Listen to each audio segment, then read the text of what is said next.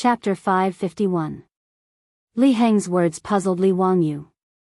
It was understandable that shopkeeper Ren wanted to see him, but bringing a guest with him seemed to be against the rules. Li Wangyu did not care about status, nor did he have any prejudice or discrimination against merchants. But in the eyes of the Tangs, it was already very generous of a merchant like shopkeeper Ren to be able to enter his residence and meet him, the county count of Hu County. It was overstepping his authority to bring in an unfamiliar guest without informing him first.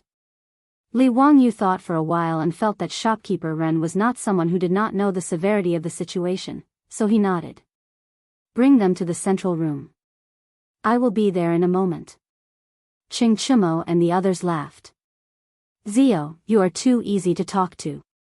For a merchant like him to be able to enter the residence of a county count like you, he must have burned incense in his past life.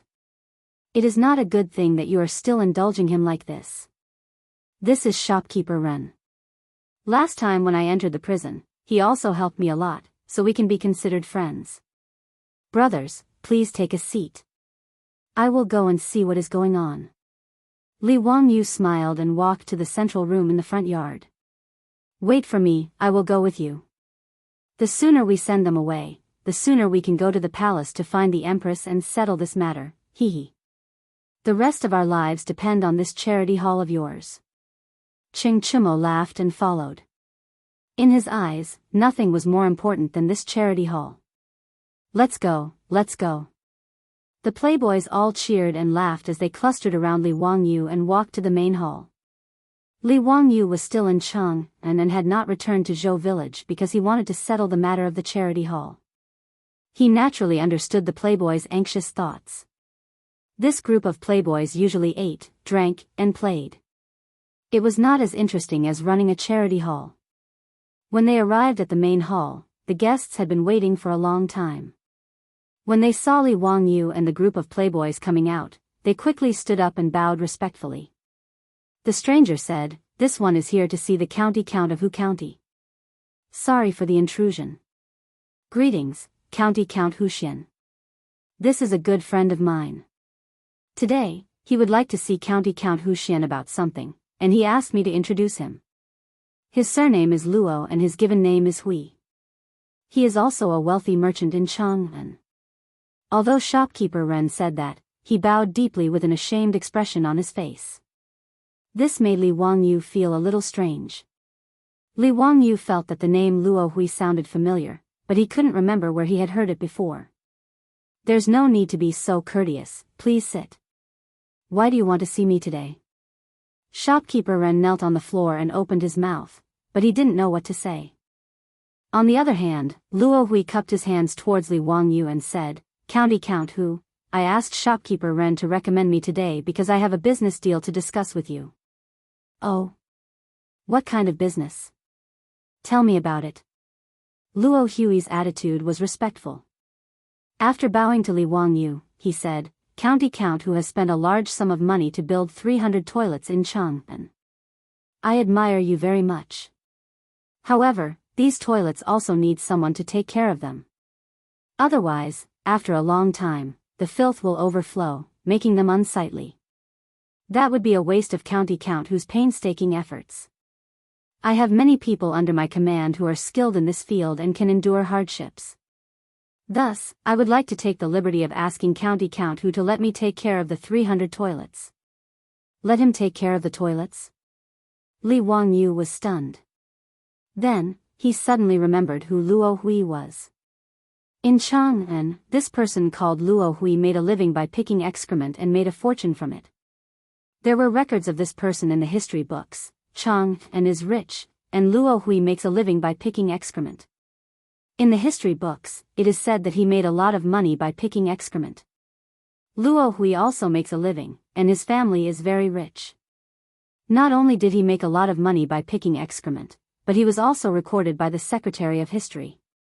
This Luo Hui could be considered a talent. After Li Wangyu's 300 toilets were put into use, the wealth they contained was something that others could not see. However, Luo Hui, who used to pick excrement, knew very well. Actually, Luo Hui had long wanted to build toilets in Chang'an, but he could not do it. Toilets were easy to build, but land was not. Every inch of land in Chang and was worth an inch of gold. Li Wangyu could build it because Pai Lupi waved his hand and the government provided the land for free. How could Luo Hui have such ability? Although his family was rich, his status could not even compare to that of a merchant. Naturally, he could only dream about it. After the 300 toilets were built in Chang'an, Luo Hui was very envious. The benefits involved were too great. Luo Hui was able to accumulate a lot of wealth by picking excrement, so he naturally had his own unique skills. Notice Chang'an had a population of 1 million. Among them, there were hundreds of people who picked excrement.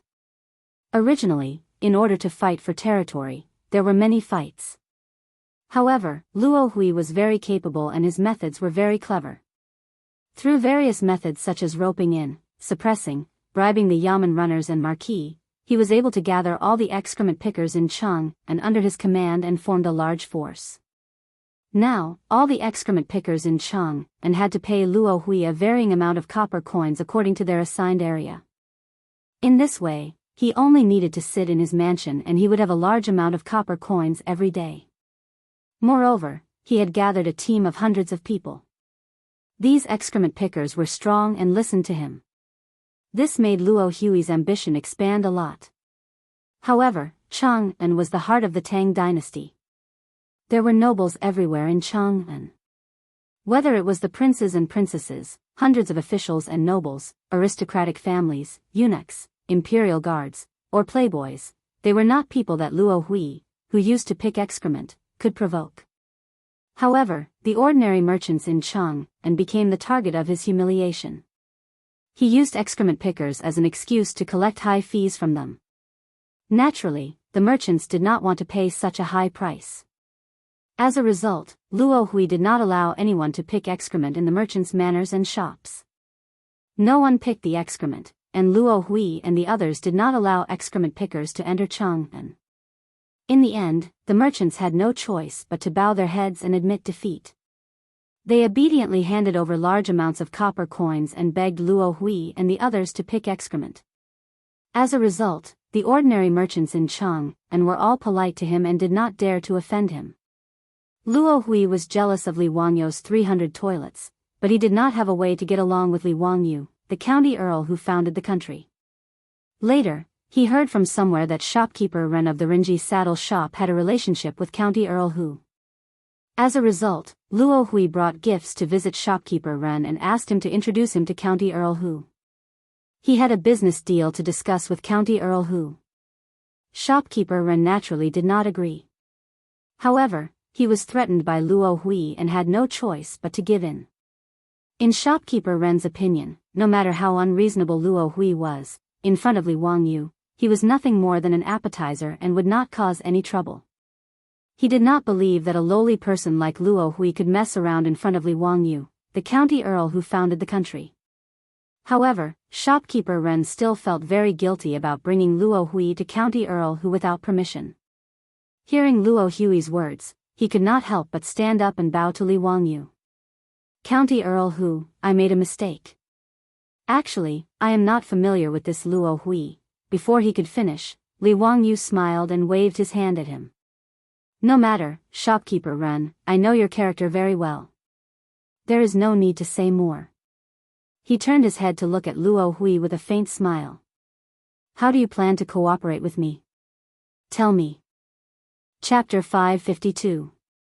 Li Wangyu's words stunned Luo Hui. He didn't seem to understand the meaning of Li Wangyu's words.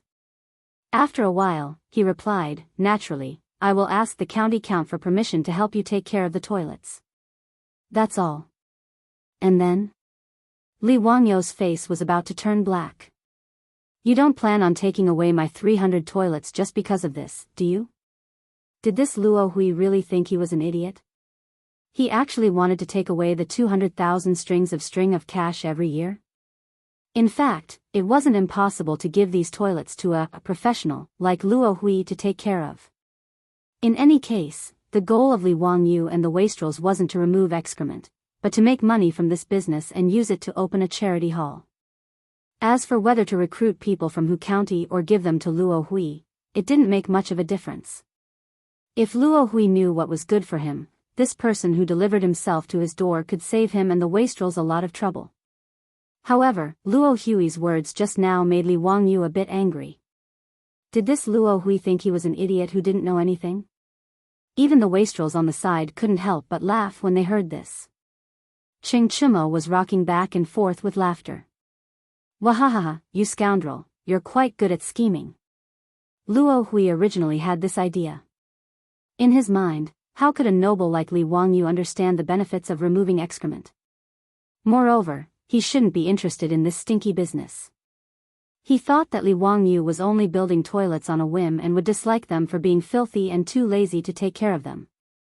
With his silver tongue, it would be very easy for him to trick the young county count into giving him the right to take care of the 300 toilets. However, when he heard Li Wangyu and Ching Chimo's conversation, he immediately understood that the county count knew the benefits involved. This humble one didn't explain clearly and caused the county count and the young dukes to misunderstand.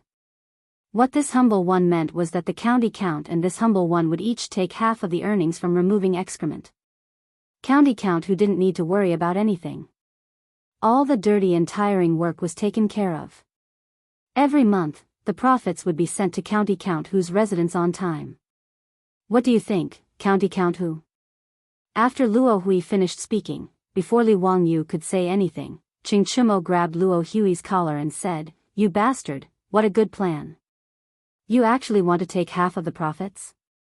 Do you have such a big appetite? Laozi can answer you on behalf of county count who. Those toilets can be handed over to you, the Tian Shi Nu, to take care of, but I will give you 10% of the profits, and the remaining 90% will be sent to county count whose mansion. What do you think? Are you going to do it or not?" Ching Chimo's words made Luo Hui's face turn ugly. How could 20,000 strings of cash a year be what he wanted? Even if he were to sit at home and do nothing, he would still earn tens of thousands of strings of cash a year. Naturally, he would not be interested in a mere 20,000 strings of cash. This young duke is making things difficult for me. Picking excrement was also money earned through labor. It was smelly and tiring. The young duke was kind-hearted. How could he bear to let those who worked hard suffer losses? This portion is really too little. Ching Chimo spat at him. "Bah, you bastard, you really have a big appetite. 20,000 strings of cash a year, what kind of person can't ye invite to pick excrement? In short, are you going to do it or not?"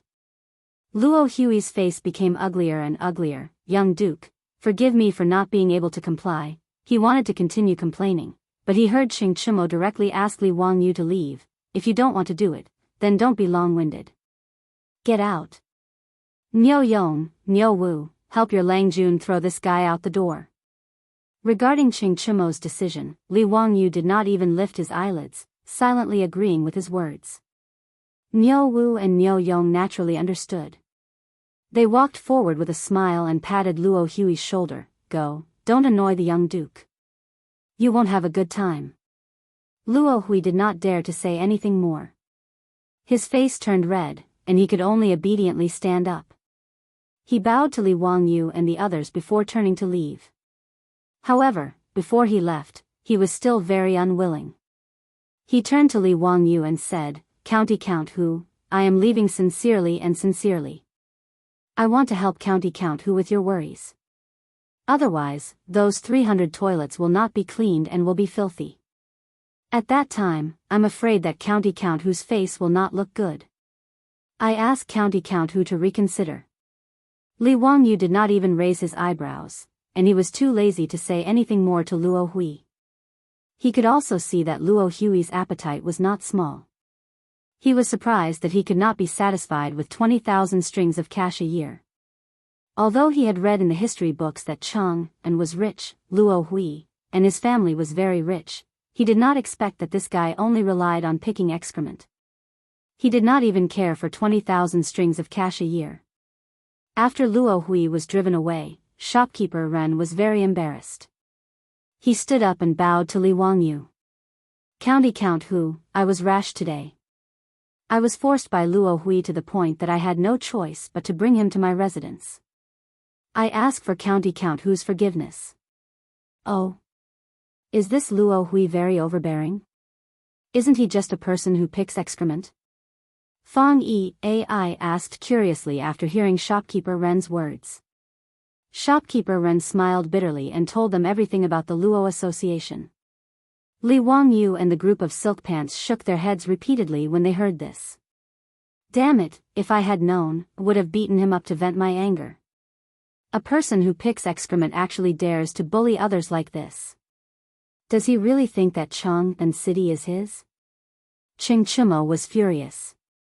He slammed his fist on the table, causing the teacups to clatter. Brother Chumo, he's just a local tyrant.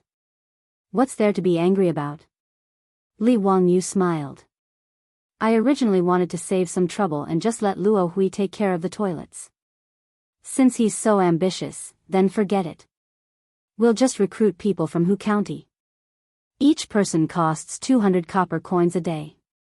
If we recruit 300 people, we'll only earn 20,000 coins a year. It's not much trouble. The wastrels all nodded. To them, this wasn't much. On the other hand, shopkeeper Ren cautiously said, County Count Hu, everyone, I'm afraid that Luo Hui won't let this go, he's rebelling. What does a lowly person who picks excrement want to do? It's fine if he's honest, but if he has any other ideas, I'll send him to the Golden Guards to loosen his bones. Ching Chumo glared. Shopkeeper Ren naturally didn't dare to say anything else. He apologized to Li Wangyu again and again before leaving. Li Wangyu and the others naturally didn't take Luo Hui to heart. They discussed how to operate the charity hall again. Li Wangyu rode out on his horse and went to the East Market to find his beautiful superior. They went together to Lijun Palace to meet Empress Zhongsun. Empress Zhongsun was full of praise for the matter they proposed and agreed without hesitation. Previously, she had cooperated with her beautiful superior to create a storm of Madam Abandoning Home.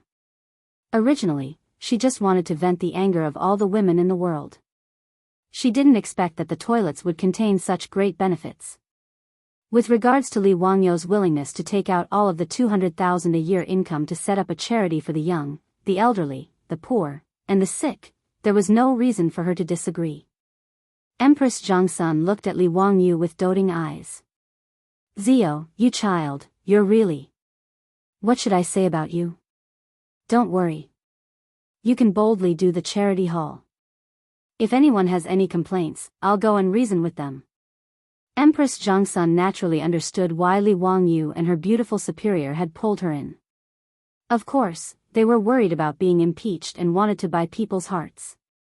With Empress Zhongsun's support, Li Wangyu and his beautiful superior were naturally at ease. The name of the charity hall was also decided by Empress Zhongsun. It would be called Wangyu Charity Hall. First, it was to let the lonely and distressed forget their worries. Second, it was to affirm and reward Li Wangyu's good deed. Li Wangyu smiled bitterly at using his name to name the charity hall. However, he could only thank Empress Zhongsun again and again for her good intentions. The wastrels began to recruit excrement pickers in Hu County. They rubbed their fists and prepared to do something big, but they didn't expect trouble to come again. Chapter 553. The wastrels were now fully invested in the charity hall. They even padded their chests and offered to hire manure pickers in Hu County.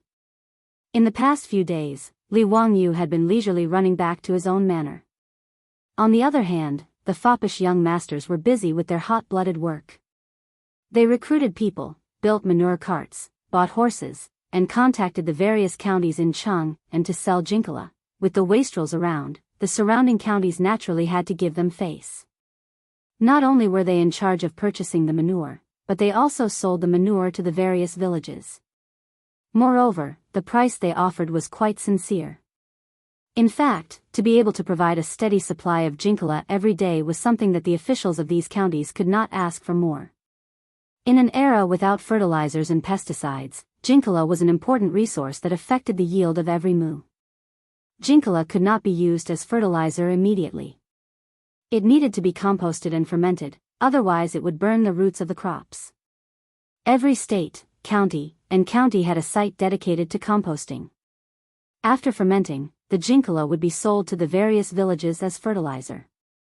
After solving the problem of sales, the wastrels were even more motivated. It was even easier to recruit manure pickers in Hu County. Originally, Li Wangyu wanted to pay 200 copper coins a day, but he was stopped by the wastrels. It was not that they were unwilling to pay, but that the money was too much. The average monthly income of the people in Chang and was only about the same. However, if they were to pay 200 copper coins a day, that would be 6 strings of copper coins a month. Even if manure pickers were hard work, that was too much. In the end, the salary for manure pickers was set at 100 copper coins a day. Even so, that was 3 strings of copper coins a month, which was comparable to the monthly salary of a 5th-rank court official. The wastrels asked Yang Quan to let the bailiffs go to the various villages to inform them. Hearing that they would be paid 100 copper coins a day and 3 strings of copper coins a month, even the bailiffs were tempted. They could not wait to take off their clothes and sign up themselves. This news shocked more than 100 villages in Hu County. On the day of registration, thousands of people rushed to the county office to sign up. If it weren't for the fact that Yang Zhuo was prepared for this and told the bailiffs to only recruit middle-aged men with strong bodies who knew how to drive carriages, and that those who were poor would be given priority, there would be even more people signing up. After being busy for a few days, the arrangements were finally almost done. The first batch of nearly 100 farmers to remove manure was also arranged and ready to drive the manure cart into Chang and to remove manure. However, something happened to these farmers on their first day in Chang, and when they drove their dung carts into the city. On this day, Li Wangyu slept until he woke up naturally. Since he had nothing to do, he simply called Niu Wu over. The two of them rowed a small boat and leisurely fished in the lake of his mansion to pass the time. As soon as he caught a lively red carp, he heard someone shouting for him from the shore. "Zio, something's happened. Don't fish anymore. Come back quickly. You brat. We're worried sick, and you're still in the mood to fish? Come back quickly, something's happened." The ones jumping and shouting on the shore were precisely the group of silk pants. Li Wangyu was baffled. What had happened all of a sudden? Seeing how anxious the silk pants were, he didn't dare to delay. He threw the red carp back into the lake and called Niu Wu to quickly row the boat to the shore. As soon as the boat reached the shore, Ching Chumo directly jumped on. "Zio, you're still in the mood to fish? Something's happened. Come with us to Chang'an." Li Wangyu hadn't steadied himself on the boat yet. The boat immediately swayed left and right as Ching Chumo jumped on. If it weren't for Niu Wu's quick reflexes, he would have fallen into the lake. "Brother Chumo, why are you panicking? The sky won't fall. Tell me what's going on." Li Wangyu rolled his eyes at Ching Chumo. Ching Chumo's face was full of anger, but before he could say anything, the group of dandy gathered around and began to explain to him what had happened that day.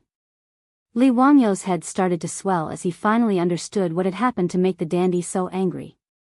Today was the first day the farmers from Hu County entered Chang and to remove manure. More than 100 farmers drove 40 to 50 dung carts into Chang and early in the morning. These dung carts were modified based on 4-wheeled carriages by the silk pants craftsmen. 2 farmers were assigned to each dung cart. Not only did they have to remove manure, but they also had to clean the toilets. Then, they had to drive the dung carts to the counties around Chang and sell them to the farming officials. It wasn't complicated, so the farmers naturally didn't think it was a hard job. Compared to lying on the ground with one's back facing the sky and a drop of sweat falling into 8 pieces, it was a really easy job. Removing manure was smelly and tiring, but compared to their monthly salary, the farmers didn't dislike it at all. Instead, they enjoyed it. Being selected to remove manure in Chang'an, these farmers were envied by many people. There were even many who couldn't find a wife because of their poverty. After being selected to remove manure for Hu County, there were many who took the initiative to propose marriage. This made the simple farmers of Hu County so happy that they couldn't close their mouths. Many farmers couldn't sleep last night because they had to drive into Chang'an to start work. Although Hu County was right next to Chang'an, many farmers were nervous because it was their first time entering Chang'an. 40 to 50 manure carts lined up for inspection and entered Chang'an through the illustrious Virtue Gate. Then, they dispersed according to the areas assigned to them by the rich playboys, preparing to remove manure from the toilets in the alleys and streets. But before the farmers could drive the dung carts to the toilets, something happened. Lu Shi was the 11th child in his family. He had 10 elder brothers and sisters above him, so he was named Lu Shi. Most commoners in the Tang dynasty were illiterate, so they gave their names like this. They gave their names casually. They even thought that the more lowly the name, the easier it was to raise them. Lu Shi was the youngest child in his family. But after the chaos at the end of the Sui dynasty, only his crippled elder brother and his 4 married sisters survived. His parents had passed away, leaving Lu Shi and his crippled elder brother to rely on each other. They were very poor. Although the 4 sisters often subsidized their younger brother, their own family's living conditions were also tight, so they couldn't help much. This time, Li Wangyu had asked the Silk Pants to recruit manure pickers in Hu County. Lu Shi had signed up with a fluke mentality, but he hadn't expected to actually be selected. This made his family overjoyed, and they felt that there was finally hope for their good days. Today was his first time entering Chang'an to remove manure. Lu Shi was excited and nervous. He was so focused on driving the dung cart that he didn't even dare to talk to his companions for fear of an accident. But the more he was afraid of accidents, the more accidents happened. The dung cart had just turned a corner and was about to drive into the inner district when Lu Shi heard a scream coming from beside the cart. He was so scared that his heart almost stopped beating. He quickly pulled the reins and stopped the cart. He and his companions looked in the direction of the sound. They saw an old woman lying beside the dung cart. Her head was covered in blood and she was holding onto the shaft of the cart tightly, as if she was afraid that they would run away. Lu Shi's heart skipped a beat. He thought to himself, "We've hit someone." Chapter 554. In the Tang dynasty, there were clear laws and regulations regarding traffic accidents. In the Tang dynasty's law, it was clearly stated, in the streets and alleys of the city, anyone who drives a carriage without a reason shall be whipped 50 times, and those who kill for a reason shall be reduced by 1 level. Killing for a reason was intentional murder, and the highest punishment was death. 1 level lower than that was banishment for 3,000 miles. This was the highest level of banishment, one of the 5 punishments in the Tang dynasty. Generally, there were additional punishments, such as 3 years of housework, which was 3 years of labor in shackles. In other words, if there was a traffic accident in the Tang dynasty, the driver of the carriage would be whipped 50 times. If someone was killed, then he would be banishment for 3,000 miles and work in shackles for 3 years. The punishment could be said to be quite severe. Lu Shi's whole body trembled when he saw that the carriage he was driving had actually hit someone and caused her head to bleed. He couldn't even speak. He didn't know how he bumped into this old woman. He had been very careful when he turned the corner of the dung cart. The other companion on the dung cart was also frightened to the point that his hands and feet were cold. However, he was still somewhat calm. He quickly jumped off the cart and supported the old woman. "Granny, how are you? Are you okay?" "Granny, I'm sorry. We didn't mean to. We really didn't see you." This commotion naturally attracted the attention of the surrounding crowd. It was not that they wanted to watch the fun, but in the Tang dynasty, it was also illegal for passers-by to turn a blind eye to what was happening around them. In the Tang dynasty's law, it was clearly stated, those who can help but don't do so will be whipped 80 times. There were many similar laws, such as, when people see a fire, they should report it but don't report it, they should save but don't save. When people in the neighborhood are robbed and killed, they should report it but don't help, they should be whipped 100 times. If they hear it but don't help, they should be reduced by 1 level. If they don't have the strength to help, they should report it to the nearby court. If they don't report it, they should also be considered as not helping. In the face of fire, crime, and other situations, passers-by had the obligation to help in time, otherwise it would be illegal. The laws of the Tang dynasty punished those indifferent people who could have helped but turned a blind eye to it in times of crisis. Therefore, when they saw the old woman knocked down by the dung truck, many passers-by immediately gathered around and asked if they needed help. The old woman's head was bleeding profusely, and she seemed to be severely injured. She pulled on the shaft of the carriage and shouted, "Someone, we've hit someone. That damned coachman had hit someone. Help." Lu Shi and his companions were so scared that they didn't know what to do. On the other hand, some passers-by quickly found a nearby Wuho and escorted Lu Shi and his companions to the county office to await their punishment. The old woman was also sent to the nearby hospital for treatment. Lu Shi and his companions failed and were locked up in the prison of Chang and County, awaiting Cui Zhua's trial. However, when Lu Shi was thrown into the prison by the bailiffs with a long face, he was shocked to find that there were already several companions who had been recruited to scavenge excrement in the prison. After asking around, he learned that the farmers in Hu County had encountered the same thing as Lu Shi after entering Chang'an. If it wasn't the dung truck that had hit the old man, it would have hit the children and women. In short, it was as if they had seen a ghost. After receiving the news, the playboys hurried to Wanyan and Chang'an counties. When they heard the news, they couldn't help but be furious. Out of the 50 dung trucks, 25 pairs were broken. Not a single one escaped, and all of them were in trouble. After such a thing happened, no matter how stupid the playboys were, they knew that someone had done it on purpose. The playboys angrily went to Cui Zhua and Lu Dehang to reason with them. This was clearly a deliberate framing of the farmers who were scavenging excrement, and they should be sentenced to the crime of making false accusations. Regarding this, Cui Zhua and Lu Dehang were helpless. Cui Zhua and Lu Dehang didn't believe that the people who had been hit by the dung trucks hadn't done it on purpose. How could there be such a coincidence that all 50 dung trucks had gotten into a car accident and injured people? However, those injured people were real. It could only be said that the other party had really gone all out, and those people were willing to do it to themselves. For those who had been hit by the dung trucks, bleeding from their heads was already considered light. Those who were seriously injured even had their bones broken. It was very miserable. These injured people insisted that they had been hit by the dung trucks. Moreover, there were many witnesses at the time, and it was indeed so. As for distinguishing whether the dung trucks had hit these people or if these people had deliberately hit the dung trucks, in an era without traffic cameras, it was difficult for Cui Zhua and Lu Dehang.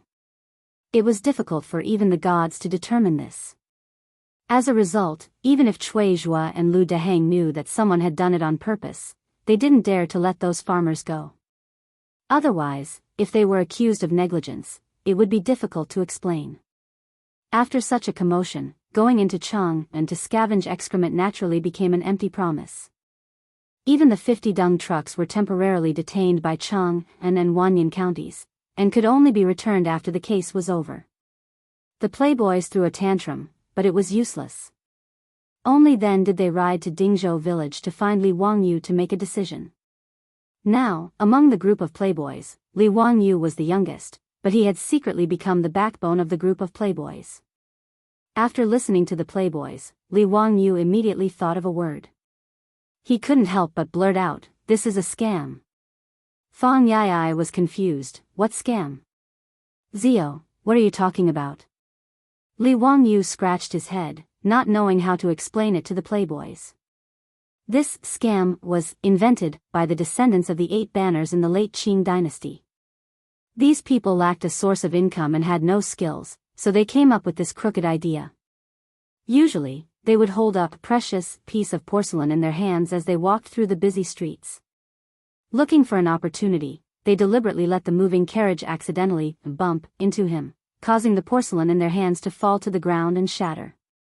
Then, they could righteously pester the owner of the carriage and ask for compensation based on the price of the precious porcelain.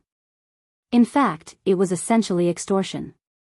Li Wangyu couldn't be bothered to explain what scam was to the playboys, so he asked, "Brothers, who do you think did this?" "Bastard, if I find out who's behind this, I'll crush his balls." Cheng Chimo, Yuchi Baolin, and the others were furious, but they didn't know who would do this. Chai Lingwu, Wei Shuyu, and the others looked at each other and blurted out, Luo Hui. Li Wangyu also nodded. After hearing this, the first person he thought of was Luo Hui. Other than Luo Hui, doing this had no meaning to anyone else. However, Li Wangyu didn't think that a lowly person would have the guts to go against him and the other silk pants in such a blatant manner. This person must have eaten a bear's heart and leopard's guts. Qing Chimo roared, "It's him? Why didn't you say so earlier? I'm going to beat this bastard to death right now." He turned to leave, but was stopped by Chai Lingwu and the others. "Brother Chimo, we were afraid that you would be impulsive before, so we didn't tell you. Think about it, what's the use of beating up that Luo Hui? Do you have evidence that these things were ordered by him? It's easy to catch Luo Hui, but it's easy to give people a reason to talk about it." Li Wangyu also nodded, "That's right, this matter was most likely ordered by Luo Hui." I underestimated this Luo Hui. I didn't expect that for the sake of 200,000 strings of cash a year, this person would be so crazy. But Brother Chimo, if you want to beat up that Luo Hui, I'm afraid it won't be of any use. This kind of lowly person, when the time comes, will definitely bite you back, and the censorate will accuse you of malicious injury. He dares. I'll kill him. Qing Chimo cursed, but he was no longer in a hurry to leave. Qing Chimo seemed to be reckless, but he wasn't stupid. He turned to Li Wangyu, "Zio, what do you think we should do about this?" Chapter 555. Li Wangyu had no experience in dealing with this kind of fraud. In later generations, there were all kinds of driving records and traffic cameras to prove innocence, but in the Tang dynasty, how to deal with it was a bit of a headache. If he directly used his and the foppish playboy's influence to suppress this matter, it was not impossible. But he was afraid that he would be targeted by people with ulterior motives and make a fuss about it, and then it would cause more trouble. Li Wangyu was well aware that those aristocratic families had been waiting to catch his weakness for a long time. How could he give his weakness to these people? Li Wangyu even thought that after this matter was spread out, the Wang clan of Taiyuan and the Jing family of Xinjiang might have sent people to spy on the county governments of Chang'an and Wanyan counties. Although discerning people could see that the 50 injured people who were hit by the dung cart were deliberately hurt, Li Wangyu had no evidence. On the contrary, the injured people who were hit by the dung cart were real, and many passers-by left testimonies to prove that these people were really hit by the dung cart. Li Wangyu could only sigh.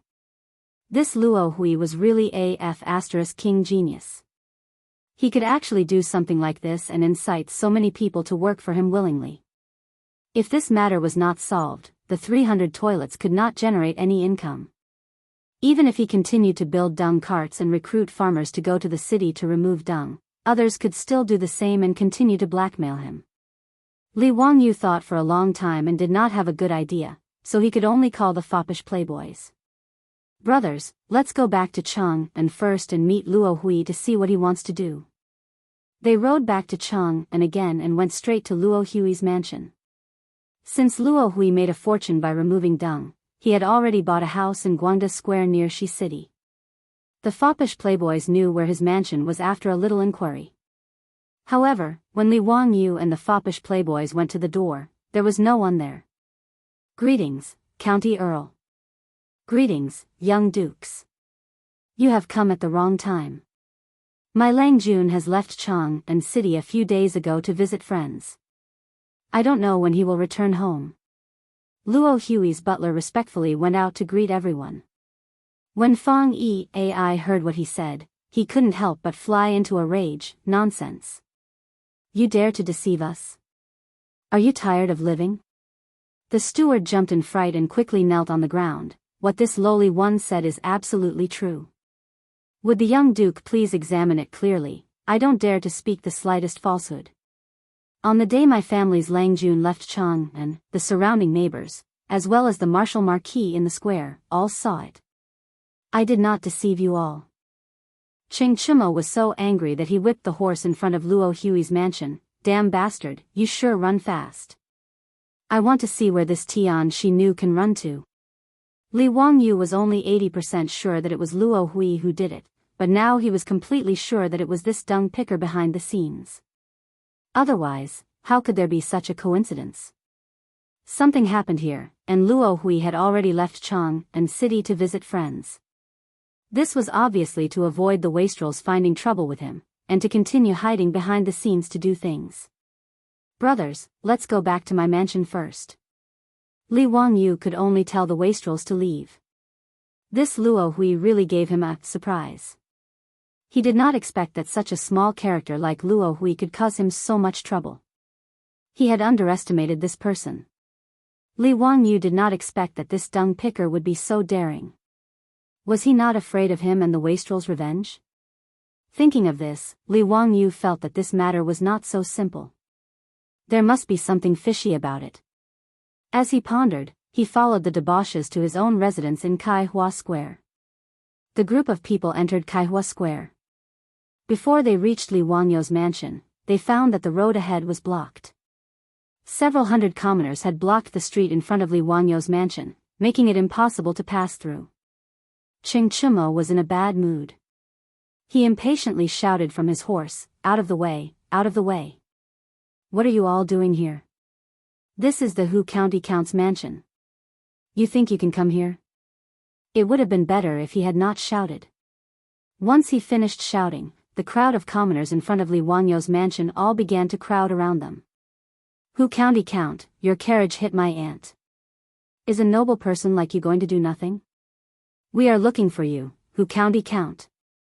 Please, Hu County Count, give us commoners a way out. My eldest son's leg was broken, and he has no livelihood. How can our family live? Everyone, come and see. My poor old mother was hit by Hu County Count's carriage. Her head is bleeding. How pitiful. If you don't give us an explanation today, we won't leave. Hu County Count, you are a noble person, so we commoners naturally don't dare to act rashly. But you can't condone your subordinates and humiliate us commoners like this. My father is 63 years old this year, but he was hit by your carriage and broke his arm. If you don't give us an explanation today, we won't leave." These several hundred commoners were carrying the door planks. Lying on top of the planks were people who had been injured in today's racketeering. Li Wangyu and the wastrels were all dumbfounded by this scene. What was going on? Were these people addicted to racketeering? They actually came all the way to his mansion to demand an explanation? But in the face of these several hundred agitated commoners, Li Wangyu was also a bit flustered. He had never imagined that Luo Hui would have such a backup plan waiting for him. Seeing that the commoners were getting more and more agitated, Niu Wu and his troops subconsciously drew out the she blades at their waists.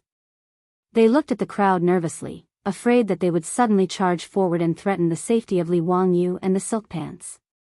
"Let's go, don't fight with them. Let's go back to the mansion first," Li Wangyu shouted. At this time, he didn't dare to let Niu Wu and the others attack. If they accidentally killed a few more people, then it would really be a big joke. After hearing Li Wangyu's order, Niu Wu and his troops did their best to separate the angry crowd and escorted Li Wangyu and the wastrels into the mansion.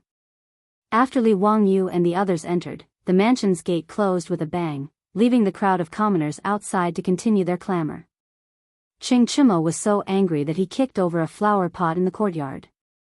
"Bastards, are these people crazy?" Fang Yai was so angry that he almost rushed out to beat them up, but he was stopped by the wastrels. Li Wangyu didn't say anything. His mansion being surrounded was really out of his expectations. But this matter confirmed one of his conjectures. Behind Luo Hui, there was definitely another faction causing mischief, a mastermind behind the scenes.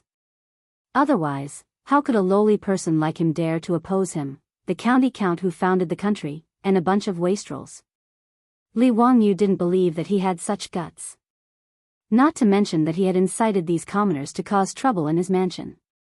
Moreover, he didn't see the marquises of Kaihua Square or the bailiffs of Wanyan County come to drive these people away. He didn't believe that Lu Dehang and the marquises of Kaihua Square didn't know that so many people had gathered here. It was clear that someone was exerting pressure on Lu Dehang and the colonel of the marquises to make them stand by and allow these commoners to surround his mansion.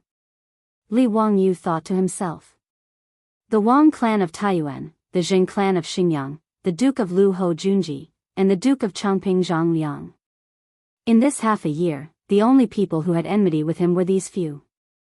Any one of them, or even several of them, could have instigated Luo Hui to do this. This was interesting. It seemed like these people had suffered a loss and were very unwilling to accept it. Chapter 556. The commotion in front of Li Wanyo's mansion lasted for more than 2 hours before a martial marquis finally came to disperse the crowd. After the crowd surrounding his mansion dispersed, Li Wangyu ordered people to open the mansion door. He walked out and looked at the mess on the ground, then looked at the group of martial marquis standing in front of the mansion door with their hands hanging down. He could not help but sneer. "Everyone, I will remember today's matter and will definitely repay you in the future." Li Wangyo's words immediately scared the martial marquis into kneeling on the ground. "County Count Hu, please calm down. It's not that we want to be negligent, we. The martial marquis commander couldn't speak clearly. He really felt sullen. Both sides were big shots, masters he couldn't afford to offend. Qing Chimo strode out and didn't try to reason with them. He arrogantly said in a loud voice, "What are you all doing? Speak. Who ordered you to do this? If you can't explain, this old man will put this on your heads." The martial marquis gloomily looked at each other. This was a fight between immortals, and mortals suffered. They hesitated for a moment, but before they could speak, they saw the two brothers Qing Chubi and Qing Chuliang standing on either side of their brother. "Big brother, it seems that our Duke Lu mansion's reputation is not enough." They are not afraid at all. Yuchi Bao Lin and Yuchi Bao Qi also stood out. "If you think that the Duke Lu mansion is not enough, then add my Duke Yi mansion. And my Duke Qiao mansion. My Lai mansion will advance and retreat with the County Count Hu mansion. Duke Liang mansion also has the same attitude. Duke Xing mansion also has the same attitude." Niu Jingping dragged his lame leg out. "Hee, our Langya County Duke mansion can't compare to these Duke mansions, but if anyone wants to oppose the County Count Hu mansion, then they can try the Langya County Duke mansion's blade." The words of the wastrels finally made the martial marquis clearly remember the power behind these wastrels. They were so scared that they almost wet their pants. Their backs were soaked in cold sweat. They now felt that they were like pigs in a mirror, completely inhuman. He wanted to say who was the instigator, but when he thought about that person's power, crushing them was not much harder than crushing ants. Thus, he swallowed the words that were about to come out of his mouth. "County Count Hu, young dukes, today is all our fault. Please punish us, County Count Hu and young dukes." The colonel of the Wu Marquis shop opened his mouth for a long time, but he didn't dare to say that name. He just kept kowtowing. The colonel's words made Qing Chimo and the others furious. They rushed over and wanted to beat him up, but were stopped by Li Wangyu. He walked in front of the colonel and squatted down to look into his eyes. "Even if you don't say it, I can guess it. If I'm not mistaken, did Duke Lu instruct you to do this?" Li Wangyu's words made the colonel's eyes widen as he looked at him in disbelief. You didn't say anything." The colonel was so scared that his teeth were chattering. With his reaction, how could Li Wangyu not know that he had guessed correctly? He chuckled and stood up. "You don't have to say any more. I already know." The colonel didn't dare to say anything and just kept kowtowing. Li Wangyu stood up and sneered. "All right, I won't make things difficult for you. But as Wu Marquises of the Tang dynasty, you are not the servants of a certain family. Don't make a mistake." After saying this, he turned and walked back into his residence. The wastrels coldly snorted and looked around at the kneeling Wu Marquises before following him back into their residences and slamming the gates shut. The Wu Marquises sighed and silently got up from the ground before leaving dejectedly. Inside the gates, Qing Chimo was very confused. "Zio, how did you know that Ho Junji was behind this?" "I guessed." Li Wangyu smiled. The Wu Marquis shops are controlled by the left and right imperial guards. The hands of the great clans shouldn't be able to stretch that far. And among the many generals, the only ones who have a grudge with me are Ho Junji and Zhang Liang. A few days ago, Zhang Liang was appointed as the chief steward of Huai province by the sage and has already gone to Huai province. Isn't that only Hou Junji left? His words enlightened the wastrels. That bastard. I was wondering why that Tian Shiwei, Luo Hui, was so bold to do such a thing. It turns out that he's hooked up with Hou Junji. Hee, Zio, it seems like Duke Lu is very unhappy that the Niu brothers killed 10 of Hou Junji's soldiers. He's come to take revenge. What's there to be afraid of? This Hou Junji only knows how to play dirty tricks behind the scenes. What a scoundrel. After pondering over today's matter, the wastrels began to curse Hou Junji. Li Wangyu lowered his voice and said, "Brothers, have you thought of a problem?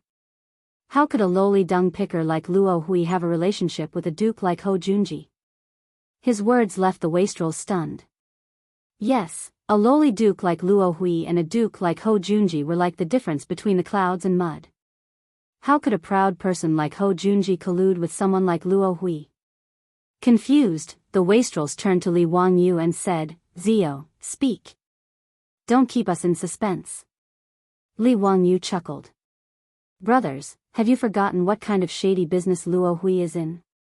Dung picker. What's wrong?" "It's nothing. Little brother, I just remembered something that Eunuch Dai told me. He said that the junior supervisor of the junior supervisor residence once suggested to the saint that the horse dung of the various government offices and imperial army camps should be collected and sold. Do you know about this?" Li Wangyu changed the topic and spoke about what Dai Zhou had said to him in the Hall of Governance that day. The wastrels didn't understand what he meant. They looked at each other and nodded. "I've heard of this matter. It seems that the saint didn't want his reputation to be good, so he gave up. What does this have to do with anything? Zio, why are you making me more and more confused? Zio, don't keep us in suspense. Speak clearly." Li Wangyu rolled his eyes at them and said, "The horse dung of the imperial army.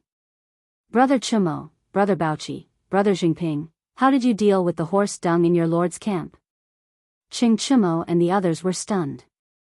Naturally, it was collected and sold as military funds. "Wait, Zio, you mean to say that Hou Junji's Zuowei residents sold the horse dung to Luo Hui?" Li Wangyu nodded. "That should be the case. Otherwise, how could the mighty Duke of Lu have anything to do with someone like Luo Hui? And even secretly order him to oppose us?" He felt that the relationship between Hou Junji and Luo Hui wasn't as simple as selling horse dung.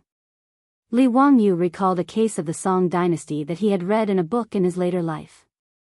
During the reign of Gaozong of the Southern Song dynasty, Yang Xuanzhong was the chief commander of the Southern Song army. This person was later impeached by the imperial censor for embezzling more than 100,000 yuan of dung money. But Yang Xuanzhong had planted spies in the imperial censor and learned of this news in advance. Thus, he rushed to submit a memorial to the emperor and said, "There is a certain amount of dung money in the army, but it is only for the use of the imperial court."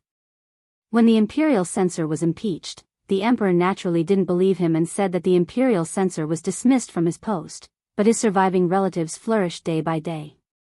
When Li Wangyu had read the book, he had only sighed that even the ancients could play the role of spies, and he had even mocked a great general like Yang Xuanzhong for embezzling dung money. He was truly too greedy. But now that he thought about the matter between Hou Junji and Luo Hui, Li Wangyu couldn't help but stroke his chin. There was an 80% chance that Hou Junji had embezzled the dung money of the Zuowei residents, right? This matter could be used as an excuse. Chapter 557. Even though they knew that Hou Junji was behind the scenes, they couldn't resolve the predicament that Li Wangyu and the wastrels were facing. The 50 manure carts had all been blackmailed, the 100 farmers of Hu County had been detained, and the injured had come to cause trouble for Li Wangyu. Yang Quan of Hu County had also sent someone to deliver the bad news. Upon learning that the 100 farmers had all been arrested by Chang and Wanyan counties, the families of these farmers panicked and ran to the county office to complain. Yang Quan was in a sorry state, but all he could do was try his best to appease them. Yang Quan hadn't expected that the 100 farmers who had entered the city to remove manure would all be arrested and imprisoned. He had spent a great deal of effort to coax and bluff those weeping farmers back. Fortunately, Lu Dehang and Cui Zhuo could tell that this wasn't something they should be involved in, so they didn't do anything about it. Those farmers who had entered the city to remove manure had only been imprisoned. They hadn't been interrogated or tortured, so they hadn't suffered much. But this matter couldn't be dragged on, or else Luo Hui and Ho Junji's wishes would be fulfilled. The 300 toilets had been left unattended, and not only would they not be able to generate any income to operate the charity hall, no one would be able to clean the toilets. Moreover, with no one to remove manure, once the toilets were filled with filth, not only would they be unusable, Li Wangyu would also be scolded. But the 50 victims of the accident were very difficult to deal with. Li Wangyu and the wastrels racked their brains, but they couldn't think of a good way to resolve this matter. Bastard. This won't do. This old man will bring people to find those bastards. I don't believe that they've all been bewitched by Luo Hui and aren't afraid of death. I don't believe that they won't tell the truth under torture. Qing Chimo couldn't think of a solution and was about to explode in anger. Fang Yai glared at him. Brother Chimo, you're even stupider than this little brother. Who knows how many eyes in Chang'an are watching us right now? If you go and torture those people, won't you really be fulfilling their wishes?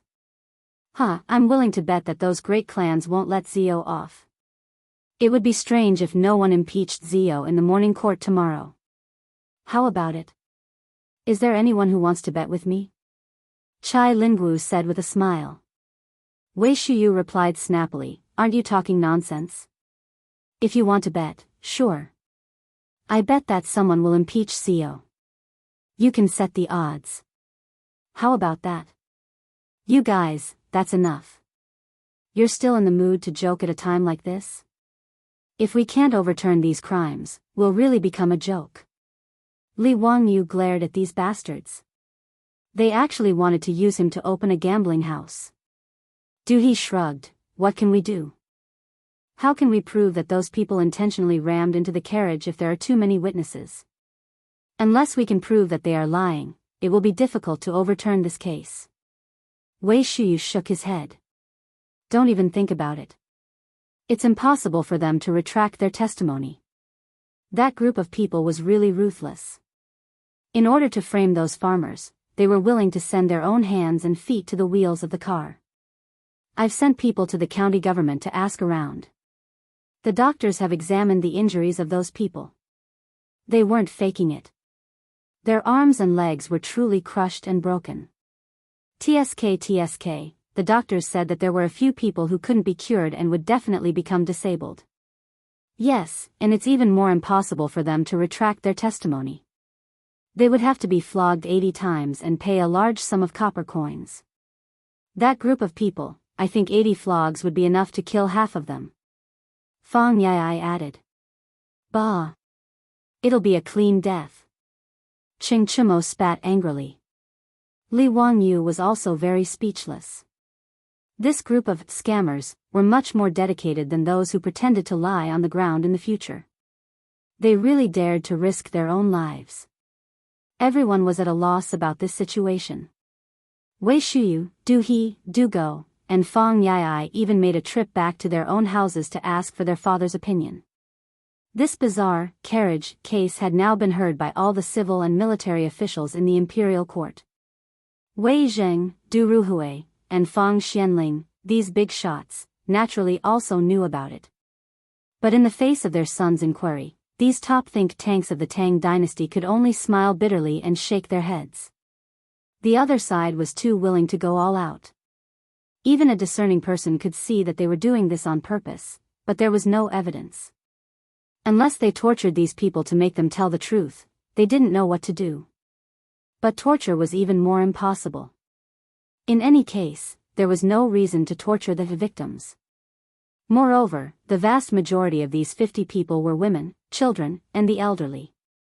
If they were interrogated by torture, they would probably be beaten to death.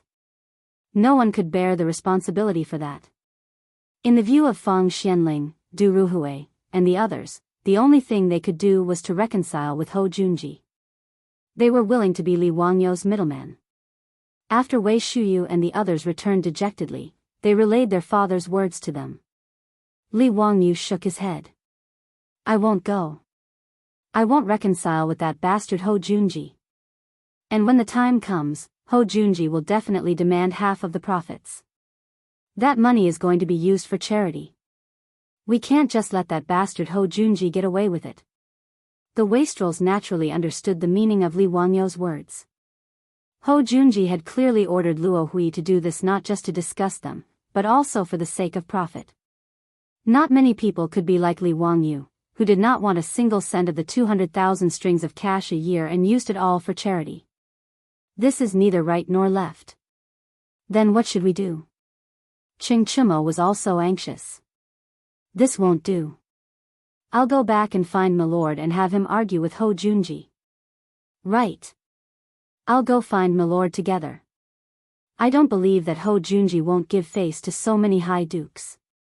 Yuchi Baolin also stood up. Li Wangyu hurriedly stopped them. Brothers, this little brother appreciates your good intentions. But there's no need for that. Why make things difficult for Uncle Cheng and Uncle Yuchi?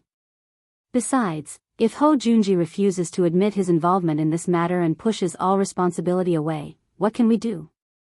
We can guess that Luo Hui is related to him, but we don't have any proof, much less proof that Ho Junji is behind this. Then what do we do? Are we just going to watch and do nothing? Let me think about it. There will be a way. Li Wangyu paced back and forth in the hall, his mind in turmoil. Qing Chumo was furious. He waved at Niu Wu and said, Brother Niu, bring us some wine. Bastards. Why doesn't the heavens just send down lightning and strike these bastards to death? Li Wangyu suddenly stopped in his tracks. Brother Chumo, what did you say? Me? I'll have the Niu brothers send wine over. Qing Chumo was confused. No, what did you say after that? I said, why doesn't the heavens just strike these bastards to death? After Qing Chumo finished speaking, Li Wangyu slammed his fist against his palm. Wahahaha. This daddy has an idea. Zio, what idea? Quickly tell me. Hurry up and say it. What good idea do you have? Li Wangyu smiled mysteriously. Brothers, there's no need to be anxious. This little brother can't explain it clearly in a few words. When I'm ready, I'll show you. Niu Wu, hurry, I'll have to trouble you to make a trip back to Dingzhou village and retrieve something from Chongqing for me. Come back quickly, I'll wait for you. His secretive look made the other rich kids even more curious. Chapter 558. The next day, Li Wangyu woke up early, changed into the robes of a county count, and went to line up in the imperial city. Qing Yaojin was delighted to see him. Wahahaha, kid, you're quite self-aware today. What? You know that you're going to be impeached, so you came to be scolded? Li Wangyu chuckled and whispered, Uncle Cheng, I'll treat you to a good show today. This old man knew that you wouldn't suffer a loss. It seems like you have a card up your sleeve. But this old man is very curious. How are you going to quibble? Those farmers that you and those scoundrels got to pick dung really did injure several dozen people.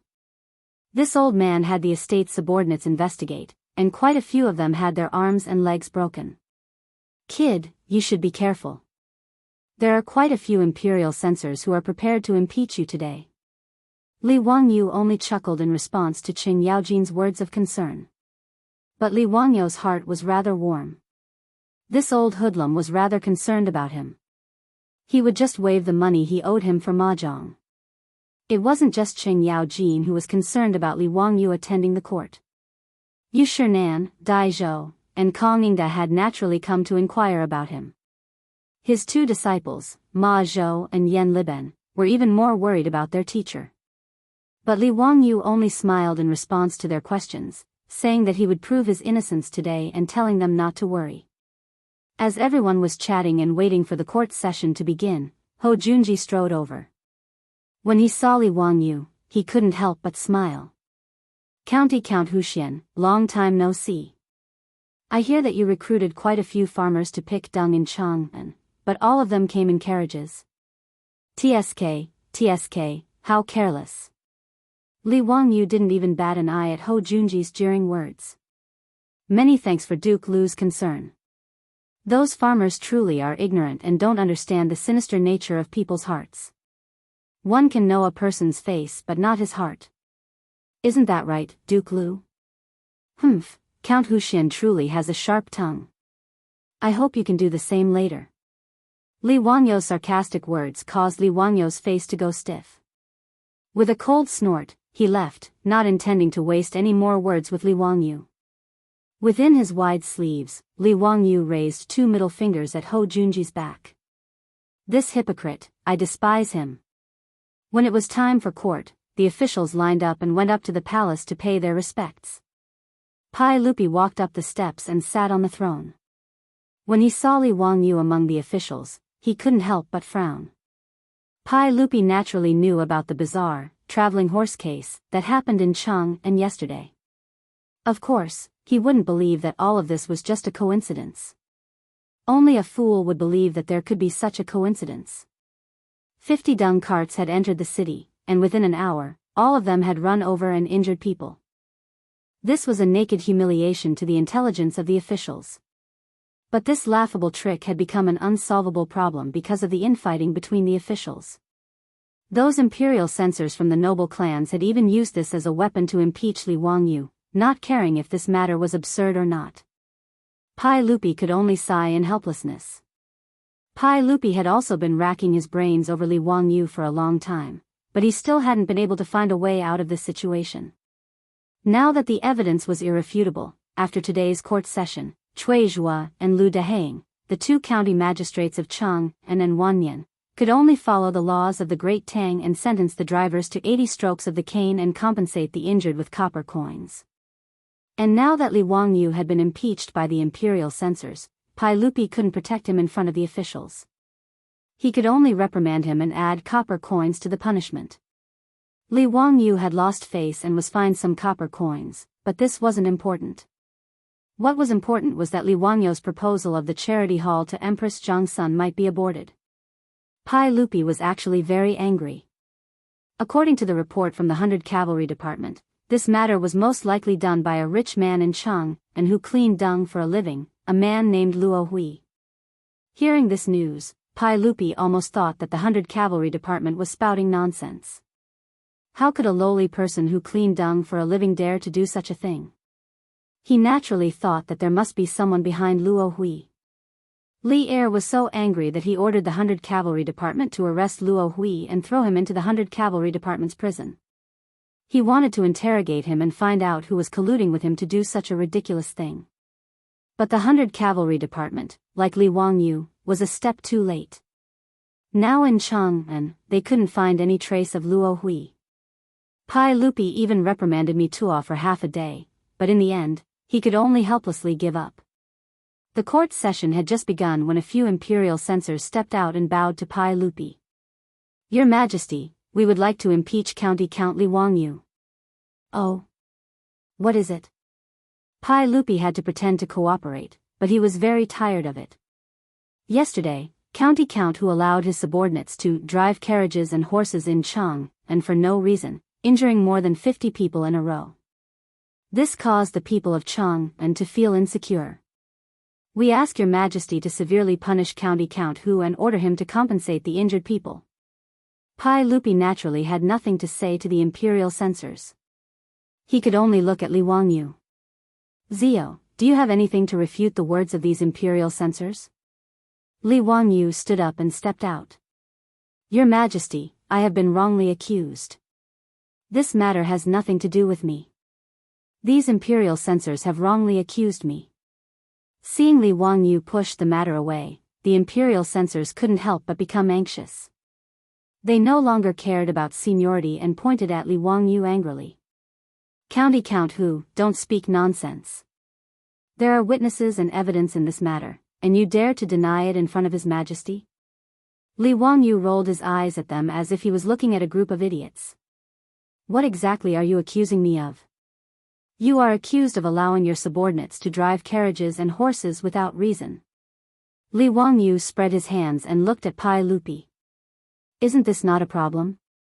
Your Majesty, please investigate. Nothing happened to the carriages in my residence yesterday. The words of these imperial censors have really confused this subject. You dare to speak such nonsense in front of His Majesty? Do you dare to say that the carriages that injured 50 people in Jianghu city yesterday didn't belong to you, County Count Hu? A young imperial censor also became anxious and pointed at Li Wangyu angrily. Li Wangyu shrugged. They really didn't belong to me. Everyone, I'm afraid you found the wrong person. You. County Count Hu, do you dare to say that those manure carriages weren't going to your toilets to remove manure? That's true. Humph, it's good that you admit it, Li Wangyu smiled and waved his hand. Wait, are you all mistaken? It's true that those manure carriages were going to my toilets to remove manure, but those manure carriages and drivers weren't recruited by me, nor were they my subordinates. Everyone, please don't speak nonsense. His words stunned the imperial censors. They opened their mouths but didn't know what to say. They simply turned their heads and knelt before Pai Lupi. Your Majesty, those carriages that injured people belong to County Count Hu. Everyone in Jianghu city knows about this. Now, County Count Hu is actually trying to shirk responsibility. It's truly despicable. Your Majesty, please make a judgment. Pai Lupi also felt a headache coming on.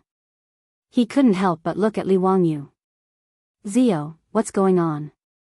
Explain it clearly to us. Yes, Your Majesty.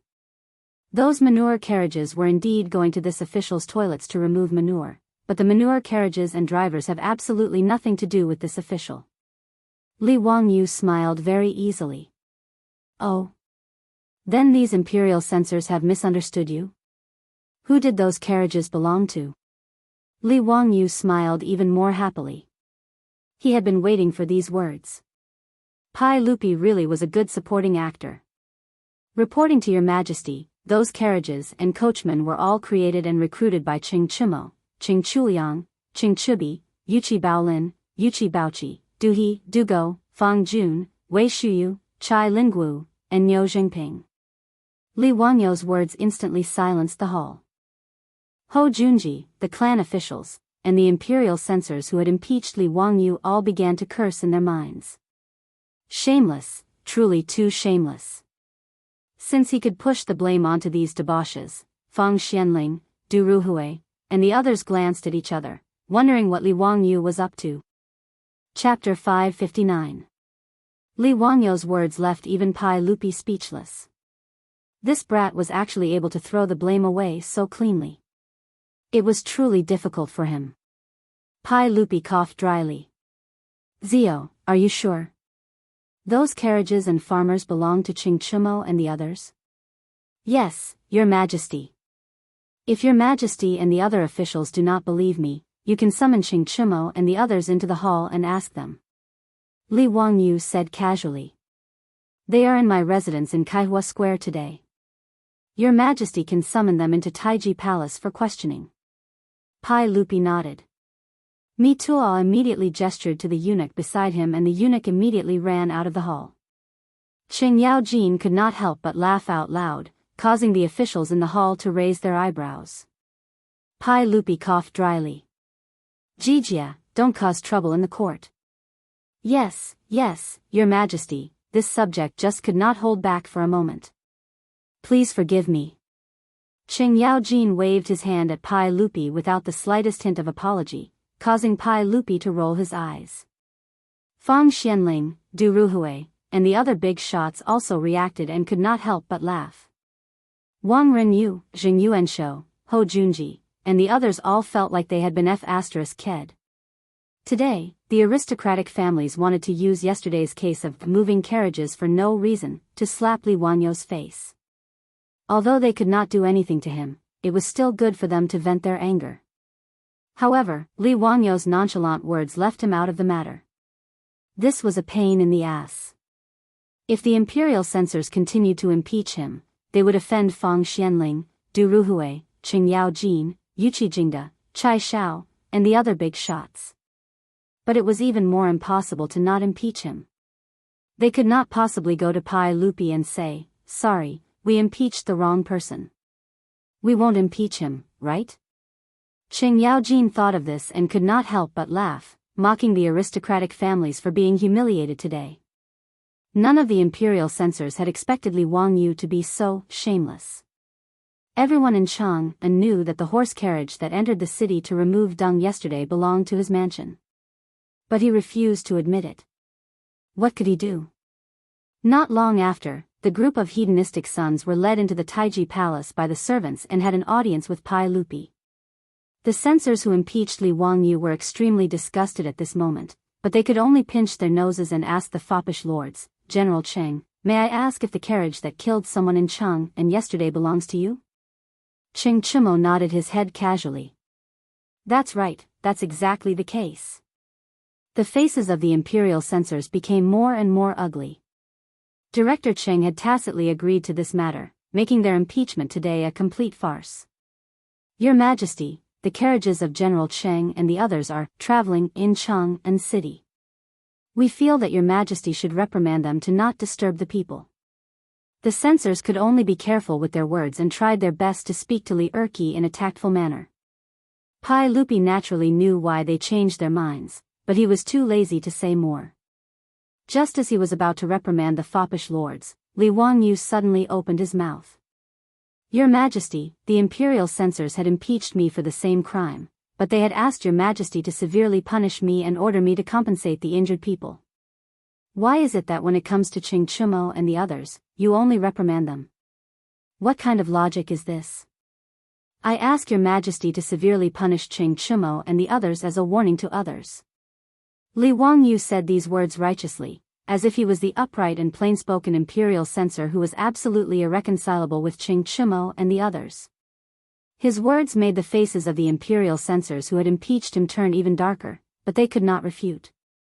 They could only shut their mouths and pretend to be ostriches, allowing Li Wangyu to slap their faces. Qing Chumo and the others looked very wronged and bowed to Pai Lupi. "Your Majesty, if we were not strict enough and the carriage in Chang'an injured dozens of people, we are willing to accept Your Majesty's punishment. However, we are not satisfied with this matter. The so-called injured people who hit the carriage were deliberately injured. If we are punished because of this, we are not satisfied. We ask Your Majesty to issue an edict to order Chang'an and Wanyan counties to interrogate the injured people and give us justice." The imperial censors did not know how to respond to the foppish lord's complaints. If these words were said by Li Wangyu, they would naturally jump out and righteously reprimand Li Wangyu for talking nonsense. They would also take out a large number of witnesses and evidence to prove that Li Wangyu's carriage hit and injured the people. But these words were said by the foppish lords, so the imperial censors did not know what to do. They secretly turned their heads to look at Wang Renyu and Jing Yuanshou, but saw them slowly shaking their heads. They knew that this matter could only be dropped. Pai Lupi did not expect that Li Wangyu could shift the blame to such an effect. Previously, he was like Fang Xianling and the others. They were all thinking that Li Wangyu would be impeached and it would be difficult for them to get away.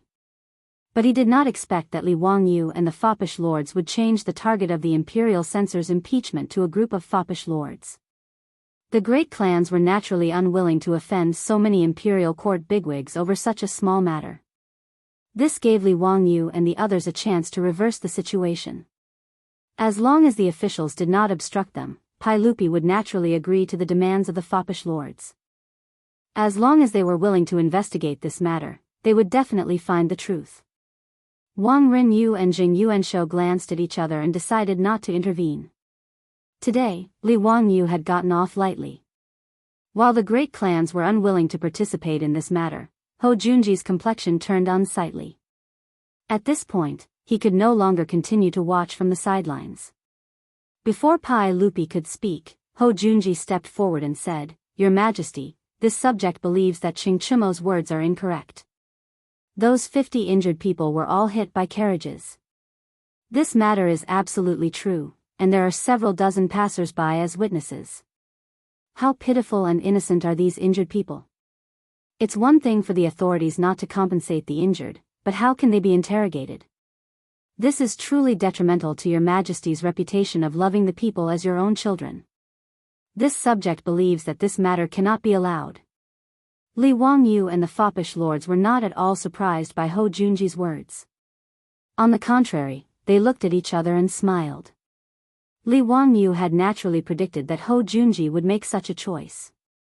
If he didn't step forward, then all his previous efforts would have been for naught. As long as he interrogated those injured people, the matter would naturally become clear.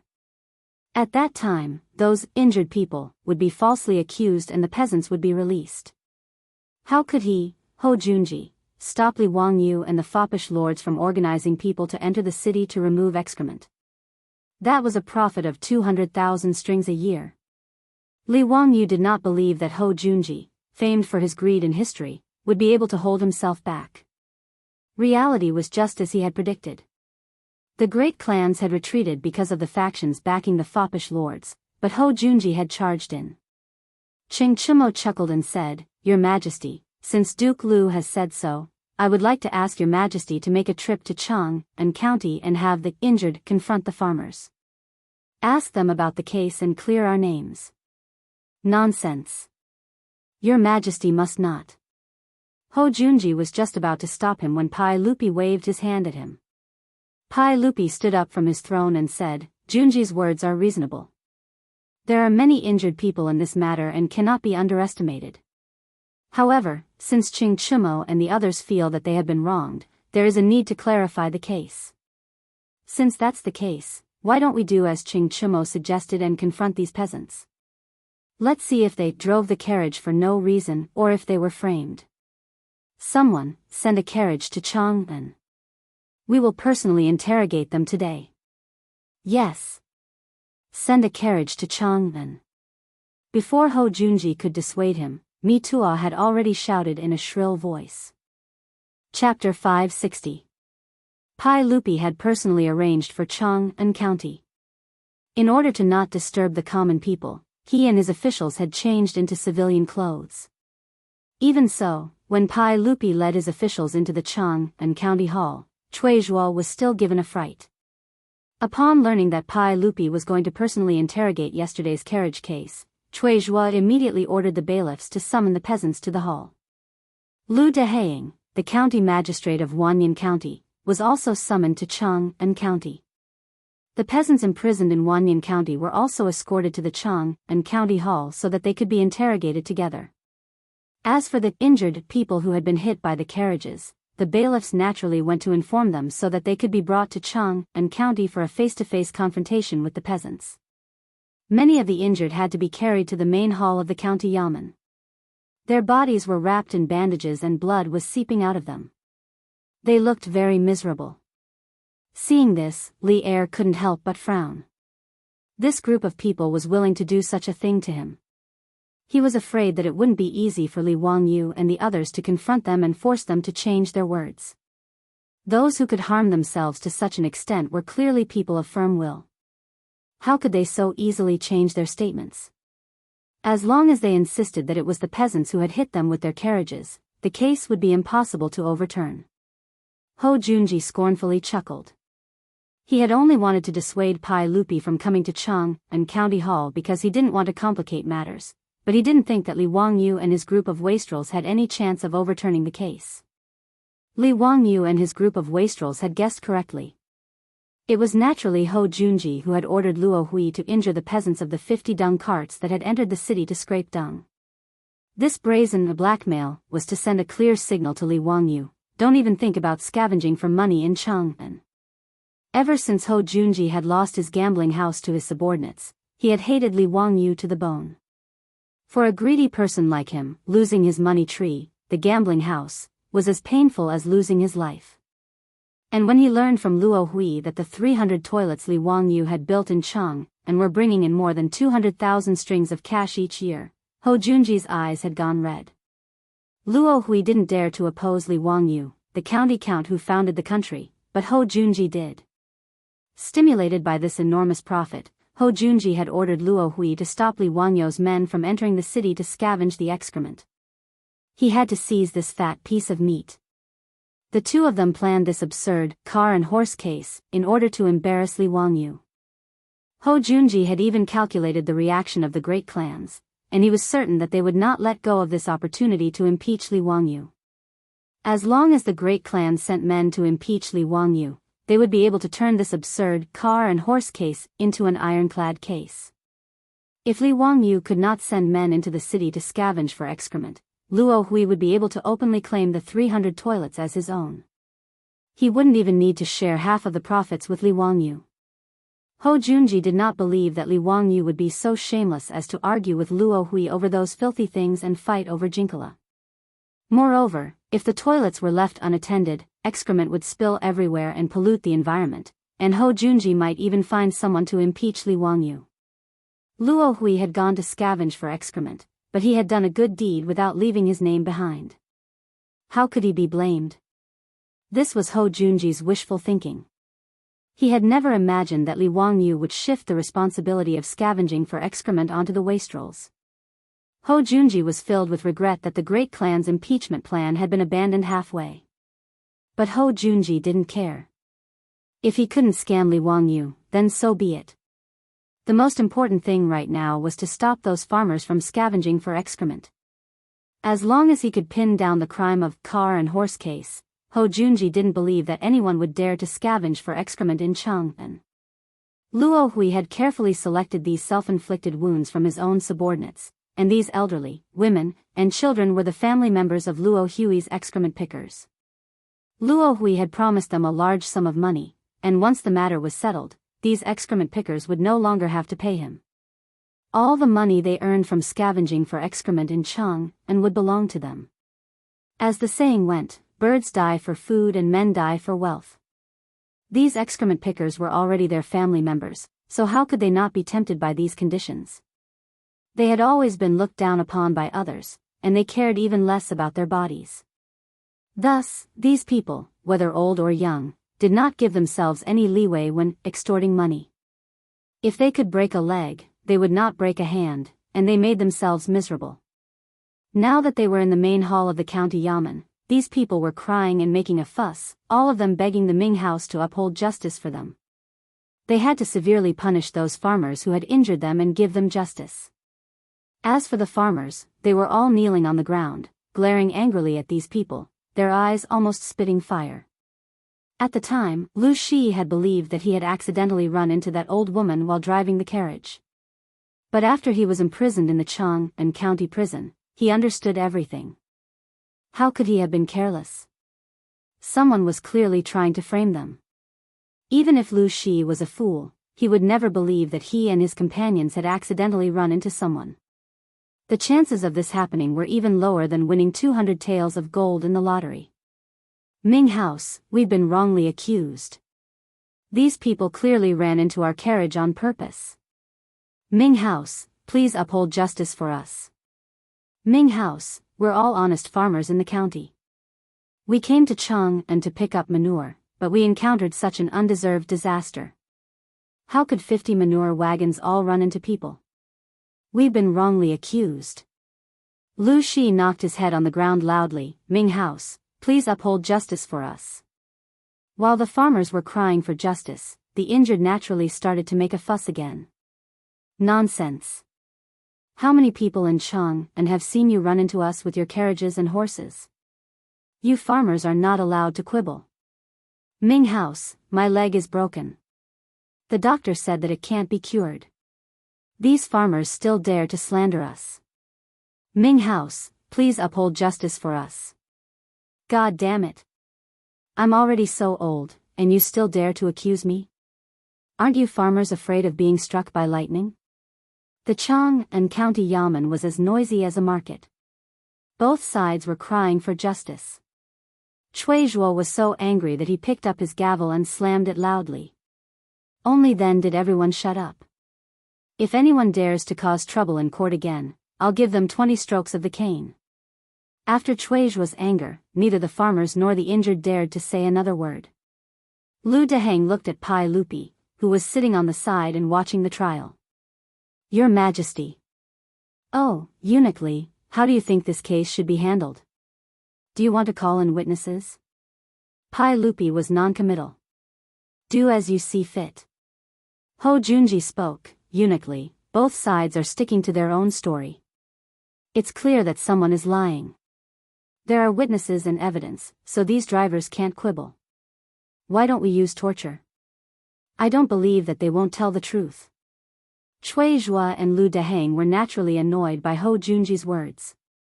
They couldn't bring themselves to use torture on these farmers in front of County Count Huxian and all the other hedonistic scions. Li Wangyu chuckled and stood up as well. Uncle, everyone, Duke Lu's words are reasonable. There are bound to be people lying on both sides, but it's not like they won't confess under torture. I don't want that either. It's easy to tell if they're telling the truth. I have a divine tool that can detect if someone is lying. Since both sides are sticking to their own story, why don't we try my divine tool and use it to detect if someone is lying? Divine tool? Detect if someone is lying? Pai Lupi and everyone else felt their minds go blank. What was the meaning of this? Chapter 561. Pai Lupi was drinking tea, and when he heard Li Wangyu's words, he almost choked to death. There was naturally no such thing as a lie detector in the Tang dynasty, but based on its literal meaning, everyone could understand that it was a test to see if one was lying, right? The officials naturally didn't believe Li Wangyu's words and began to question him. Zio, don't joke around. How could there be such a thing? This is the first time in this old man's life that I've heard of an object that can detect lies. This is truly interesting. County Count Hu, don't mess around. How could there be such a thing? The human heart is hard to fathom. What kind of object can detect if someone is lying? Zio, how can that divine artifact of yours detect lies? Li Wangyu's smile only grew wider and wider in the face of everyone's doubts. Everyone, as the saying goes, if one lies, they will be struck by lightning. This divine artifact of mine is the same. It can distinguish between good and evil. If one lies, they will be struck by lightning. It is extremely accurate. If everyone doesn't believe me, you can give it a try. His words made Pai Lupi and the officials look at each other in dismay. They felt that Li Wangyu was getting more and more ridiculous. That lie detector test had already made everyone feel that it was inconceivable. Why was there a question about being struck by lightning? Could this Li Wangyu really be the reincarnation of an ancient expert? Now that he had recovered his memories, he could even produce such a divine artifact. Ho Junji's heart thumped. He felt that something was wrong and wanted to speak up to stop him. But Pai Lupi lightly coughed and said, since Zio says so, then bring out that divine artifact of yours and let us see it. Since Pai Lupi had spoken, Ho Junji naturally couldn't say anything to stop him. He could only watch as Niu Wu led several Lai hot troops into the county yamen and carried a wooden box into the hall. It was a square wooden box with a handle on the side. There was nothing else that stood out about it. Pai Lupi was slightly disappointed. Zio, this is your divine artifact? It can detect lies? You'll be struck by lightning? Li Wangyu smiled and nodded. He walked in front of the wooden box and pulled out two thick, black copper wires. The two copper wires were connected to two shiny copper plates. He signaled Niu Wu to shake the handle on the wooden box, and then gently touched the two pieces of copper together. Pai Lupi and the group of officials were all startled by the sudden pop from the copper plate. What made them even more incredulous was that the copper plate emitted a lightning-like electric light. Although it wasn't as earth-shattering as the thunderbolts, it could be seen that the lightning flashing from the copper plate was very similar to the thunderbolts falling from the sky. Zio, what is this? Electricity. Was that Mo Fei just an electric light? Dao ancestor above, is it really lightning? Are my eyes playing tricks on me? The Tang people naturally didn't know how lightning was formed, but they knew enough about electricity.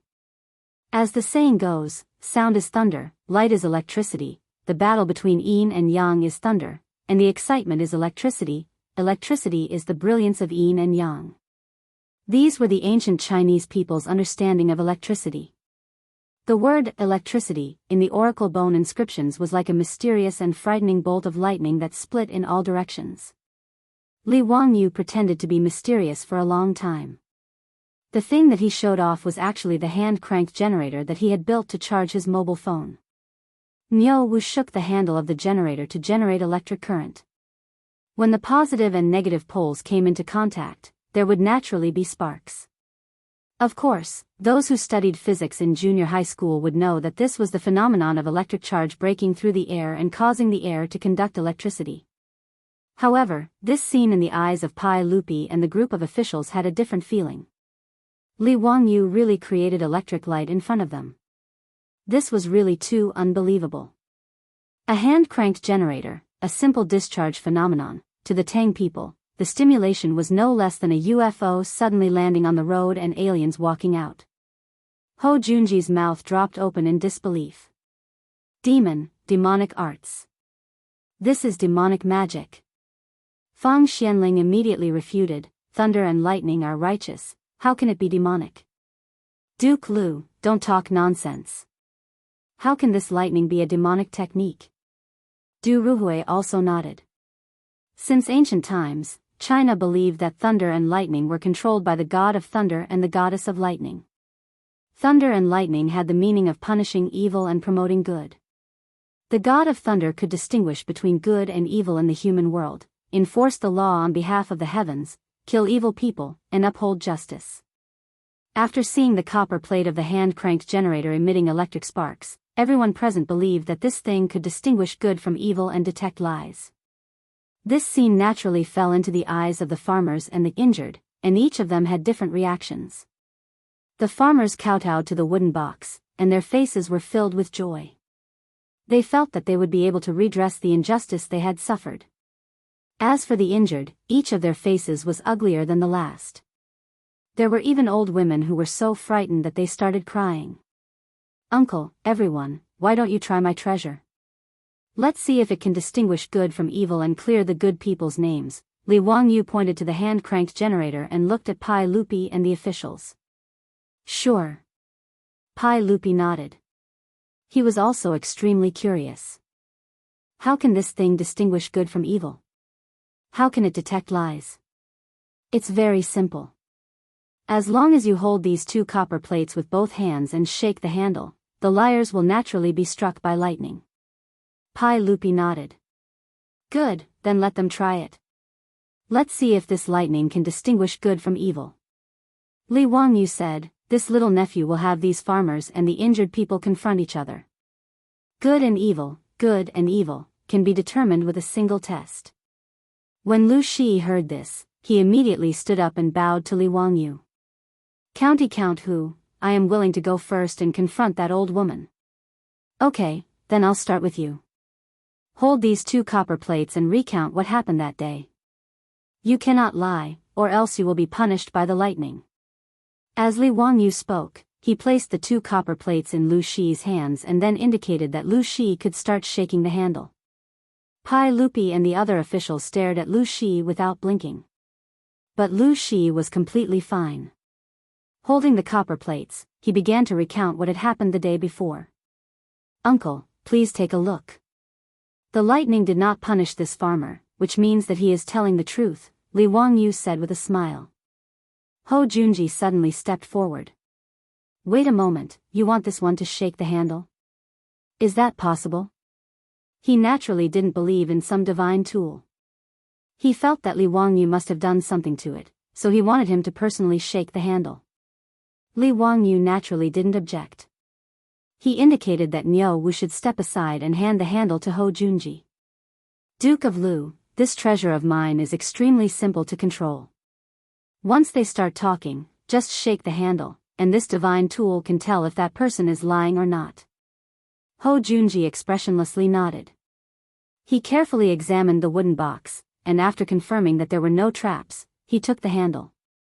He was still worried, so he had Lu Shi hold the copper plates in one hand and repeat what he had said just now while shaking the handle. Seeing that there was still no reaction, he awkwardly stopped. Li Wangyu indicated that Lu Shi should step aside, and then he indicated that the old woman he had knocked over should come forward. The old woman's head was wrapped in thick gauze, and she had a miserable and pitiful appearance. But at this moment, there was a hint of timidity on her face, and her legs were trembling. However, in the main hall of the county yamen, in front of the two Ming residence officials and a group of officials, she did not dare to say anything. She could only tremble as she received the 2 copper pieces and held them carefully in her hands. This old woman went out yesterday, and as soon as she stepped out of the workshop, she was knocked over by that carriage. Ah! Just as the old woman began to speak, she howled miserably as if she had received a huge shock. She threw away the copper plate in her hand. Her intense reaction left Ho Junji dumbstruck. Chapter 562. Ho Junji angrily glared at the old woman. Old woman, what are you screaming for? It hurts, it hurts. This thing is biting my hand. The old woman became even more panicked, her face turning nasty. Ho Junji naturally didn't believe her words and angrily roared at the old woman, don't speak nonsense. Hurry up and grab those copper plates. With a long face, the old woman had no choice but to hold the 2 copper plates with trembling hands. Ho Junji shook the handle, and just as expected, the old woman screamed again and threw away the copper plates. Li Wangyu and the other wastrels couldn't help but laugh, and Niu Wu was grinning from ear to ear. Back then, he had been tricked by his Lang Jun just like this. When Li Wangyu had first created the hand-cranked generator and wasn't sure if it would succeed, he had tricked Niu Wu into touching the copper wires. Niu Wu had been badly tricked. Niu Wu had long ago known that this wooden box was so magical that just by shaking the handle, it could generate electricity.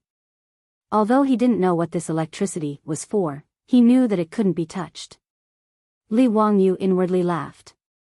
It would be strange if the old woman didn't scream.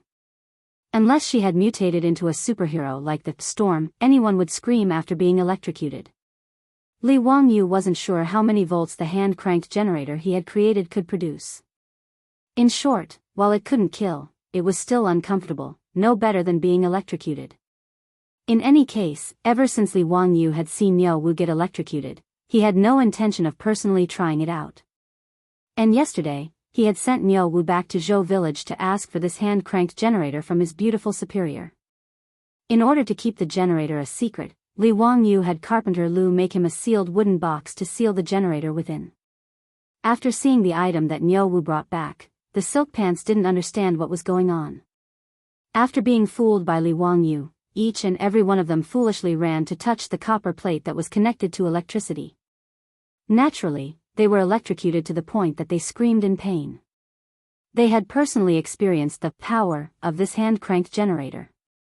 The sight of the old woman being electrocuted and being forced by Ho Junji to touch the wire again naturally made these scions grimace in laughter.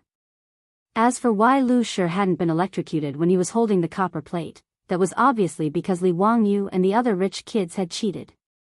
The silk pants had long sent a lot of beeswax to the prisons of the 2 counties in Chang'an, so that the peasants could smear a thick layer of beeswax on their palms. Beeswax did not conduct electricity. It formed a translucent protective layer in the palms of the farmers. Therefore, Lu Shi didn't feel anything when he held the copper piece. Any junior high school student in the future would laugh their heads off if they saw such a trick. But in the eyes of the Tangs, this was what Li Wangyu meant when he said that the divine artifact could distinguish good from evil and detect lies. The reason why the old woman was bitten by the copper plate was naturally because she had lied. Faced with such a situation, the old woman really didn't know what to do. She simply knelt on the ground and wailed. Cui Zhuo's eyes brightened. He waved his hand, indicating for the yamen runners to push the crying old woman to the side, and then for another farmer to come forward. Just like Lu Shi, this farmer didn't panic in the slightest. Gripping the copper plate with both hands, he began to recount what had happened yesterday. Ho Junji continued to turn the handle, but it was to no avail. After saying this, the farmer bowed to the crowd and retreated to the side. The injured person he had to run over was also carried over with a mournful face. This injured person's calf had been crushed by the wheels of the carriage, and he could only lie on the door as the yamen runners carried him over to the divine artifact. His face ashen, he gripped the 2 copper plates as if he was about to be executed. Yesterday, this lowly person was walking along the street when that carriage. Another scream was heard. Under the stimulation of the electric current, no matter how strong the person's willpower was, he could not bear the pain. He screamed and threw away the copper plate in his hand. Wahahaha, Zio, this divine artifact of yours is truly interesting. It seems like there's no need to continue investigating this case. Isn't it obvious who's loyal and who's a traitor? You scoundrels actually dared to frame a good man. Even the heavens won't let you go. Qing Yao Jin laughed heartily. Pai Lupi and the others nodded in agreement. This scene was enough to explain the problem. Ho Junji still wasn't willing to give up. He pointed out several more farmers and had them hold the copper plate while he turned the handle of the generator. Ho Junji's efforts were naturally futile. The farmers had smeared beeswax on their hands, so how could the electricity from the hand-cranked generator threaten them? As for the victims, they screamed as they were electrocuted. None of them were able to escape. This ironclad fact was placed in front of everyone's eyes. The group of victims, who were still clamoring before, no longer made a sound. One by one, they knelt on the ground and kowtowed repeatedly. At this point, there was nothing more to be said. Ho Junji was so angry that he threw down the generator and returned to stand among the officials in a daze. He had no idea how things had come to this.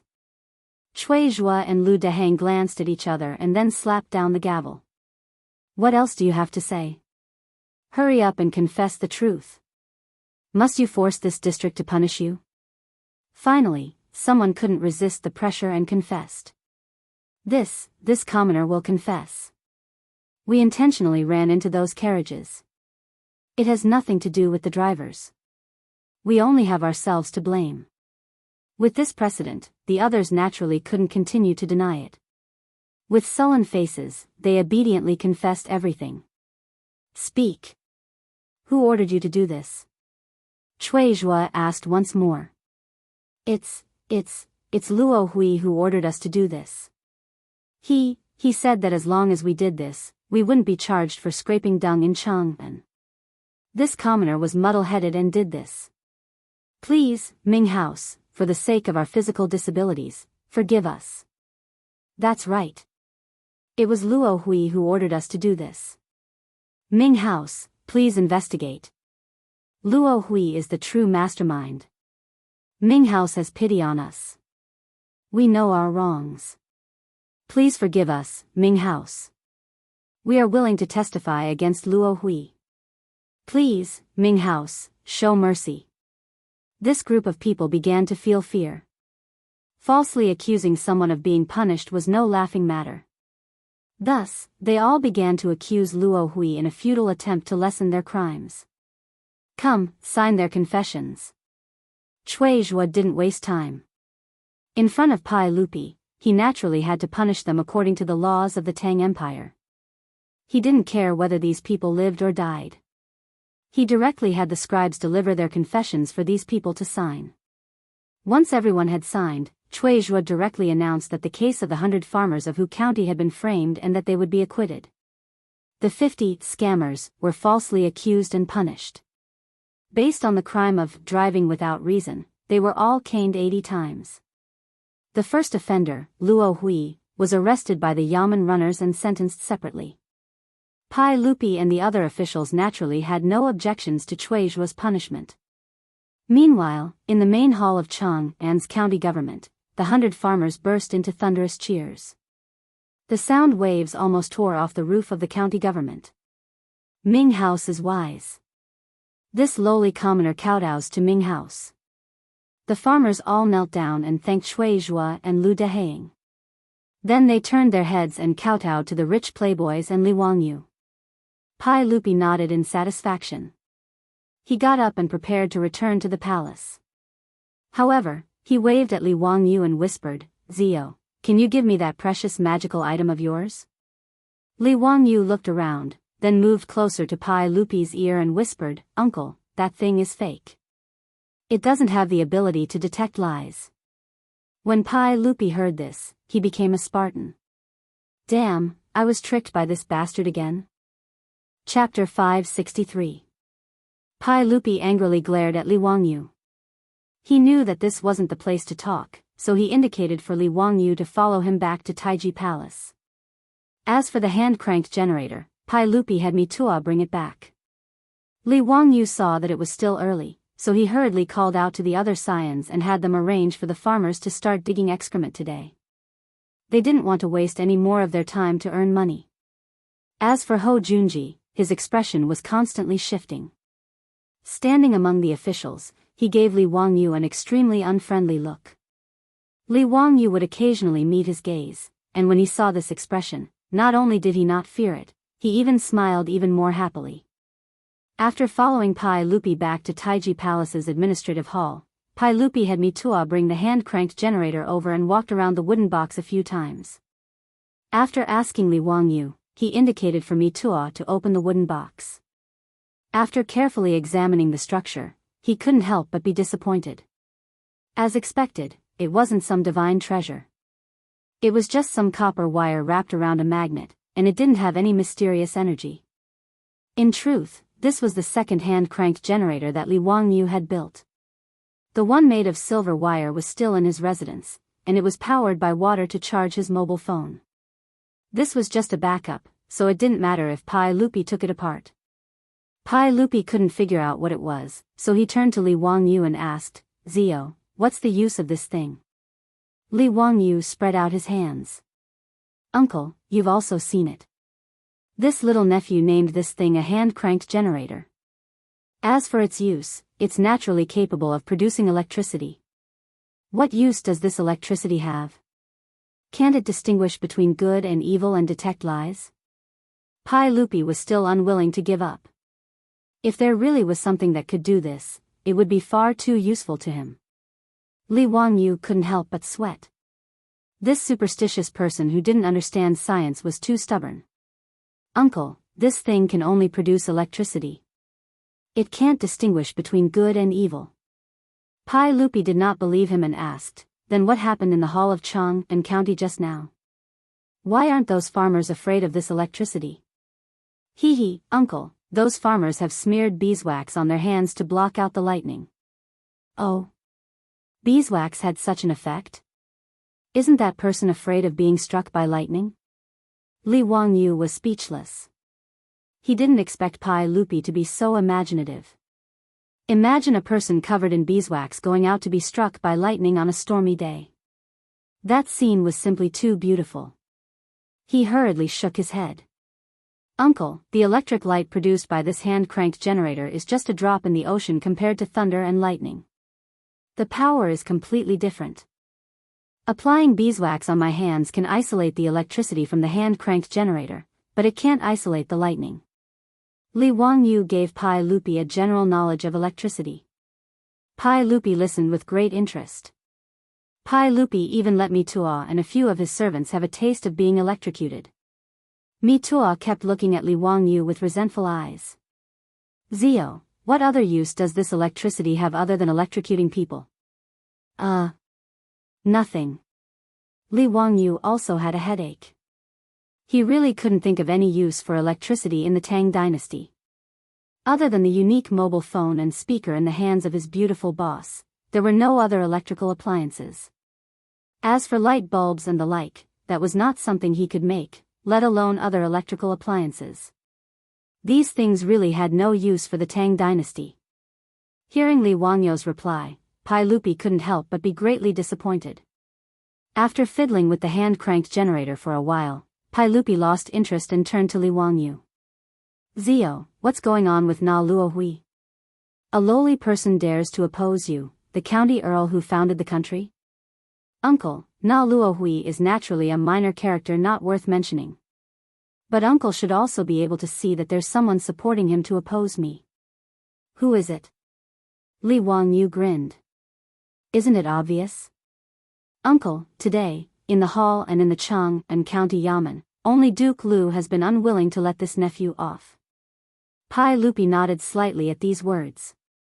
He could naturally see through Ho Junji's actions. He just wanted to verify it with Li Wangyu. "Zio, enough. We will find an opportunity to resolve the conflict between you and Junji. Junji suffered a great loss in the gambling match, so it's normal for him to harbor some resentment. Pai Lupi naturally did not wish for Hou Junji and Li Wangyu to go too far. Hou Junji had always been trusted by Pai Lupi and was one of his trusted generals, and Li Wangyu's status in his heart went without saying. For Pai Lupi, the relationship between the two of them was like palm to palm. If they went too far, it would not look good on his face. Pai Lupi still believed that Hou Junji was opposing Li Wangyu only because he had lost the gambling match. Upon hearing Pai Lupi's words, Li Wangyu immediately began to consider whether or not he should give Hou Junji a bad look. Pai Lupi's trust in Hou Junji was unquestionable. 2 years later, Li Jing, the war god of the Tang dynasty, had been forced to abdicate and give the post of Minister of War to Hou Junji. Li Wangyu truly did not wish to see Hou Junji's authority grow. This was not a good thing for him. After making up his mind, Li Wangyu whispered to Pai Lupi, "Uncle, I'm afraid that you're wrong. Duke Lu is making things difficult for this nephew not because of that gambling match, but because of profit." "Oh? What do you mean?" "Uncle, you also know that those 300 toilets make no less than 200,000 strings of coins a year from the excrement sales. This nephew has already reported this to Aunt, and we plan to use it all to help the orphans and widows." Pai Lupi nodded and praised, "Not bad. Maid Guanyin has already informed us of this matter. Zio, for you to be so righteous, us have a whole new level of respect for you. Caring for the young, supporting the old, helping the poor, and alleviating the sick are all acts of benevolence that benefit the country and the people. Brat, this time, you didn't mess around with those profligates. Once your Wangyu Charity Hall is established, we will inform Duke Dai to hand over 20% of the annual lottery earnings to the charity hall so that it can be used to help the people." Li Wangyu hurriedly bowed. "This nephew thanks uncle on behalf of the people. However, uncle, this nephew doesn't care about the 200,000 strings of coins, but there are people who care about wealth." Pai Lupi couldn't help but glare at him. "You're saying that Junji is eyeing your excrement sales? How is that possible? He's the mighty Duke Lu, so how could he do such a thing for some money?" "Hee, uncle, this nephew isn't speaking nonsense. Uncle, do you know why that Luo Hui is acquainted with Duke Lu? Why would he listen to Duke Lu's orders and do such an absurd thing? Why? Horse dung. Horse dung. What does that mean?" Pai Lupi didn't understand. In a few words, Li Wangyu explained how the Tang dynasty's army sold horse dung for public use. Pai Lupi had also heard of this matter, but he didn't think much of it. "Zio, are you accusing Junji of embezzling horse dung money?" Li Wangyu shook his head. "Uncle, this nephew only feels that this is most likely the case. Whether it's true or not, uncle will know once he investigates. This nephew has asked Ching Chumo and the others. Uncle Cheng and Uncle Yuchi sell horse dung every year and earn 40 to 50,000 strings of coins, all of which are used by the army. As for whether Duke Lu's right guard is the same, this nephew doesn't know." Pai Lupi naturally heard Li Wanyo's words, and he paced back and forth in the hall with a dark expression. Then, he beckoned Mi Tuo over. "Have the 100 Cavalry Department search through Luo Hui's residence and see if there are any accounting books or the like." "Yes." Mi Tuo naturally left to carry out the order. Li Wangyu inwardly chuckled. He naturally knew that this matter wouldn't be able to topple Hou Junji. Let alone embezzling some horse dung money, even when Hou Junji had destroyed Gaochang and taken the spoils of war that should have been offered to Pai Lupi still hadn't done anything to him. But planting a thorn in Pai Lupi's heart was also good. Perhaps in the 4th year of Zhongguan, Hou Junji's appointment as Minister of War might be overturned because of this unremarkable horse dung. Chapter 564. In Guangda Lane, near the western market of Chang'an, a group of 100 cavalry officers smashed open the gate of the Luo residence and charged in. Before Luo Hui's family, stewards, and servants knew what was going on, they were all taken away by the 100 cavalry officers, imprisoned, and interrogated. Luo Hui's wealth, which he had worked so hard to accumulate, was confiscated and his residence sealed. But Luo Hui's whereabouts were unknown, and he had never been captured. All the provinces and counties of the Tang dynasty had posted notices for Luo Hui's arrest, but he seemed to have vanished from the face of the earth. Li Wangyu wondered if Hou Junji had killed Luo Hui to silence him. Li Wangyu felt no sympathy for Luo Hui's plight, nor did he care whether Hou Junji's account books had been found in Luo Hui's residence. That was not important. And even if they did, so what? Given Pai Lupi's trust in Hou Junji would only receive a reprimand and a fine of copper for embezzling some dung money. Li Wangyu and Pai Lupi had reported on Hou Junji mainly so that the Pai Lupi would think that Hou Junji was greedy, and thus lay the groundwork for the future. Now that Hou Junji and Luo Hui were no longer obstructing them, the farmers of Hu County could enter Cheng and to harvest dung. Every day, a steady stream of jinkala would be transported to the provinces and counties around Cheng, and in exchange for coppers. By the time all this was done, it was already the 10th month of autumn, the most important day of the year in the Tang dynasty. But this year, the plague of locusts had caused the farmers of the Guangzhou circuit to miss out on the joy of harvests. On the contrary, all the families were sighing in despair. The wheat fields that had once yielded 1 dan per mu were now only able to harvest 4 or 5 bushels. In fact, many fields had only harvested 2 or 3 bushels this year. With such a small harvest, not to mention paying the rent, it was not even enough for the family's rations for the coming year. Ma Zhou submitted a memorial to the Pai Lupi requesting that the land rent for this year's Guangzhou circuit be reduced. Pai Lupi nodded his head in agreement. He issued an edict to the Guangzhou Pass prefectures and counties to waive the land rent, and issued a general amnesty to the people. The autumn harvest had nothing to do with the people of Hu County. With Yang Quan's full cooperation, the 100,000 people of Hu County all switched to winter rice. Originally, the commoners were uneasy and felt that this matter was not reliable. After farming for his entire life, this was the first time he sowed rice seedlings in September. Many farmers were sobbing as they sowed the seeds. They felt that the seedlings would not survive at all. However, to everyone's surprise, the rice seedlings that were sown in the fields all survived. Now, the rice sprouts in the fields were green, giving the people of Hu County a glimmer of hope. Of the hundreds of villages in Hu County, the only one that hadn't switched to planting rice and was now entering the autumn harvest season was Dingzhou village. The ducks that Li Wangyu had fed back then had made great contributions on the battlefield. In the surrounding villages, the wheat fields in Dingzhou village were basically preserved. At most, the wheat fields in Dingzhou village were reduced by 20 to 20%. Therefore, when the government of Hu County ordered people to burn the wheat fields and switch to rice, they only bypassed Dingzhou village's fields. Since ancient times, China had placed great importance on agriculture. Even though the farmers of Dingzhou village no longer relied on the crops in the fields to make a living, when the autumn harvest came, everyone still went to the fields to harvest the year's worth of hard work. Even in the future, those well-dressed white-collar workers who were born in the countryside and worked in office buildings in various cities would still ask for leave during the autumn harvest and run back to their hometown to help harvest the wheat and rice. This was already a deep-rooted belief in the hearts of the Chinese. Li Wangyu was naturally aware of this as well. Now that he had many people in his residence, he naturally had to help the village. Early in the morning of the autumn harvest, Li Wangyu led Niu Wu and Niu Yong, as well as a group of servants to the fields in the village to help harvest the wheat.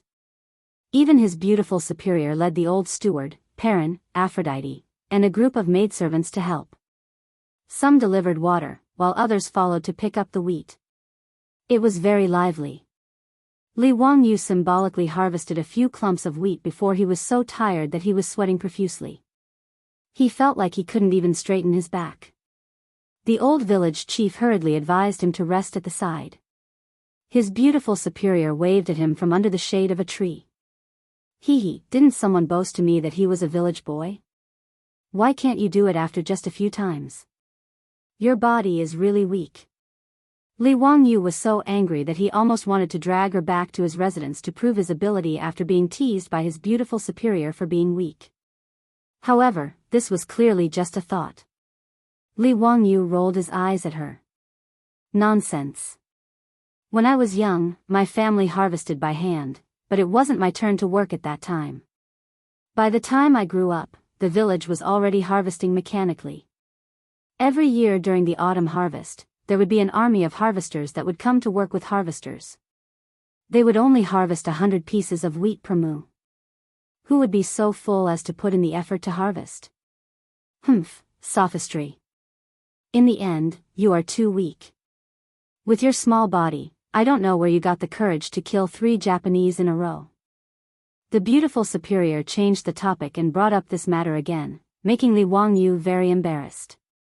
He could only touch his nose and not say anything. That day in the prison, he drew his sword and killed 3 Japanese. Naturally, the beautiful superior knew about it immediately. Because of this, the beautiful superior was so scared that she couldn't sleep well for several nights. She had nightmares and had to comfort Perrin, who was also scared. After seeing Li Wangyu again, the beautiful superior couldn't care less about being reserved. She directly threw herself into his arms and cried for a long time. This let Li Wangyu experience the feeling of holding a soft jade in his arms. However, after the beautiful superior vented her emotions, she showed her female power and pulled Li Wangyu's ear for a long time. Only when Li Wangyu repeatedly promised that he wouldn't be so impulsive in the future did she let him go. Therefore, when the beautiful superior brought up this matter again, Li Wangyu could only keep quiet to avoid provoking her again. With nearly 100 people from Li Wangyu's residence helping to harvest, in addition to the threshing machine that Li Wangyu made, the harvest in the village was very fast. Buckets of wheat were put into sacks and pulled by carriages back to the granaries of the various residences in the village. These 2 days, the village was very lively. Everyone's face was full of smiles. The autumn harvest always made people happy. However, the old villager found Li Wangyu again. Lang Jun, now that the autumn harvest is over, when do you think is appropriate to send this year's land rent to the residents? The old man's words made Li Wangyu stunned for a moment before he reacted. Currently, Dingzhou village was under the jurisdiction of him, the county head. Now, the villagers didn't have to pay rent to the government. Instead, they handed it to him, the master. Li Wangyu hurriedly waved his hand at the old man. What's there to pay? Keep it for yourself. Do you think I'm lacking in your trifles? Keep it for yourself. In the future, the village won't collect land tax. His words naturally scared the old villager. He waved his hand again and again. You can't do that. You can't do that. It's against the rules. Lang Jun, how can you not collect land tax? This. The old housekeeper Li Heng was also happy. He pushed the old villager. You're a farmer. What are you talking about? This old man now worries about how to stack the copper coins in the residence every day. How can I have the time to care about the food and cloth that you pay? Do you want to tire this old man to death? If Lang Jun says he won't accept it, then he won't accept it. Don't talk about it anymore. Li Heng and the old villager were also joking. After moving to Dingzhou village for more than half a year, the 2 old men's relationship was quite close. They often met to drink wine and chat. Now that the residents didn't lack anything, and his Lang Jun had been promoted to county head, Li Heng was full of energy every day. His originally white hair had become a lot darker, and he looked a lot younger. The old villager naturally didn't get angry at his words. He could only sigh in his heart that Dingzhou village's ancestors were blessing them to meet a master like Li Wangyu. It was a blessing that they had cultivated for several generations. After repeatedly thanking Li Wangyu on behalf of the villagers, the old villager looked at Li Heng and suddenly grinned. Housekeeper Li, how old are you this year? Li Heng was stunned. He didn't understand why the old villager asked this question. This old man is 48 years old. His words, however, gave Li Wangyu a shock. Damn, Li Heng is only 48 years old? He always thought that this old man, oh, no, it should be uncle, was over 60 years old. Chapter 565. The Tang people were different from the later generations. Due to the good medical conditions and adequate nutrition, 48-year-old people were considered middle-aged at most. The World Health Organization of the later generations even classified people under 44 as youths, and 45 to 59 as middle-aged people. Li Heng was 48 years old, which meant that he had just entered middle age. Li Wangyu also remembered that historians had studied the average lifespan of the ancient people. During the Sui and Tang dynasties, the average lifespan was only 40 years old. Li Heng was 48 years old, which was not considered young in the eyes of the Tang people. As for the long-lived elders like Yu Shinan and Sun Simiao, they were already considered to be Ren Rui and could not be lumped together. Perhaps it was because of a lifetime of hard work, but in Li Wangyu's eyes, the 48-year-old Li Heng was as old as a 60-year-old man in the future. He had never asked about Li Heng's age, and the original owner of his body did not seem to know either. He only knew that when Li Heng was born, he was already an elder in the family and had served Li Zhou for many years. However, like Li Heng, he did not understand why the old village chief asked about Li Heng's age. The old village chief laughed. "Housekeeper Li, you haven't married yet, right? You should have seen the wife of the Zhao family in the village, right? She is 33 years old now, and she is also very beautiful. In the early years, her husband was also a government soldier, but he was unlucky and did not come back.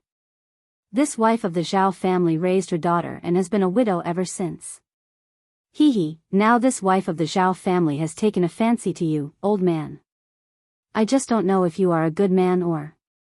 The old village chief did not finish his words, but Li Wangyu and Li Heng immediately understood what he meant. Was he trying to be a matchmaker? As for whether Li Heng was a good man or a slave, this was naturally a prerequisite for the wife of the Zhao family to be willing to remarry. If Li Heng was a slave, then this wife of the Zhao family, no matter how much she secretly admired Li Heng, would not choose to marry him.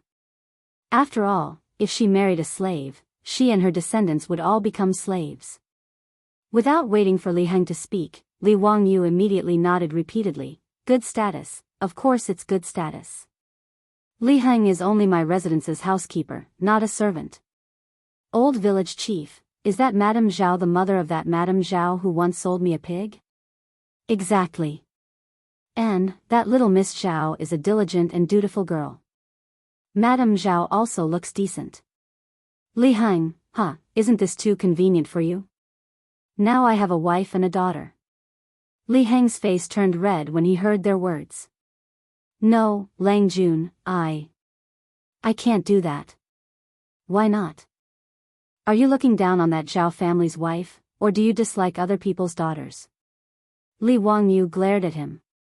Li Heng quickly waved his hand. "No, I don't mind." "Old slave means, what slave? I've already given you your discharge papers. Don't talk nonsense. Go to the county yamen today and find Registrar Lu to go through the procedures. If you can't do it, don't return home." Previously, when they were still at the old residence in Hu County, Yang Quan wanted to collect his debt, but Li Wangyu released all of the servants in the residence. This angered Yang Quan so much that he almost died.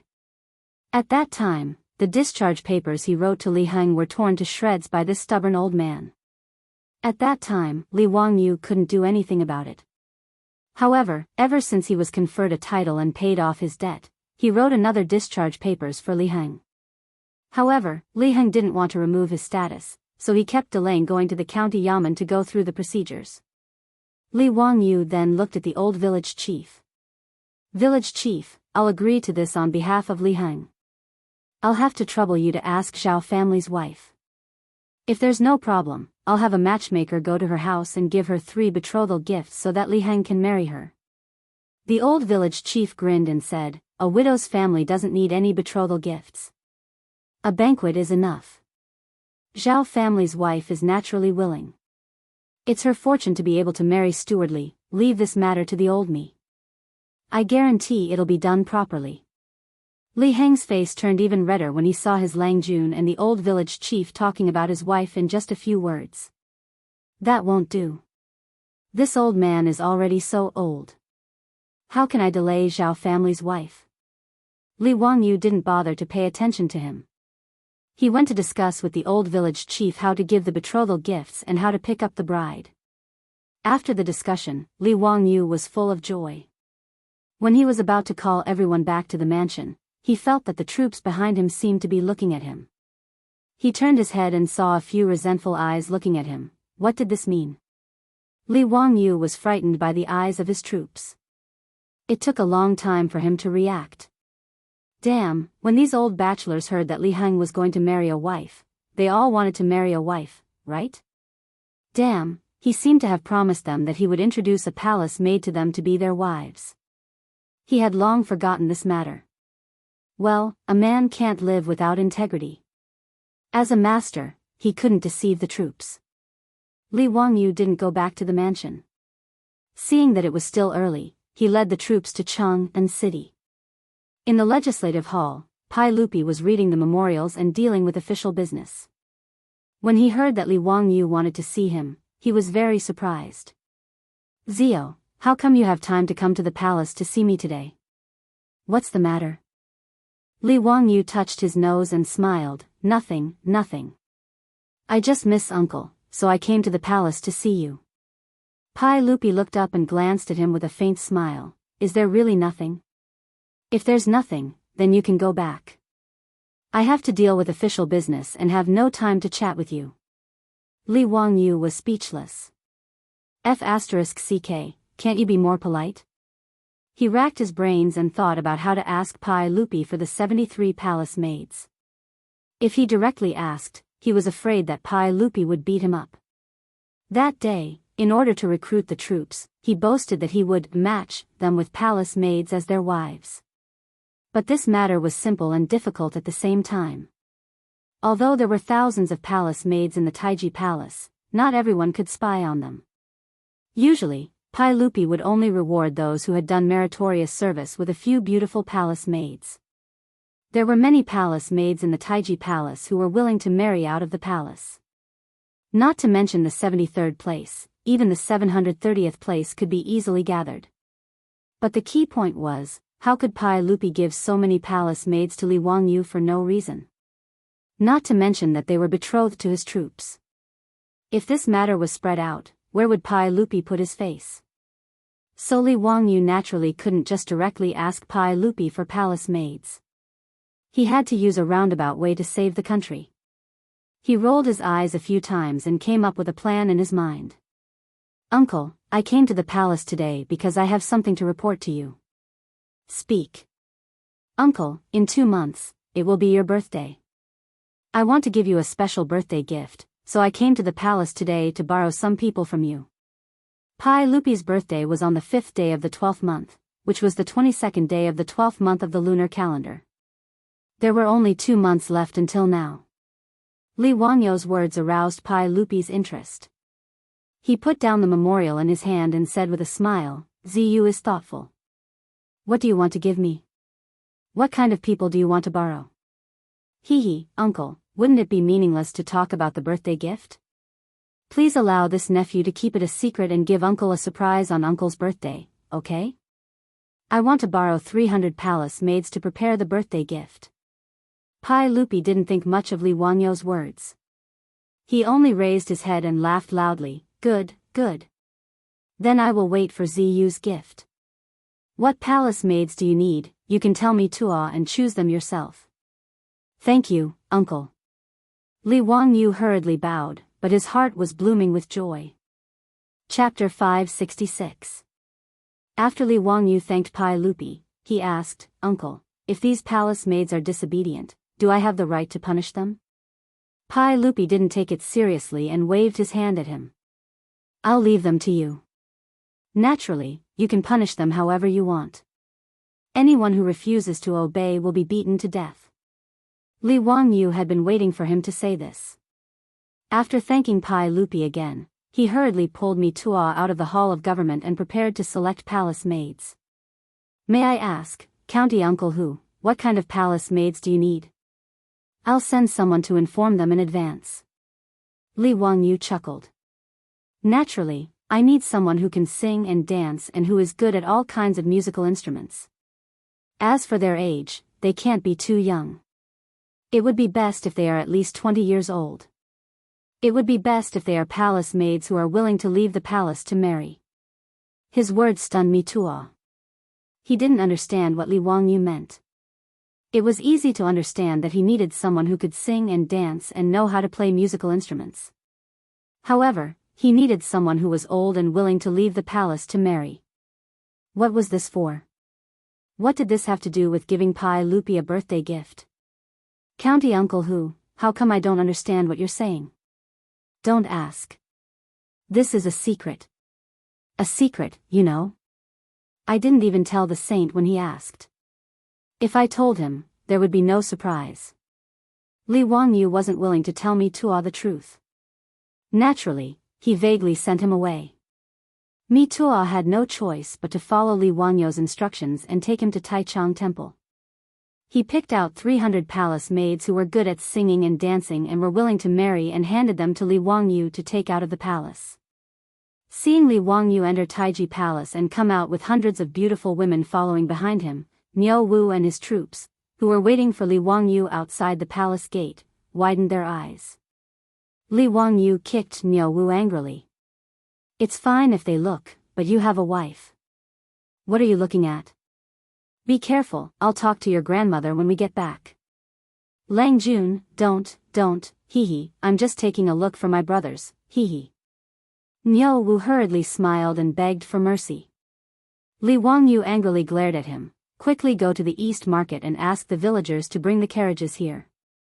Otherwise, we won't be able to return to Dingzhou village today.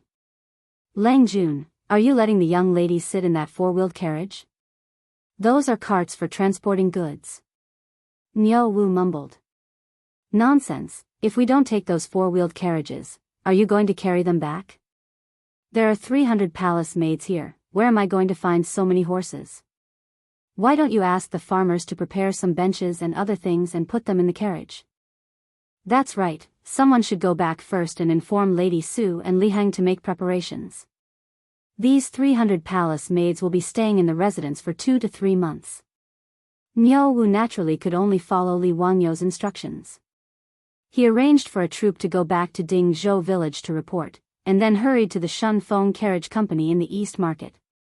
While waiting for the carriage to arrive, Li Wangyu suddenly thought, should I make four-wheeled carriages for customers? Previously, he had asked Carpenter Lu to make many luxurious versions of the four-wheeled carriages, and gave them to the dukes, including Empress Zhongsun, and received the appreciation and gratitude of everyone. Now in Chang'an City, there were more and more people who commissioned craftsmen to make these four-wheeled carriages. However, the customers were all nobles and rich businessmen. In Chang'an City, ordinary people still relied on the number 11 bus to travel and relied on walking. After all, there were only a few people who could afford to raise mules and horses. In such a big city like Chang'an, even if one went out of the city to buy something in the East Market and West Market, it would take half a day to walk. Li Wangyu thought that the reason why the East Market and West Market opened at noon was that the customers left early in the morning. By the time they reached the East Market and West Market, it would be noon. The public transportation system seemed to be a money-making business. Now that there were more and more carriages in the Shunfeng Carriage Company, there were not enough for the villagers of Dingzhou village. The beautiful boss had also recruited coachmen several times. The coachmen who came to apply came in an endless stream. After all, the income of the coachmen of the carriage company was very enviable. The business of the carriage company was getting bigger and bigger. The range of transportation was as far as Yinzhou. The beautiful boss was going to continue to expand the range of transportation. The farther the transportation distance, the more money they could make, but the less time the villagers of Dingzhou village could go home. Li Wangyu recently felt that he often did not see young and strong people in the village. This was not what he wanted to see. Therefore, he had been thinking about how to help the villagers find a job that could make money and did not have to travel far. Today, he had to transport 300 palace maids back to the village, which gave him an idea. This bus was also a profitable business. Thinking of this, Li Wangyu told the troops and turned back to the Taiji Palace. In the legislative hall, Pai Lupi was surprised to see Li Wangyu return. Zio, is there anything else? Uncle, I just thought of something and came to report it to you. What is it? Uncle, the population of Chang'an City is close to 1 million. However, there are only a few people who can raise mules and horses. In Noda's Chang'an City, it is inconvenient for the people to travel. It is very distressing. Pai Lupi heard this and was slightly stunned.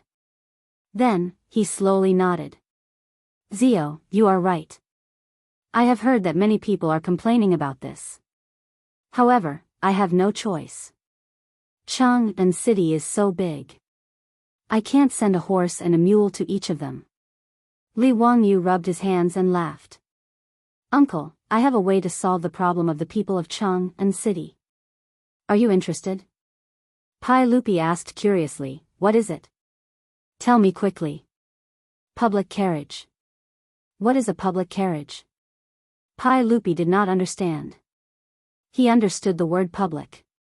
The records of the Grand Historian explained it as, the law belongs to the emperor and the world is public. Which means publicly owned, public. But how did the carriages become public?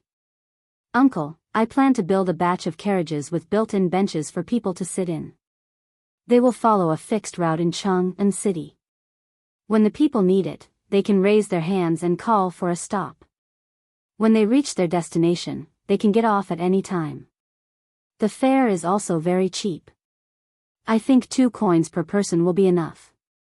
In this way, the problem of the people of Chang'an City being difficult to travel can be solved. Pai Lupi carefully thought about Li Wangyu's words. He nodded and then shook his head. Zio, your idea is very good. With this public carriage, the problem of the people of Chang'an City being difficult to travel can be solved. However, I don't think it is too little to only charge 2 coins for the public carriage. Isn't it too little? I am afraid it is not enough for the coachman's monthly salary and the horse's fodder. With only your subsidy, I am worried that the public carriage will not be able to operate for long. It is better to charge more. Pai Lupi's words made Li Wangyu roll his eyes. In the future, the public carriage was only $2.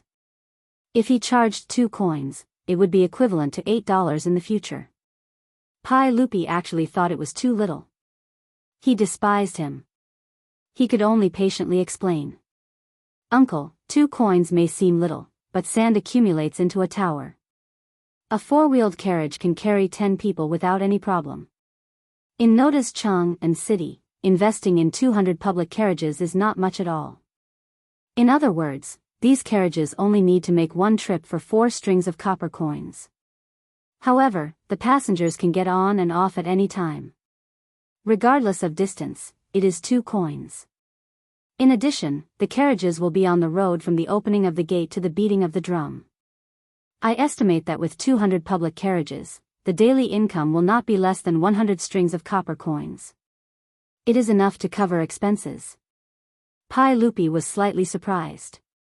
He did not expect to earn so much. That's right. In that case, Zio, quickly build these public carriages. I am looking forward to it. Li Wangyu smiled and said, Uncle, I want to ask you for an imperial edict. What imperial edict? Hehe, exclusive rights in Chang'an City. Chapter 567. Li Wangyu had asked Pai Lupi for exclusive rights because he was afraid that others would see the benefits and also build carriages to compete with him. This public carriage was the private land that he had prepared for the villagers of Dingzhou village. Naturally, he would not let others have a share of the profits. Not only the public carriages in Chang'an City, but also between Hu County and Chang'an City, he planned to open public carriages for the people to travel. Pai Lupi naturally saw through his thoughts. He could not help but shake his head and smile bitterly. Zio, you are really thinking about the future of your villagers. Hehe, uncle, no matter what, the villagers of Dingzhou village are business partners with Ant. We should take care of them. Li Wangyu smiled slyly. He was not wrong. The royal family owned 50% of the shares of Shunfeng Carriage Company, Li Wangyu owned 30%, and the remaining 20% belonged to Chang'an's Chou family and Dingzhou village. A small shareholder was still a shareholder. Alright, this public carriage is your idea, so I will do as you wish. Only your family is allowed in Chang'an City, but I also have a condition. Uncle, please say it. Since you said that 2 coins is enough, then after the public carriage is put into use, the price cannot be raised. How about it? Are you willing to agree? Li Wangyu nodded repeatedly. Of course, I can guarantee it. Pai Lupi nodded with satisfaction and agreed to Li Wangyu's request. Although he had never seen a public carriage before, he could imagine the many benefits it would bring to the city. It would be convenient for the people to travel, and the people in the city would come and go more frequently.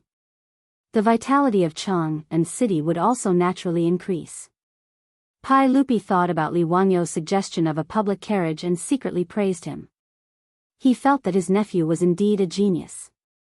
No one in the world could compare to his quick thinking. Chang and city was not easy to live in, and it had been difficult for the people to travel for a long time. However, none of the civil and military officials in the court could think of such an inconceivable method like his 16-year-old nephew. Pai Lupi picked up a brush and wrote the words, "public carriage," on the paper. He looked around and was very satisfied.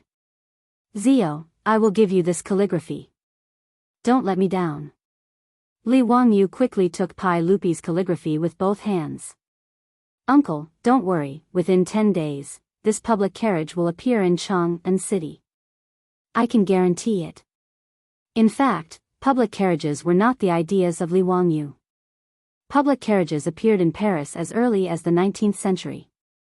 The appearance of public horse carriages also promoted the development of the city, shortening the distance between the city and the neighboring villages, and increasing the frequency of travel.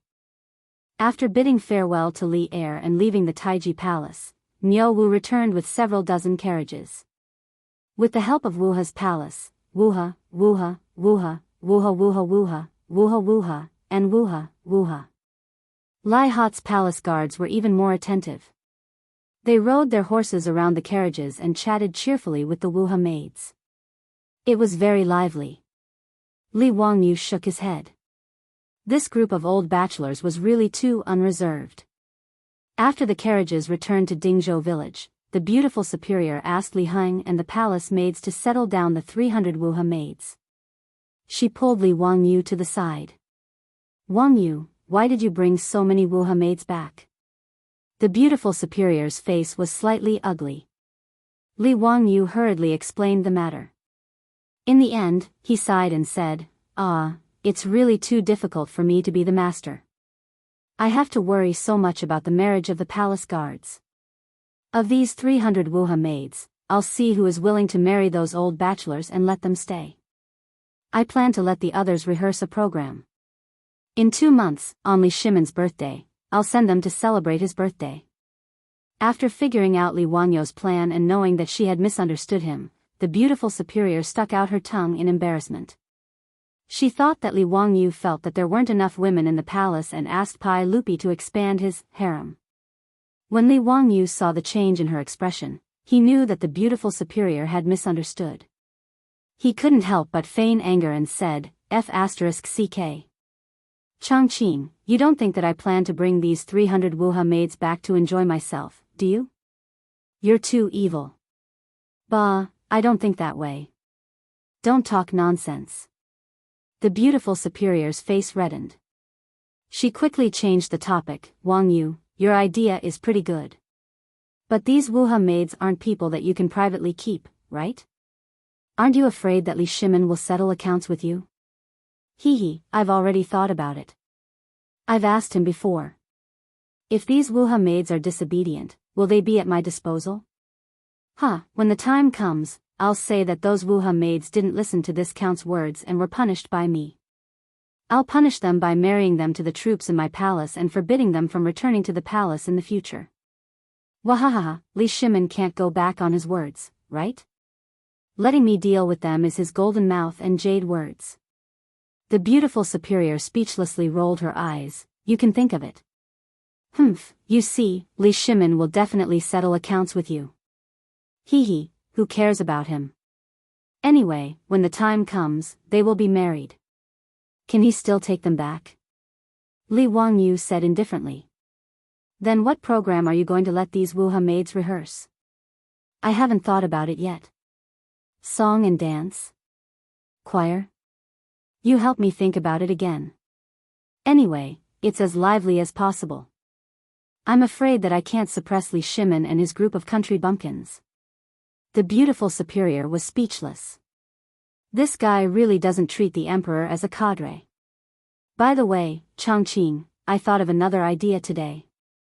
Li Wangyu talked about the public carriage again, but the beautiful superior nodded repeatedly.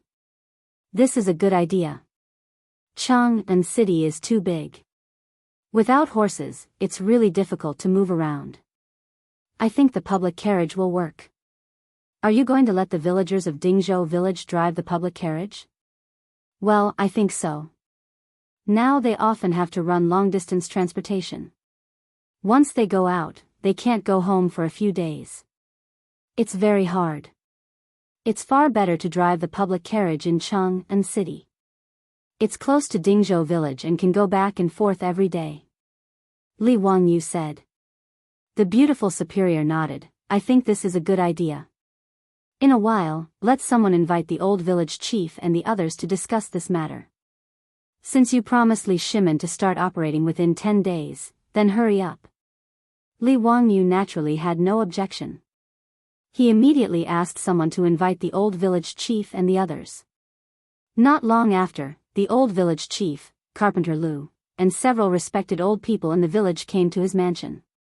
Lang Jun, you summoned old me and the others. Is there anything you need?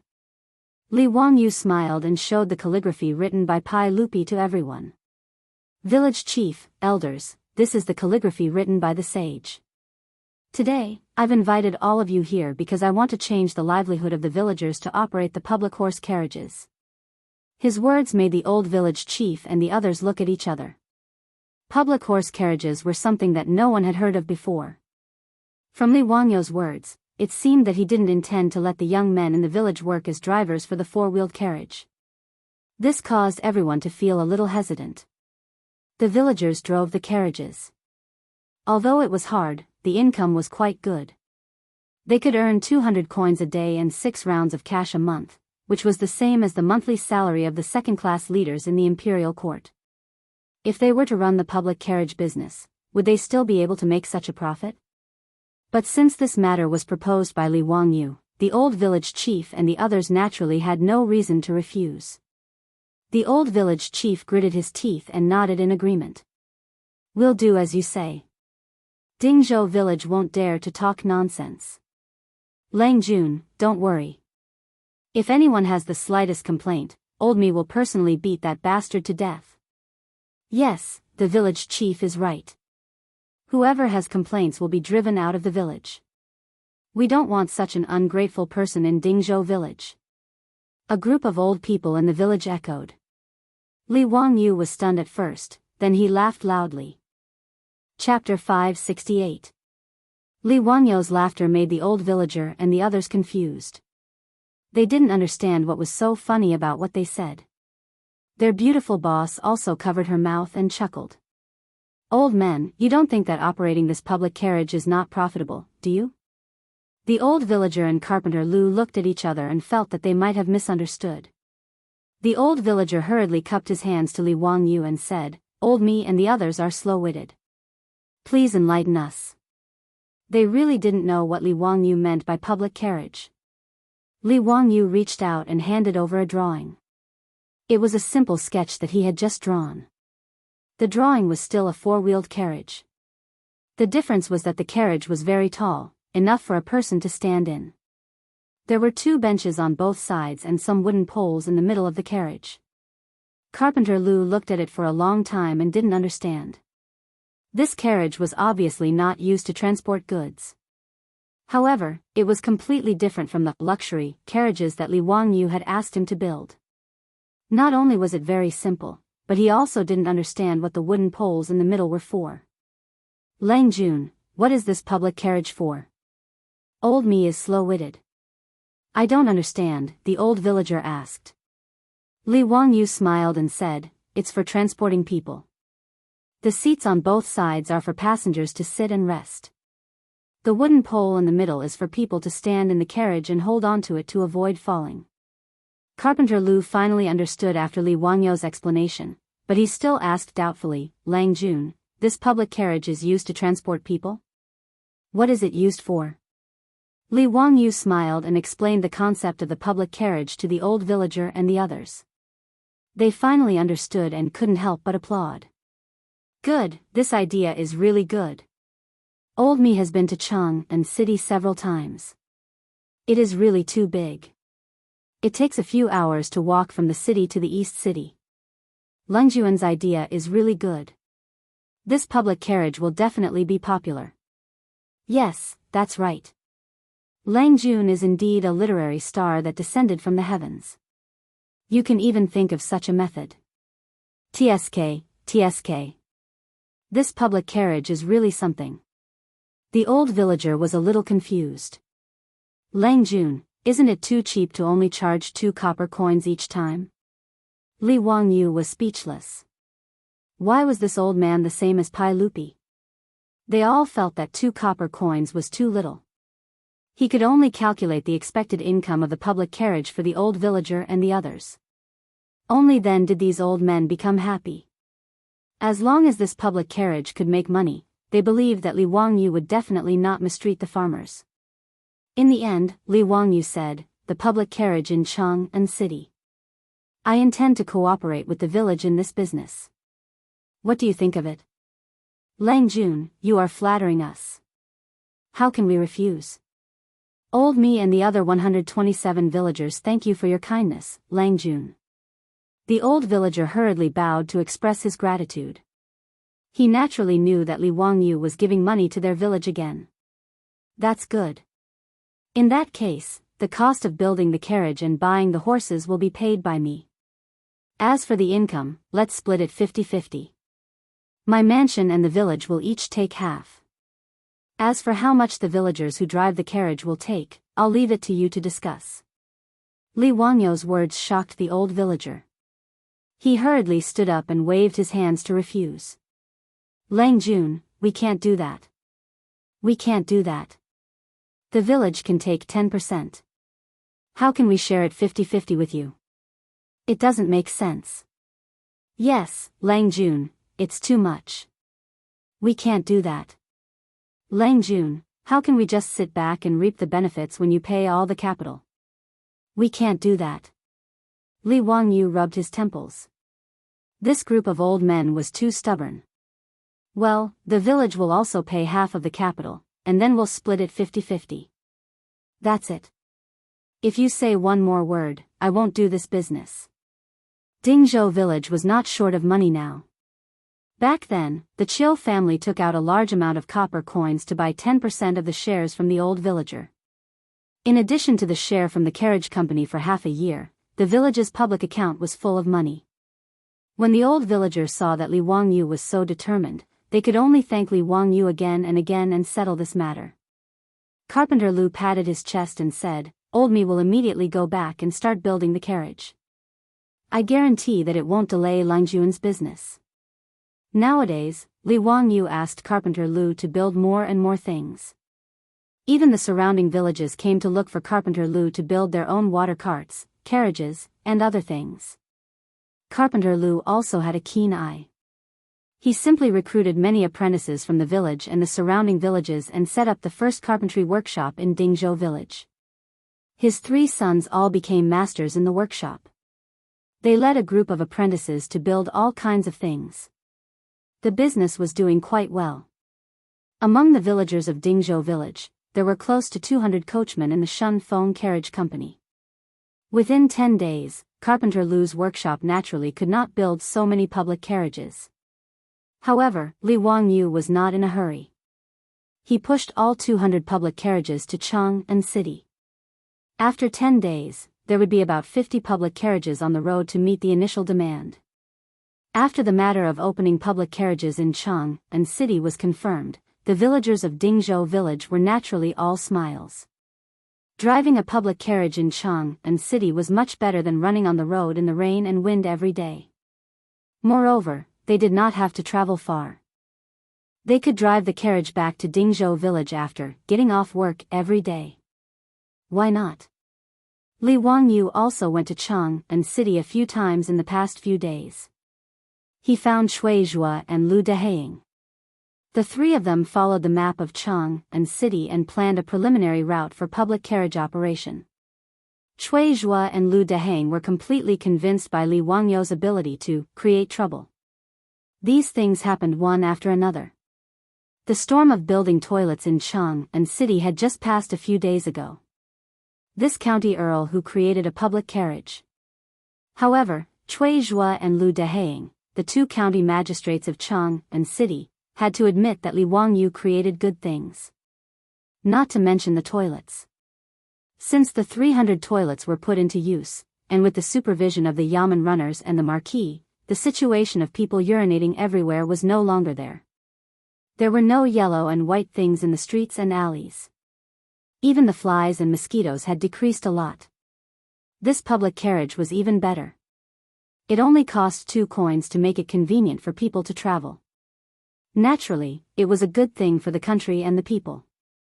However, the two of them did not understand why Li Wangyu had to define the route of public carriages with such strange names as First Road Public Carriage and Second Road Public Carriage. Li Wangyu was too lazy to explain. Of course, this was just his bad taste acting up. Li Wangyu was never tired of being able to bring about all kinds of shadows of later generations in the Tang dynasty. Cui Zhua and Lu Deheng did not delve into why these public carriages had to be called First Road Public Carriage. They just raised a question, which made Li Wangyu depressed. County Earl who, most of the people here are illiterate.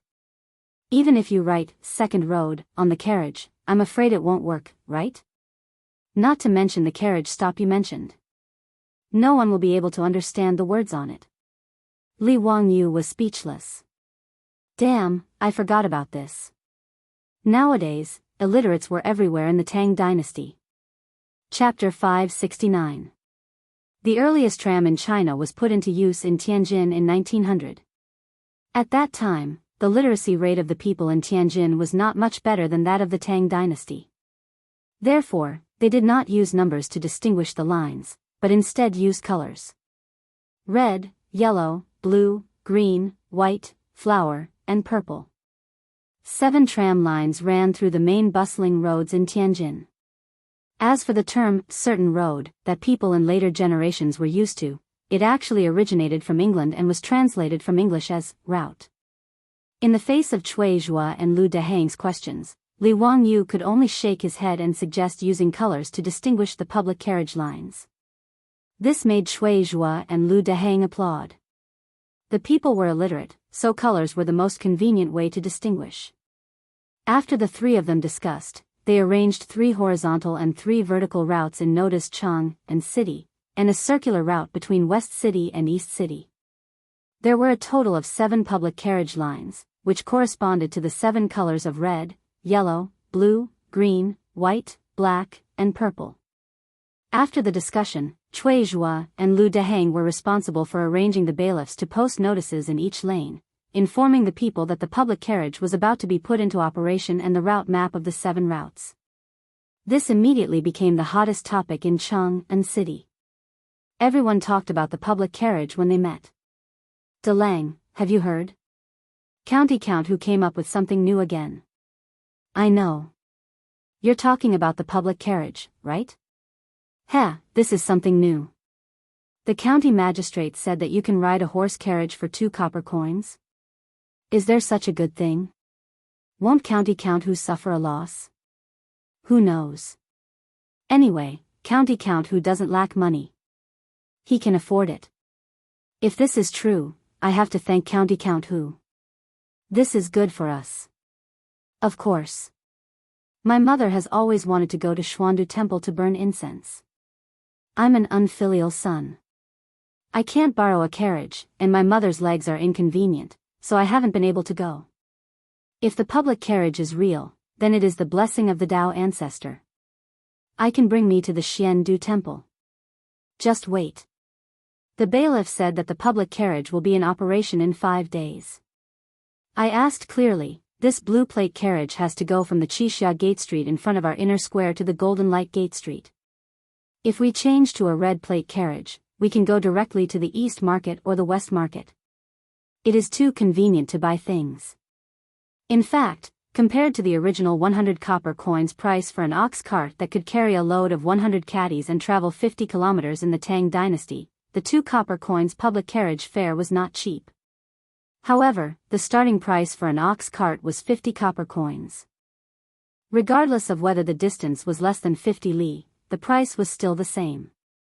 In this way, 2 copper coins for a ride in a carriage was much cheaper. The average monthly income of the people in Chang'an was consistent. 2 coins was not a low cost, but the enthusiasm and expectation of the public carriage did not diminish. Li Wangyu, on the other hand, was busy letting the villagers of Dingzhou village familiarize themselves with the route, giving them pre-job training, arranging for the purchase of horses, adjusting the public carriages. 10 days passed in the blink of an eye after a series of tasks were completed. Early in the morning drum of Chang'an city had just been beaten and the gate was opened.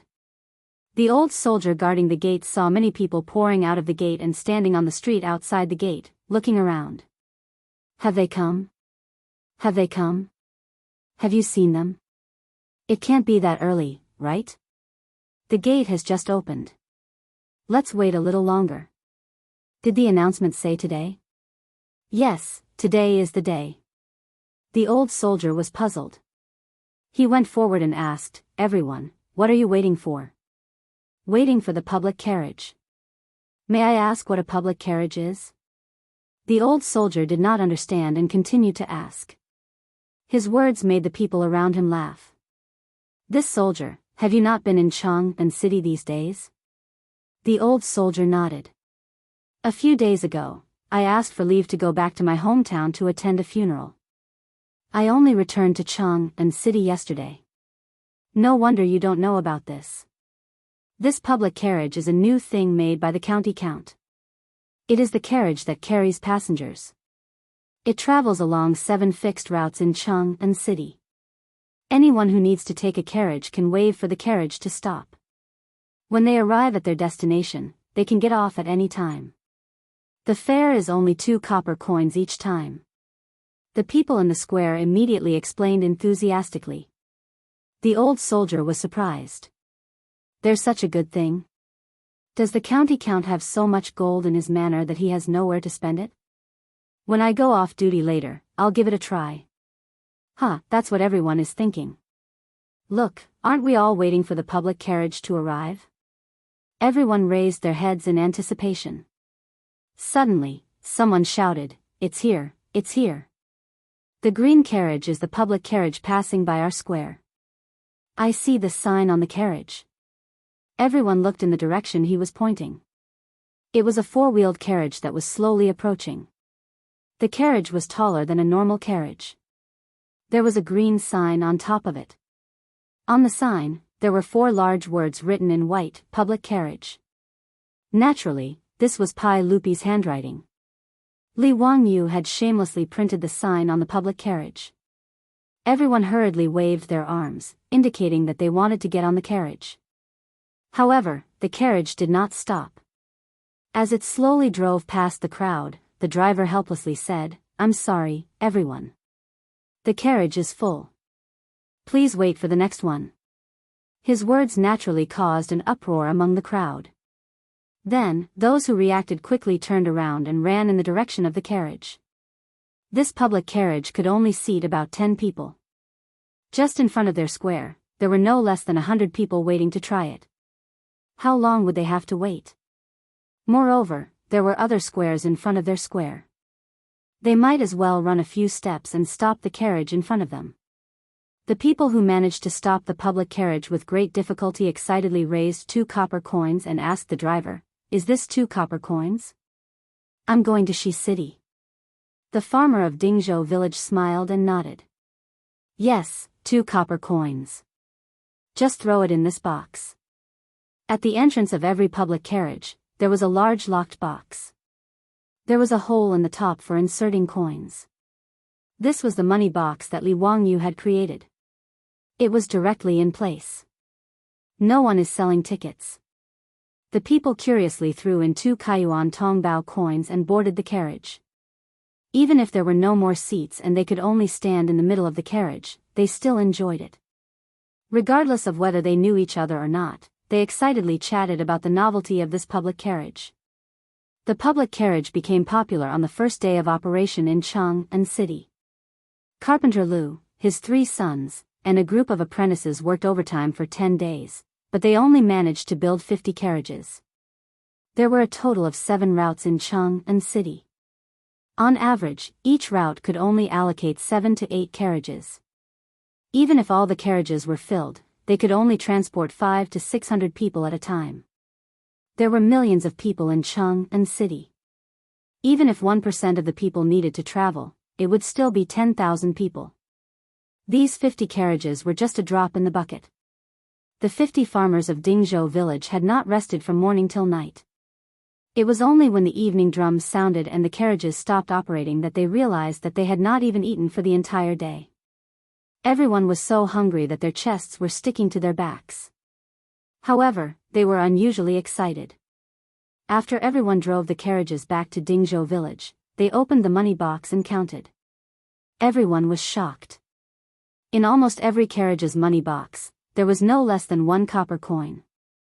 The final tally of the 50 or so carriages was about 60 strings of coins.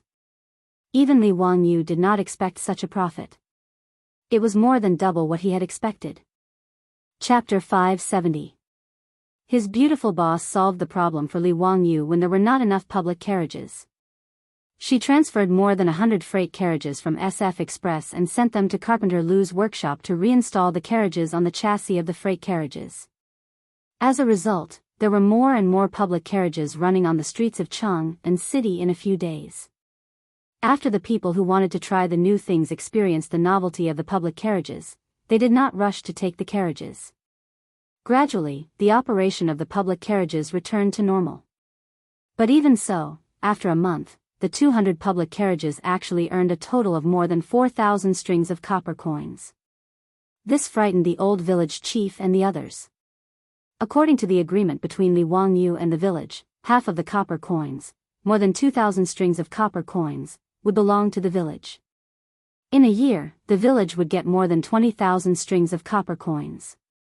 Even if the 127 families in Dingzhou village shared the income, each family would get more than 180 strings of copper coins, which was more than 10 strings of copper coins per month. The old villager suddenly felt that the money was too hot. If he counted the dividends from the Shunfeng Express Carriage Company, wouldn't every family in Dingzhou village be able to get about 300 strings of copper coins in a year? Were they still villagers? Even the merchants in Jianghu city who opened shops could not earn more than 300 strings of copper coins a year. The old villager looked at the account book in his hand with a headache. He simply turned his head and asked to see Li Wangyu. After hearing the old villager's worries, Li Wangyu could not help but laugh. "Villager, just keep the money. You should distribute it. Why are you hiding it? I want to make Dingzhou village the richest village in the Tang dynasty and make those people jealous. Lang Jun, this money is too much," the old villager said with a bitter face. Li Heng could not help but say, "You old man, don't be long-winded. This money is not for you alone. It's for the 127 families in the village. Did I bite your hand when I had too much money? Or what? You talk too much. Hurry up and leave. Don't disturb Lang Jun. Lang Jun doesn't have time to care about such a small matter like you. I'm still busy thinking about the birthday celebration for the saint." After being scolded by Li Heng, the old villager naturally couldn't say anything more. He could only thank Li Wangyu again and leave. As for the villagers, they were all dumbstruck when they found out about the profits. Who would have thought that more than half a year ago, Dingzhou village, which was still like mud, was now not only living in brightly lit, tile-roofed houses, but also earning more than 20 strings of copper coins every month. This kind of thing was something that he didn't even dare to dream about back then. None of the villagers dared to disturb Li Wangyu. They simply ran silently to the front door of Li Wangyu's mansion and kowtowed to it. When Li Wangyu found out about this, he didn't know whether to laugh or cry, but he could only follow the villagers. Just as Li Heng said, he was busy. The 300 palace maids that he had tricked from Pai Lupi were actually taken by the group of thirsty old bachelors in his mansion in just 10 days. When Li Wangyu saw his 73 troops, each leading a shy palace maid to kneel in front of him and beg for his help, he couldn't help but feel his temples throbbing a few times. This group of old hooligans, damn, they really acted too quickly. When he thought about how he still hadn't coaxed his beautiful boss to bed and carried out some healthy physical and mental exercise, Li Wangyu felt stifled. Why were these palace maids and young ladies so unreserved? How could he let these old hooligans get what they wanted so easily? Li Wangyu didn't think about it. These palace maids that he had brought out from the palace originally wanted to leave the palace to marry people. Now that they had finally left the tightly guarded Taiji Palace, how could they be willing to go back?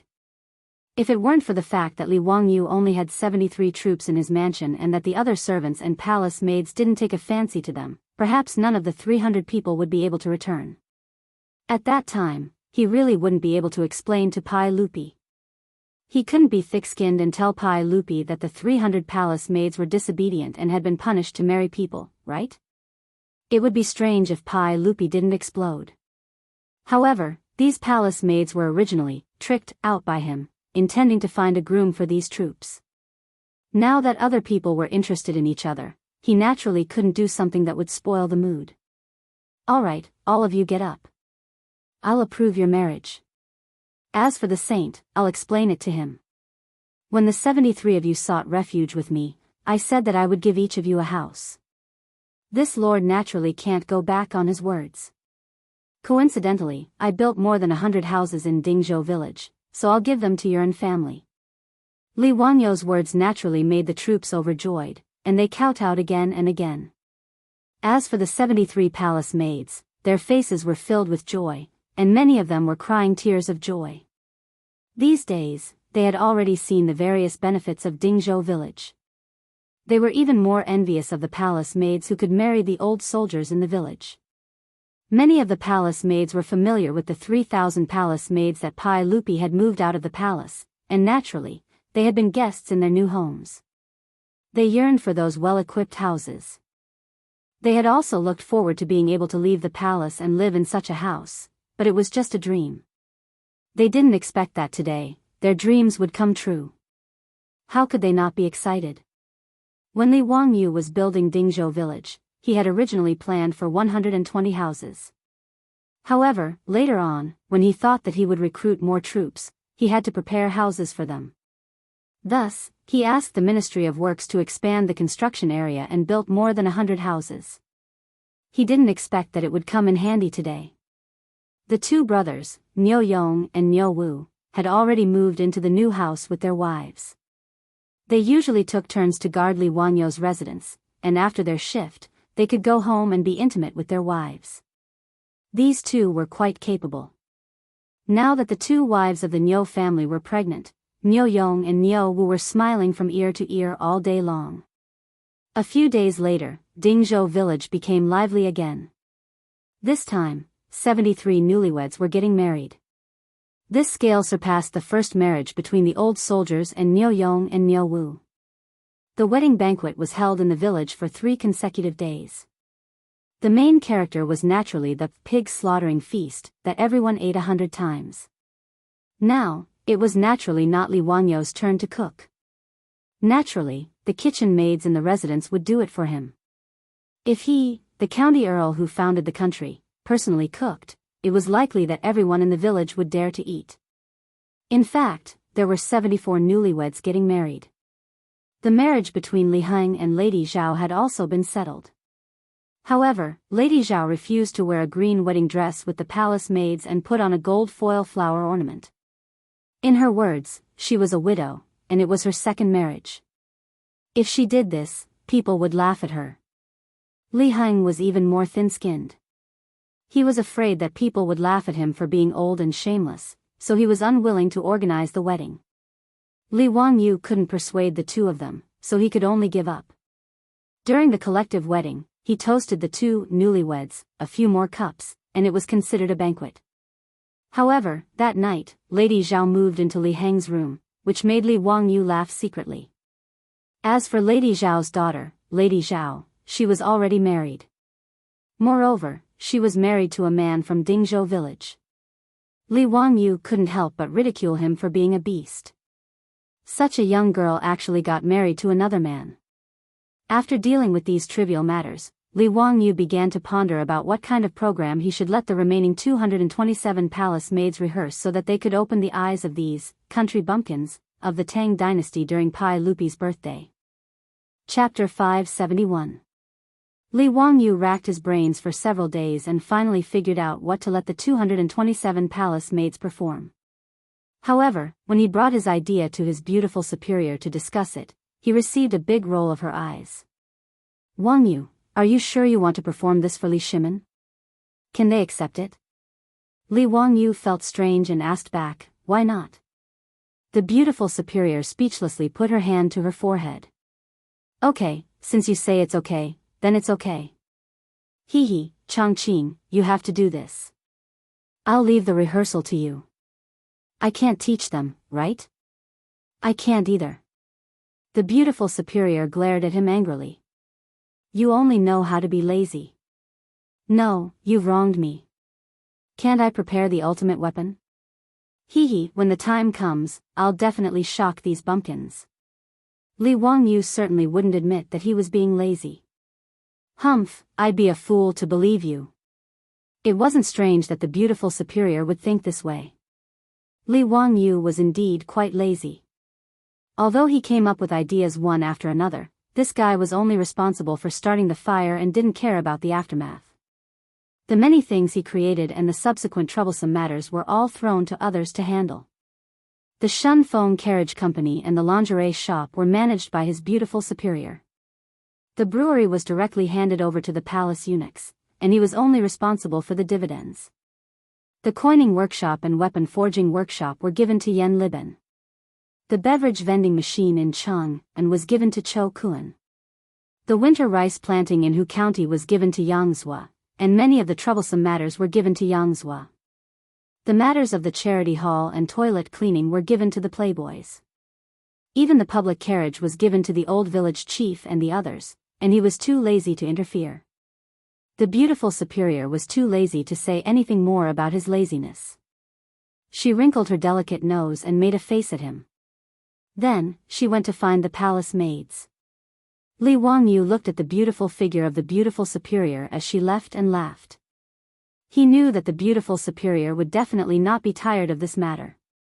Although the beautiful superior had always shown the image of a strong woman, she was actually very artistic in her bones. Otherwise, she wouldn't have learned belly dancing back then and could dance so well.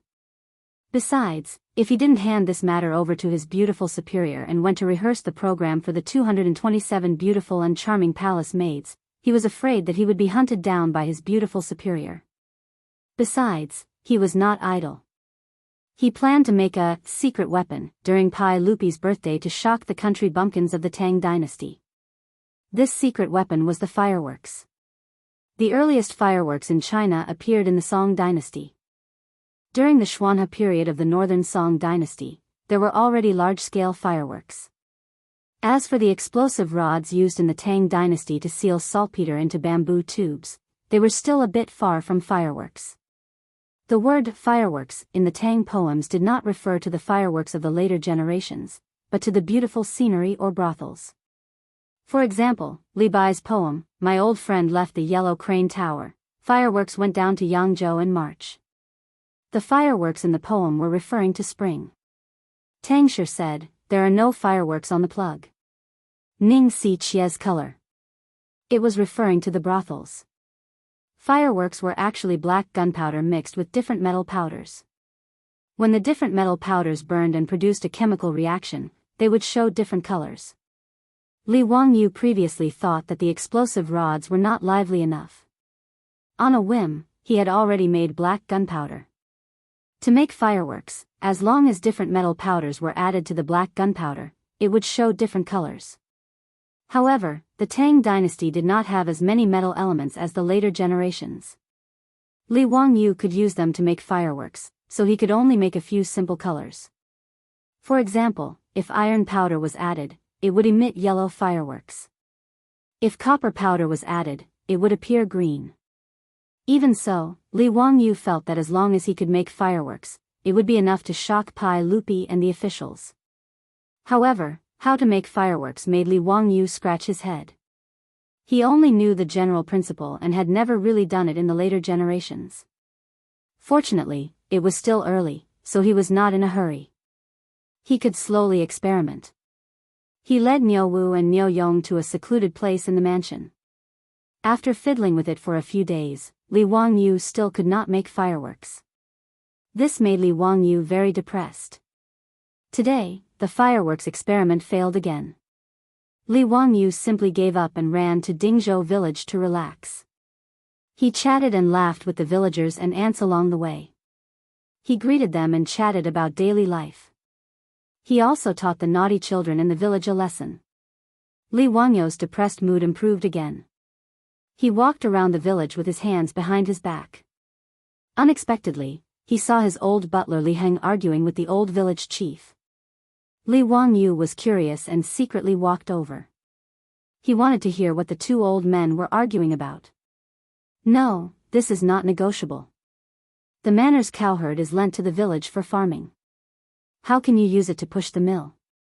Don't you have a dozen cows in your village? Why do you still want to use the manor's cows? Li Heng's loud voice did not wait for Li Wangyu to come closer. The old village chief laughed and said, "The cows in the village are all old. How can they do this kind of work? The cows will not break even if they are used. You old thing, why are you so stingy? Bah, you old fellow. The village has so many copper coins in the public account. Go to Chang and city's mule market and buy some cows. Hee, Lengjuan's manor has 20 cows. They are all raised in the village. Why waste copper coins to buy cows? Even if you have some money, you don't dare to be so extravagant." The old village chief continued to persuade, "Why don't we pay Langjun the rent of the cows?" "Humph, who cares about your copper coins? You are an old farmer. Haven't you heard of it? In the winter of October, farming cows are cold. Building palaces is cold. Now it is already October. How can we still let the cows work?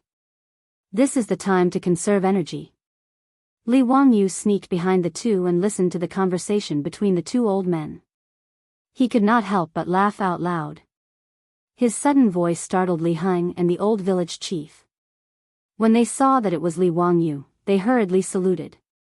Li Wangyu smiled and waved his hand. "I say, you two, do you have nothing better to do? It's just a matter of a few cows. Is there a need to be like this?" The old village chief laughed and said, "Lang Jun, please don't laugh at us. Housekeeper Li is deliberately making things difficult for me. This old man is too petty. Didn't I win some money from him in Mahjong yesterday? Is he deliberately going against me today?"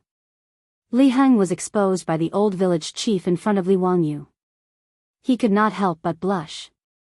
"Nonsense, am I such a stingy person? Humph, yesterday I just had bad luck. What's there to be proud of? Not stingy.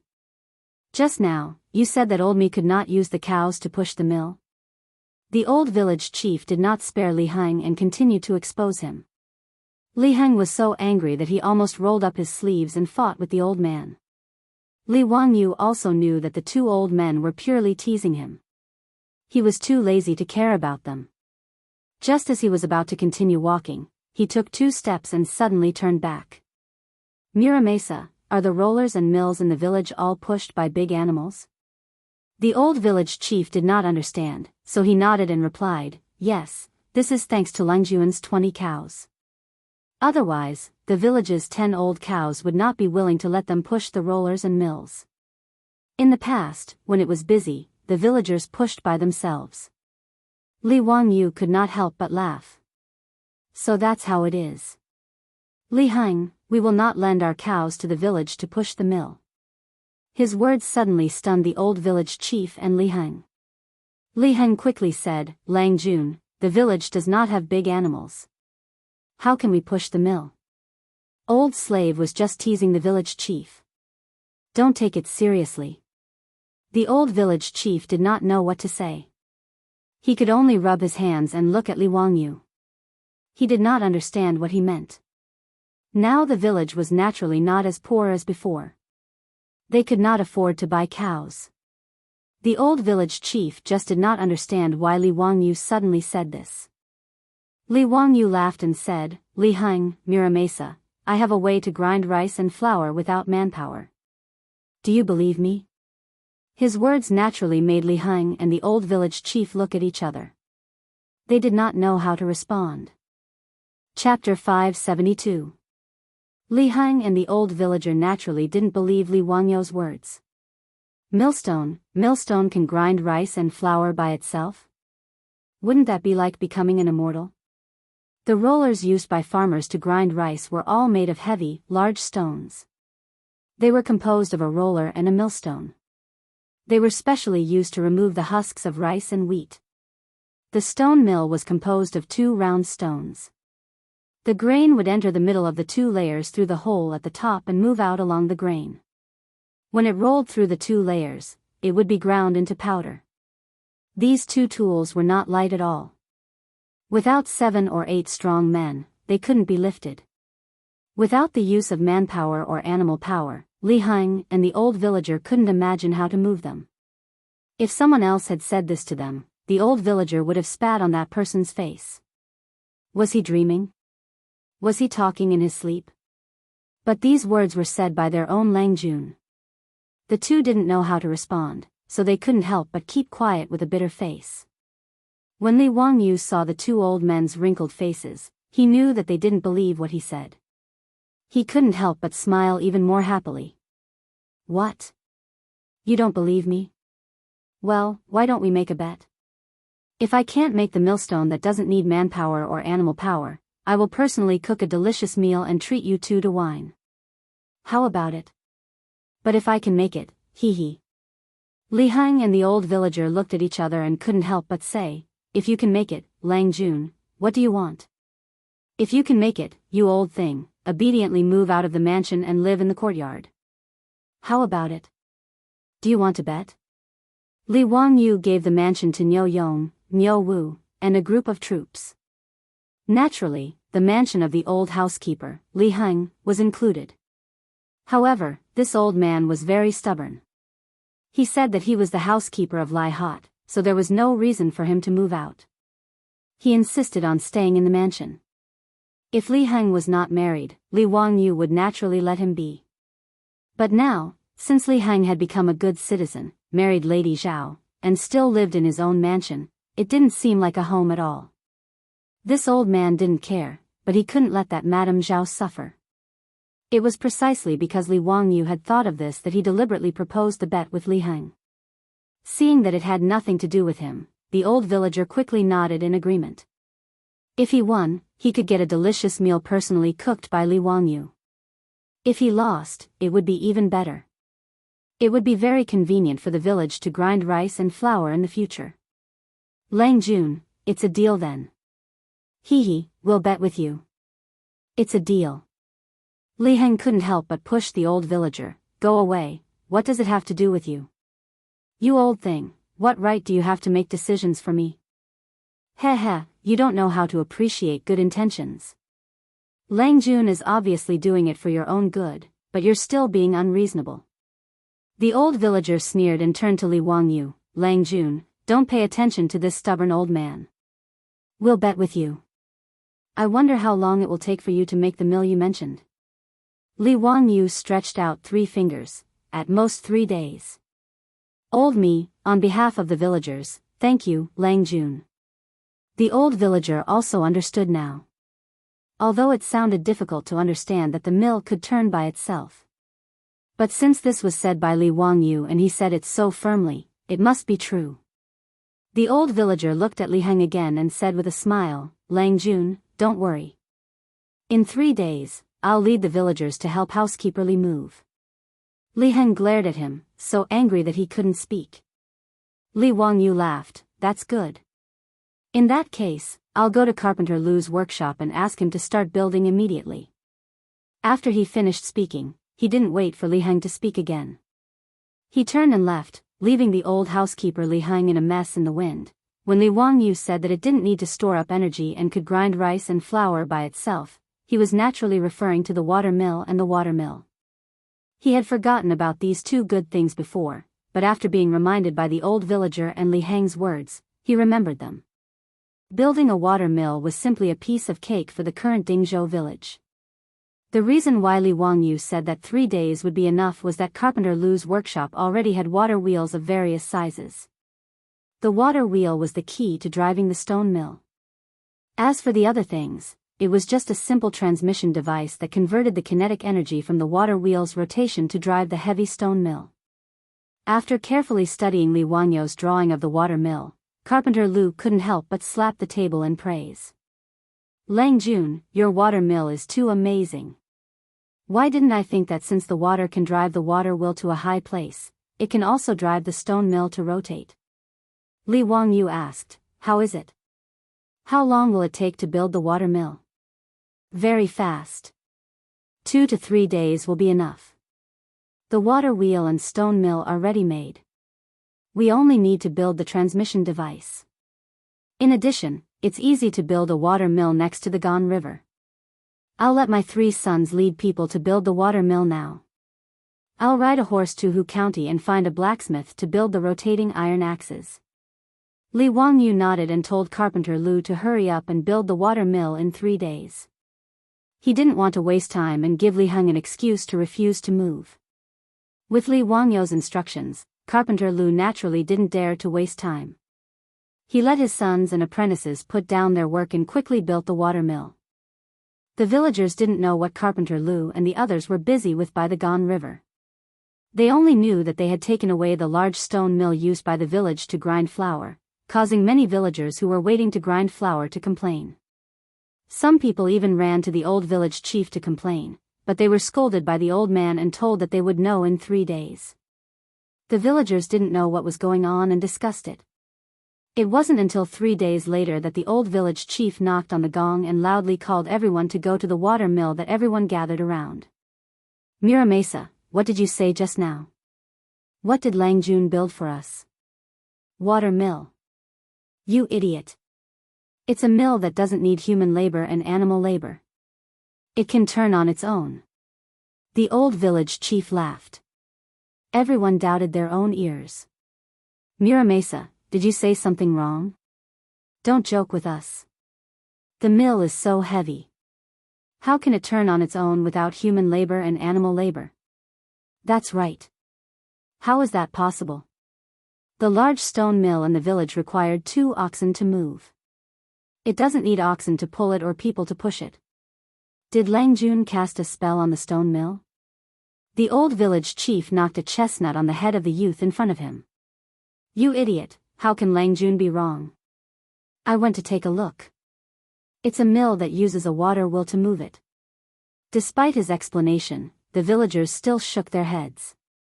It's good that the water wheel can carry water, but the stone mill is so heavy. How can the water wheel move it? That's right. The small stones by the river can't be washed away by the river. It takes 7 or 8 strong men to lift the stone mill. How can a water wheel move it?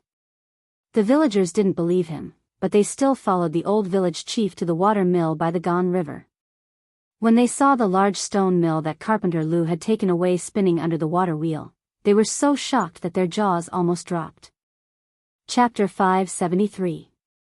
The water mill was installed with the stone mill that Carpenter Lu had dismantled from the village.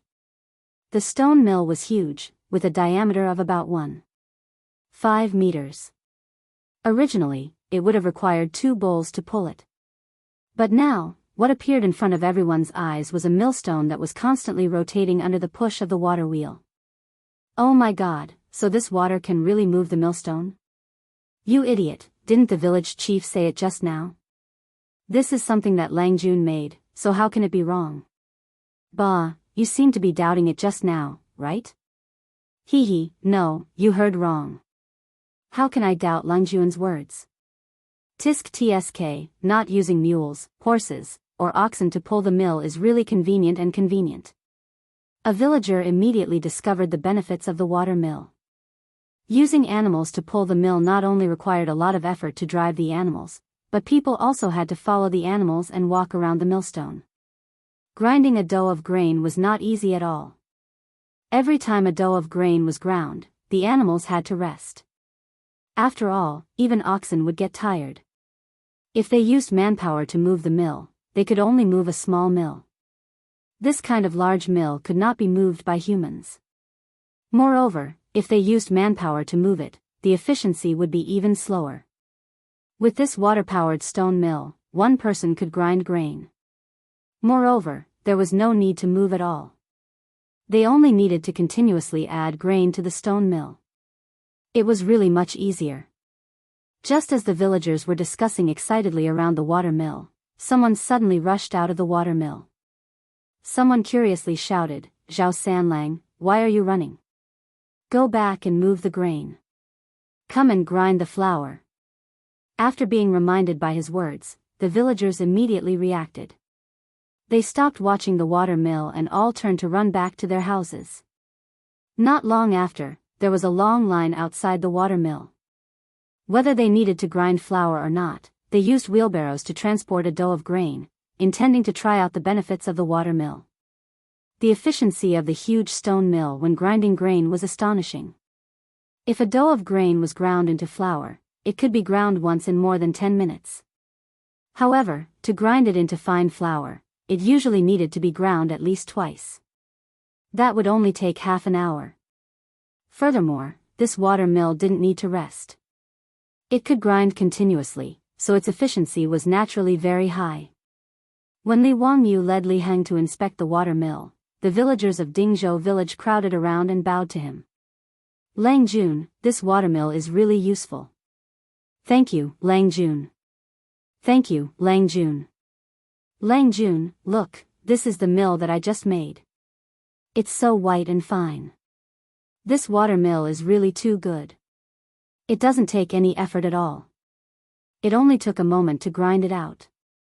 Zhao Sanlang, who ran the fastest, squeezed through the crowd and grabbed a handful of freshly ground flour as he spoke to Li Wangyu.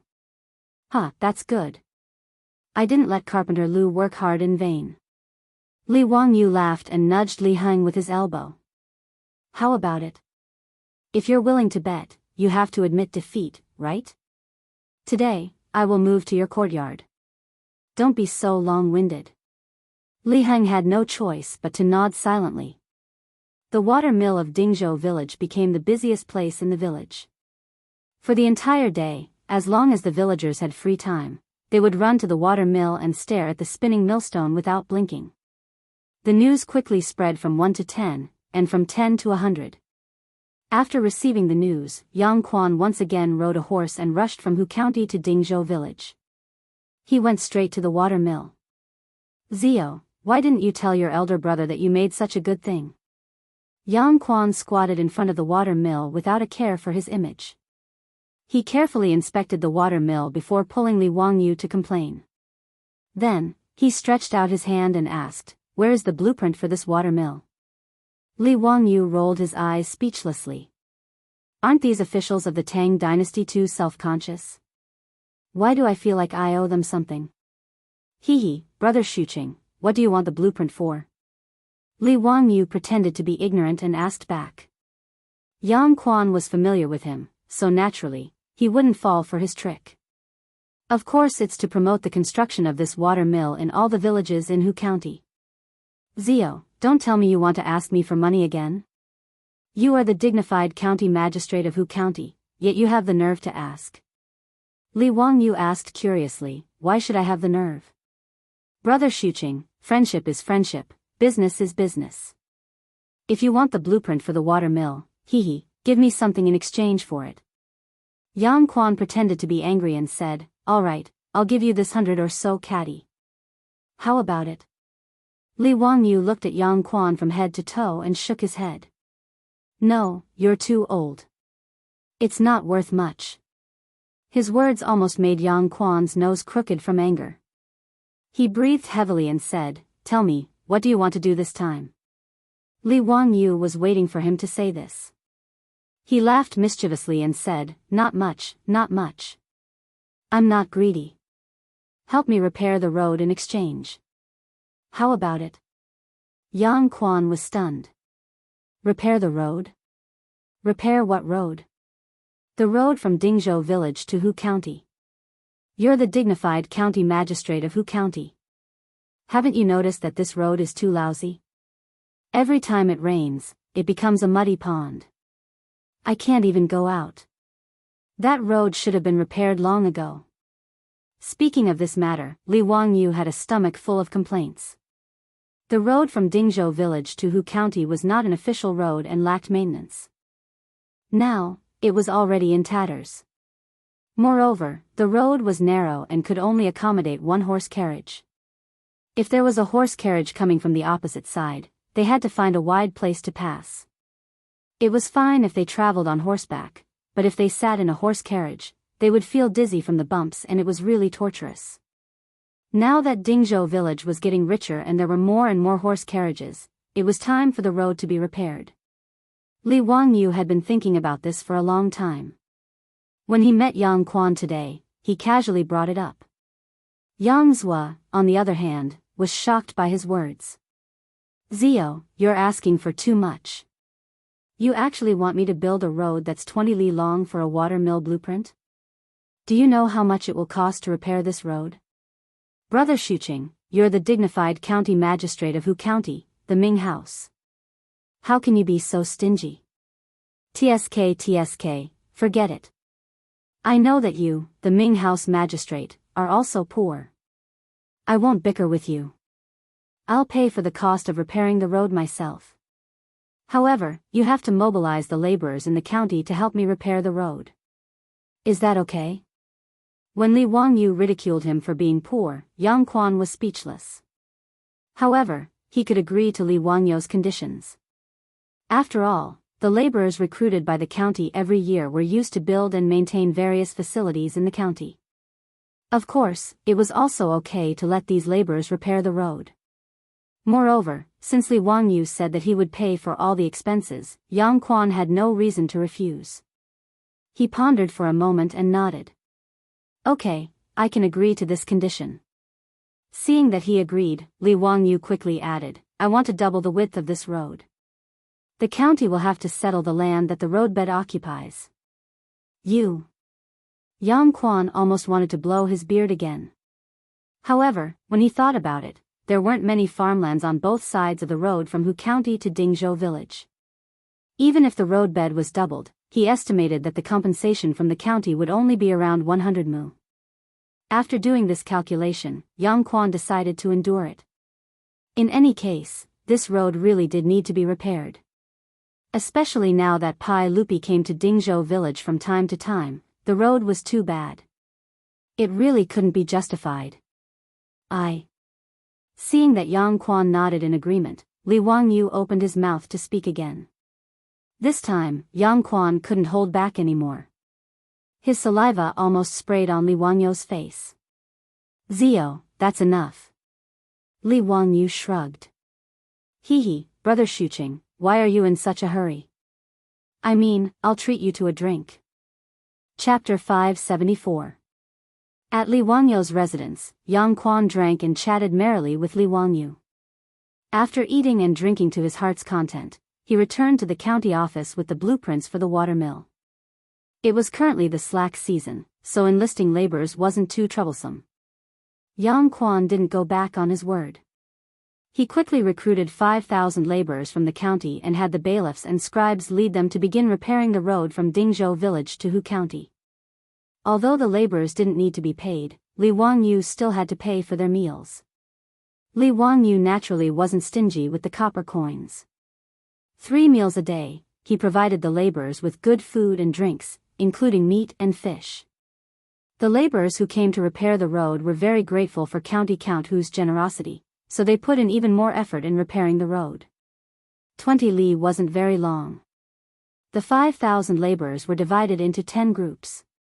Under the direction of the craftsmen sent by the county office, they started working in 10 different places. Each group of 500 people was responsible for repairing the road, and the distance was only 1 kilometer. In the Tang dynasty, the most physically exhausting part of building roads was tamping down the earth.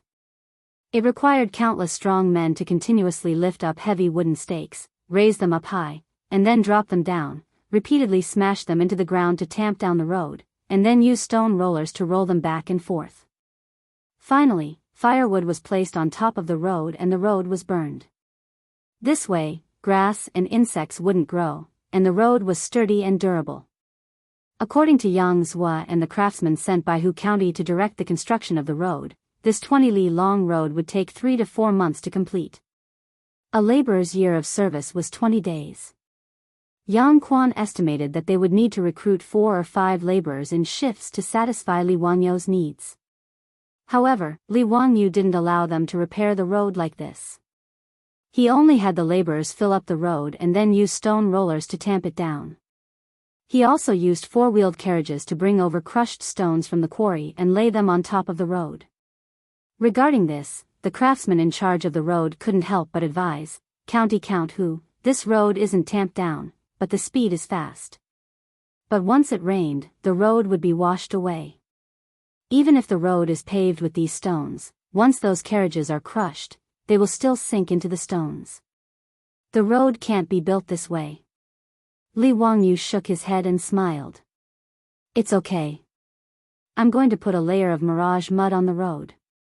Isn't that enough? What? Spreading mirage mud on the ground?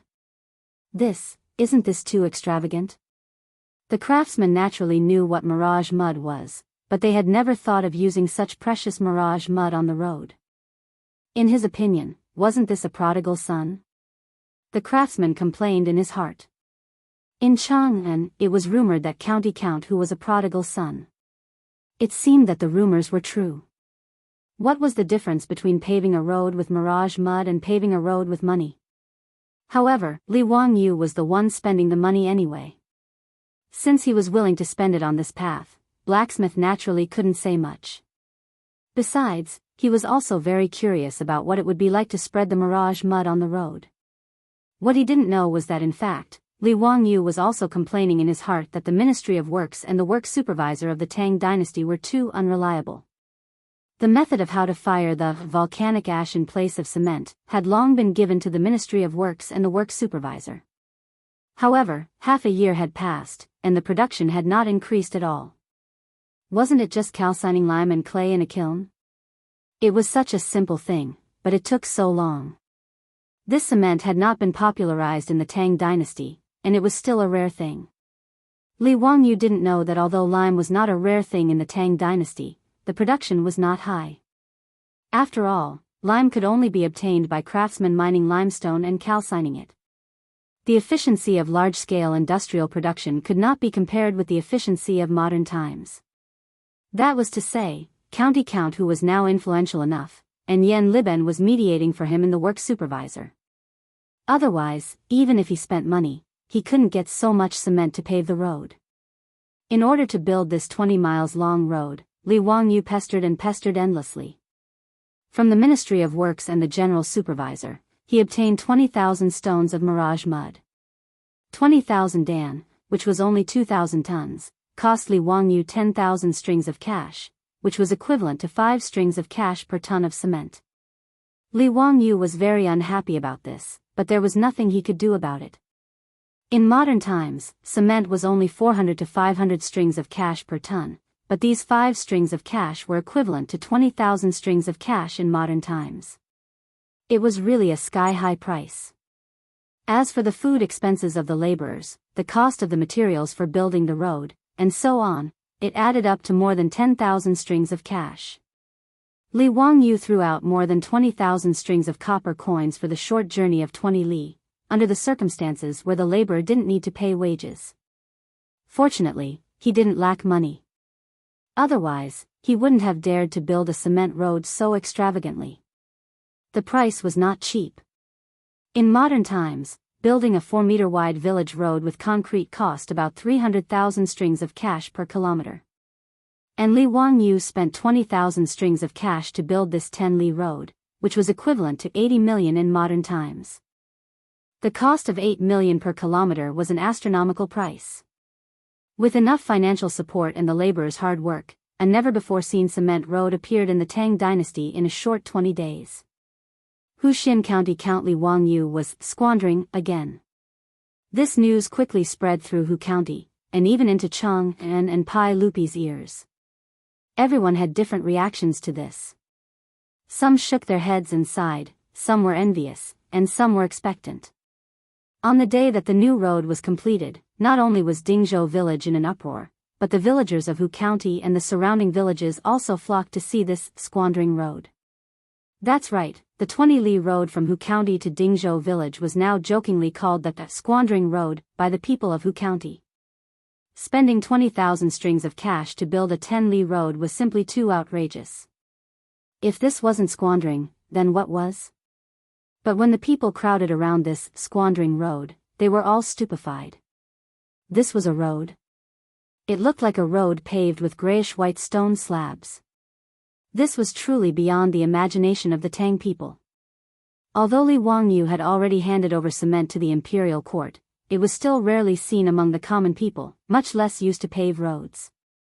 The common people had never seen a road paved with cement, and they had never imagined that it would look like this. An elderly man smashed his crutch on the cement road a few times in disbelief. Not only was there no dent, his hand went numb from the impact. This is an immortal art. This road is clearly paved with stone slabs. Great-grandfather, this is mirage mud. Do you know what mirage mud is? It was made by the Count of Hu County. After the mirage mud dries up, it becomes this kind of mud.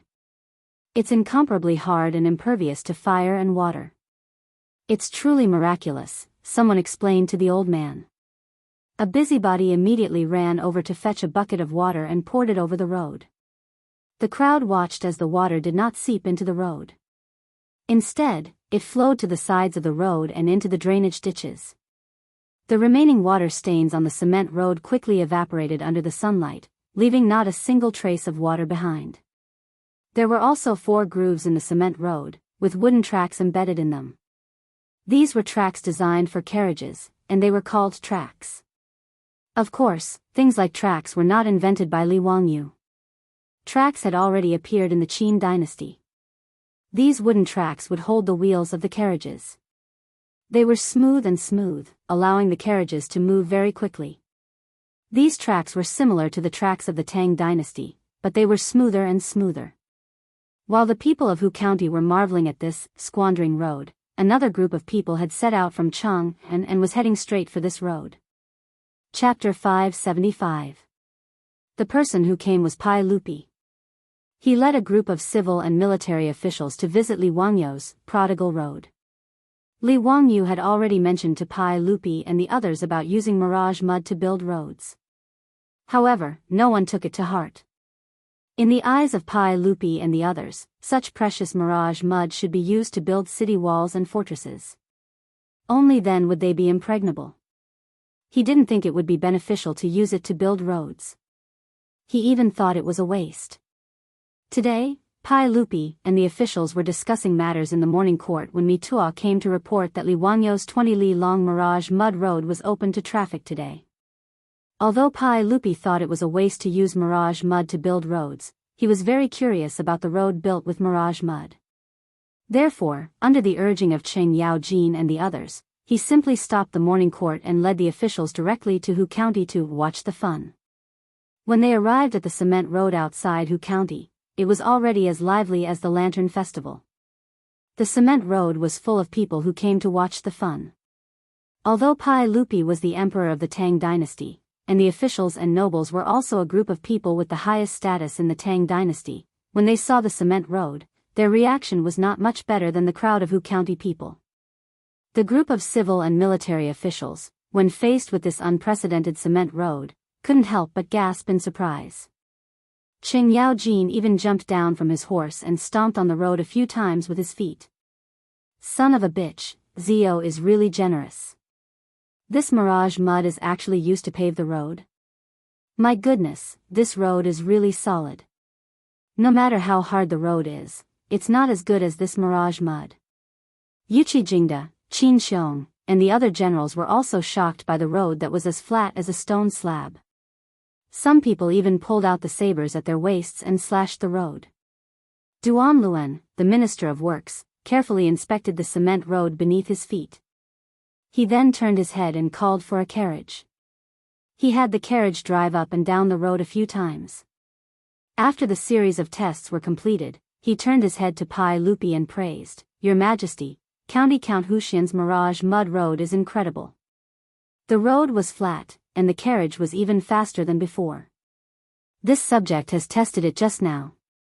Compared to the official road, the speed of the carriage can be increased by almost 10%, and it is very stable. Not only does it save on horsepower, the carriage can also carry more goods. Amazing. Pai Lupi nodded. When Ziyu said that this mirage mud could be used to pave the road, I didn't think so. But I didn't expect that the road paved with mirage mud would be so incredible. It was really beyond my expectations. Duan Qing, the production of the mirage mud needs to be increased as soon as possible. Duanluen smiled bitterly, "Your Majesty, I naturally know the benefits of the mirage mud, but the production of lime is limited. This subject has already ordered people to do their best to mine the limestone and burn it. The main reason is that the limestone mine is remote and inconvenient to transport." Li Wangyu, who had rushed over after receiving the news to welcome Pai Lupi and the others, heard Duanluen's words and couldn't help but be surprised. In his memories, China was an important source of limestone. Almost every province and city had limestone mines. In particular, Guangzhong Road, which was located in the modern Shaanxi province, had the largest limestone reserves in the country, close to 5 billion tons. Duanluen actually said that the limestone mine was remote and inconvenient to transport? Could it be that the limestone mines haven't been discovered yet? This was interesting. Li Wangyu rubbed his chin and felt that he could make a move. It seemed to be a good business.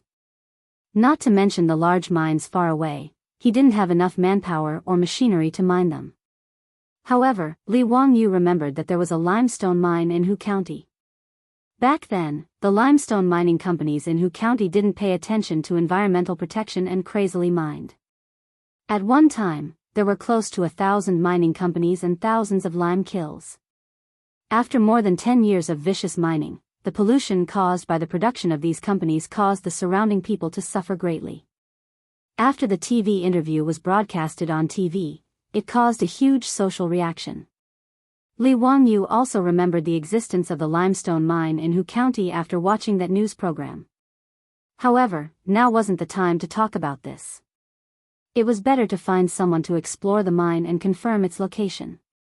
After Li Wangyu remembered this matter, he greeted Pai Lupi and the others and introduced them to the cement road. "Zio, I heard that you spent 20,000 strings of cash to build this road. Do you know what the people of Hu County call this road?" Li Wangyu laughed and said, "Hee, I know. It's the road of squandering. I think it's pretty good. Building a road and squandering is a good thing. If Yang Mingfu, Chui Ming House, and Lu Ming House are willing, I'm even willing to use my own money to build the road from Hu County to Cheng and into a mirage mud road like this. What does Uncle think?" His words moved Pai Lupi. The road from Hu County to Dingzhou village was only 20 li. Moreover, only Dingzhou village and the villages along the road would benefit from it. However, if they wanted to build the road from Hu County to Chang'an, it would be too valuable. As the southern gate of Chang'an, Hu County was an important connection to Izhou. Moreover, due to the high price of housing in Chang'an, many merchants set up their workshops in Hu County. Every day, countless carriages and caravans traveled between Hu County and Chang'an.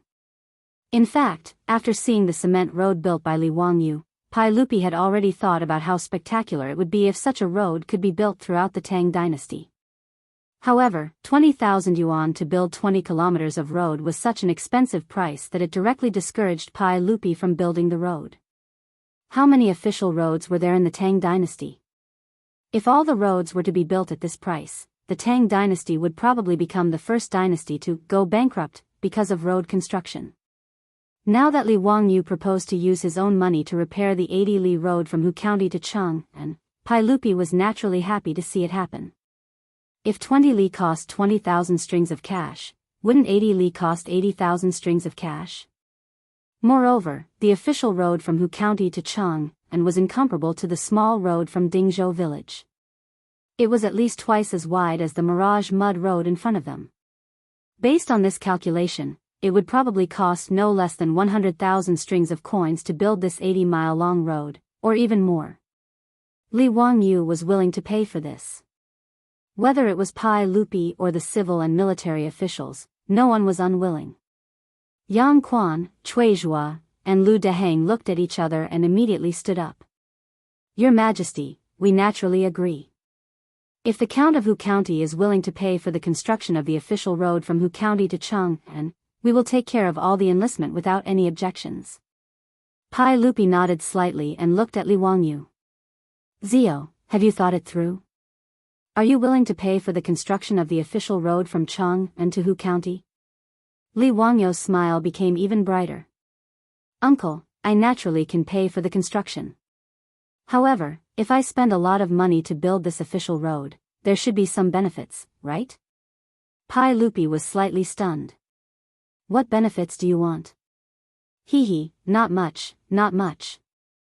I only want 100 copper coins. Chapter 576. Li Wangyu's words stunned Pai Lupi and the officials. They thought that there was something wrong with their ears. Only 100 copper coins? What the hell? What kind of condition was this? Li Wangyu calmly explained, Uncle, if I were to pay for the construction of this official road, the people would naturally be free to use it. However, shouldn't I pay a fee for the carriages of the merchants that come and go? Hee, 100 copper coins per carriage shouldn't be too much, right? His words made the officials and Pai Lupi even more confused. Many of them immediately began to silently calculate how much profit Li Wangyu could make by proposing this. At present, there were no less than 1,000 carriages going back and forth between Cheng'an and Hu County every day. 100 copper coins per carriage really wasn't much. When Li Wangyu ate breakfast with Niu Yong, Niu Wu, and the others at Chongren Square, he spent more than 100 copper coins. The officials secretly pondered. Was it a lot to pay 100 copper coins to travel on such a flat Mirage mud road? 1,000 carriages could collect 100 copper coins in a day. In a year, they could collect 30,000 strings of copper coins. Even if the road required 100,000 strings of copper coins, it would only take 3 years to recoup the investment. After that, it would be a net profit. The officials silently calculated in their hearts and suddenly realized that Li Wangyu wanted to build this road. The profits were too great. Wang Renyu, Jianghu Yuanshou, and the other influential figures looked at each other and stood up to express their opposition. Your Majesty, you can't do this. How can the official road become a private road and collect fees? County Count whose words are incorrect. Your Majesty, you can't do this. If the official road becomes a private road, what kind of scandal is this? If you want to collect 100 copper coins per journey for 80 li, Your Majesty, how is this different from highway robbery? Nowadays, there are no fees on the official road. That's right, Your Majesty. How can we let County Count who exploit the people like this? The private road they were talking about was a privately built road. In the Tang dynasty, privately built roads had already been charged for the passage of pedestrians. Pai Lupi was originally somewhat tempted, but after being persuaded by Wang Renyu and the others, he couldn't help but hesitate. Zio, 100 coins seems a little too much. Li Wangyu had a very reluctant expression on his face. Then what about 50 copper coins? Can I charge you 50 copper coins? Wang Renyu and the others naturally shook their heads. No, 50 coins is still too much. The common people have worked so hard. It's inappropriate to exploit them like this. In fact, they didn't care how much they charged. In short, they couldn't let Li Wangyu build this road to make money. Even Wang Renyu, Jianghu Yuanshou, and the others were already wondering if the counties where their families were located could use this method to build Mirage mud roads and then charge a fee. This seemed to be a good deal. Although the initial investment was huge, they could reap rich returns for many years. Li Wangyu could only shrug his shoulders in response to Wang Renyu and the other patriarch's objections. If that's the case, then forget it. The money in my residence doesn't grow on trees. I can't just throw it into the water and listen to the sound. In fact, Li Wangyu didn't really want to build the official road between Hu County and Chang'an. Before the production of cement in the Tang dynasty increased substantially and the price of cement lowered, the cost of building cement roads was too high. It was simply a thankless act. The purpose of his words just now was to plant a seed in Pai Lupi's heart. He wanted to let him know that building roads wasn't just a matter of losing money, but also had great potential. As the saying goes, if you want to be rich, you have to build roads first. This saying was absolutely correct. Li Wangyu felt that as long as he found the location of a lime mine in Hu County, the production of lime would naturally gradually increase. As the production of cement increased, wouldn't it be logical to use cement to build roads? He didn't think there was anything wrong with charging for road building. Although free things were good, seeing the profits would make the Tang dynasty pay attention to road building. As for charging 100 copper coins for 80 li of road, it was indeed too expensive. In Li Wangyu's view, charging 10 copper coins for every 200 li of cement highway was quite reasonable. On average, 1 copper coin per kilometer was equivalent to 8 or 9 times the highway charging standard of later generations. Once several cement highways were built in the Tang dynasty, the economy of the Tang dynasty would inevitably become more prosperous and the national power would become more prosperous. This was all foreseeable. However, this matter wasn't urgent. It was better to take it slowly. Pai Lupi didn't mention the road building anymore. He and the other officials were in high spirits. They carefully observed the Mirage mud road several times. They even pulled Xing Yaojin and the others to gallop back and forth on the 20 li of cement road several times. The iron horseshoes collided with the cement road, constantly producing crisp sounds of hooves. It was very pleasant to the ears. After Pai Lupi had his fill, he called the officials to return to Chang'an. Although he didn't say anything before leaving, it was obvious that Pai Lupi had remembered the cement road in his heart. For a long time after that, the Prodigal Road, built by Li Wangyu with a huge sum of money, became the favorite place of the people of Hu County. Every day, many busybodies would go there to watch the fun. It was called the Internet Celebrity Road. Even in Chang'an, many people would ride horses to see it. Some people even used stones to knock on the road to test if it was really as indestructible as the rumors said. Yang Quan was afraid that people would destroy the road, so he had no choice but to arrange for the yamen runners to maintain order on the cement road every day. After more than half a month, it wasn't until the middle of the 11th month of the second year of Zhenguan that the popularity of the Prodigal Road slowly dissipated. There were no longer many onlookers. Li Wangyu was living a carefree life now. He had already fiddled with the fireworks and was waiting for Pai Lupi's birthday to show them.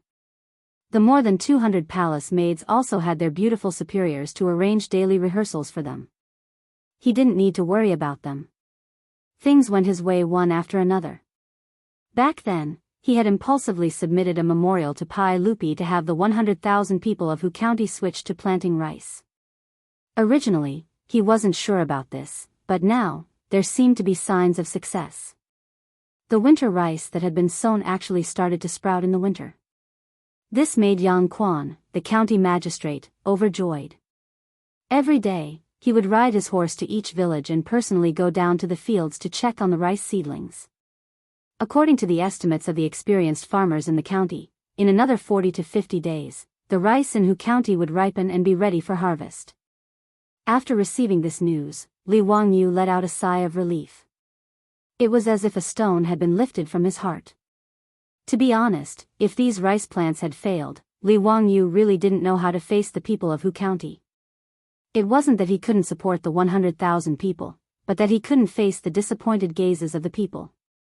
However, Li Wangyu's leisurely days didn't last long. The old immortal son Simiao came looking for him.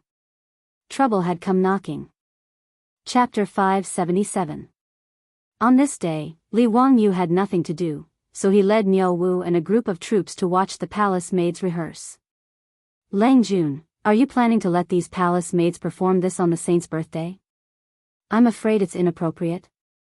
Niu Wu didn't even blink as he questioned Li Wangyu's decision. Li Wangyu kicked him in the butt angrily. Please wipe the saliva off the corner of your mouth before you say something more convincing. Niu Wu hurriedly wiped the corner of his mouth with his sleeve, but found nothing. Lang Jun, you're lying to me again. Where's the saliva? Humph, is that so? Then I'll have Xia Sanyang take a look and confirm whether or not you're drooling. The Xia Sanyang Li Wangyu mentioned was Niu Wu's beautiful palace-maid wife. These two wives of Niu Yong and Niu Wu were born in Taiji Palace. Not only were they good at singing and dancing, but they could also write and draw. In this era where illiterates were everywhere, they were already considered high-end elites. Their beautiful boss was getting busier and busier, so she naturally needed people to help her. Strictly speaking, Perrin and Aphrodite were still in the category of illiterates. Needless to say, Perrin was naturally illiterate. When she was with Li Wangyu, she learned a little. If it was according to the standards of the Tang dynasty, Perrin was actually literate because she could write her own name. In the Tang dynasty, it was recognized that those who could write their own name were not illiterates. As for Aphrodite, although she could speak fluent Chinese, she couldn't write. According to the standards of the Tang dynasty, she was a standard illiterate. Even if she had received excellent education in Byzantium, it was useless. Therefore, Perrin and Aphrodite were still bitterly learning to read from their beautiful boss. Niu Yong's wife, Su Qiao, Niu Wu's wife, Xia Sanyang, and the dozen or so palace maids who married into Dingzhou village were in high demand in the eyes of their beautiful boss. What was the most precious thing in the 17th century? Talents. In the eyes of her beautiful superior, this group of palace maids who could write and calculate were the talents of the Tang dynasty. Under her persuasion, all the palace maids abandoned their families and husbands, one after another. They no longer stayed in the courtyard to take care of their husbands and children. Instead, they followed their beautiful superior and worked for her. These dozen or so former palace maids were all regarded as capable assistants by their beautiful superiors. Many palace maids were even appointed by their beautiful superior as stewards of the carriage business and lingerie shop. They helped their beautiful superior to manage these businesses. Every day, just like their beautiful superior, they took the carriage to and fro between Chang'an and Dingzhou village every day. In the Tang dynasty, there were women who went out to work, but it was not the norm. How could this group of newly married old soldiers be willing to let their beautiful wives go out every day? Niu Yong, Niu Wu, and the old soldiers in the village complained about this. They even complained to Li Wangyu in private a few times. However, when they found that the monthly salary that their wives brought back was higher than theirs, these old soldiers could only shut up obediently. Moreover, this group of women now had the support of their beautiful superior.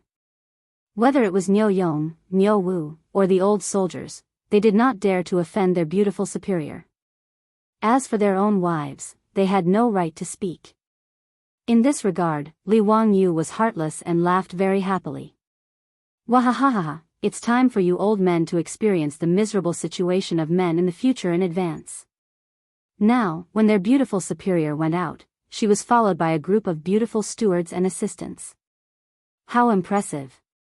As the 73 troops married palace maids again, Li Wangyu could foresee that the group of women around their beautiful superior would continue to grow.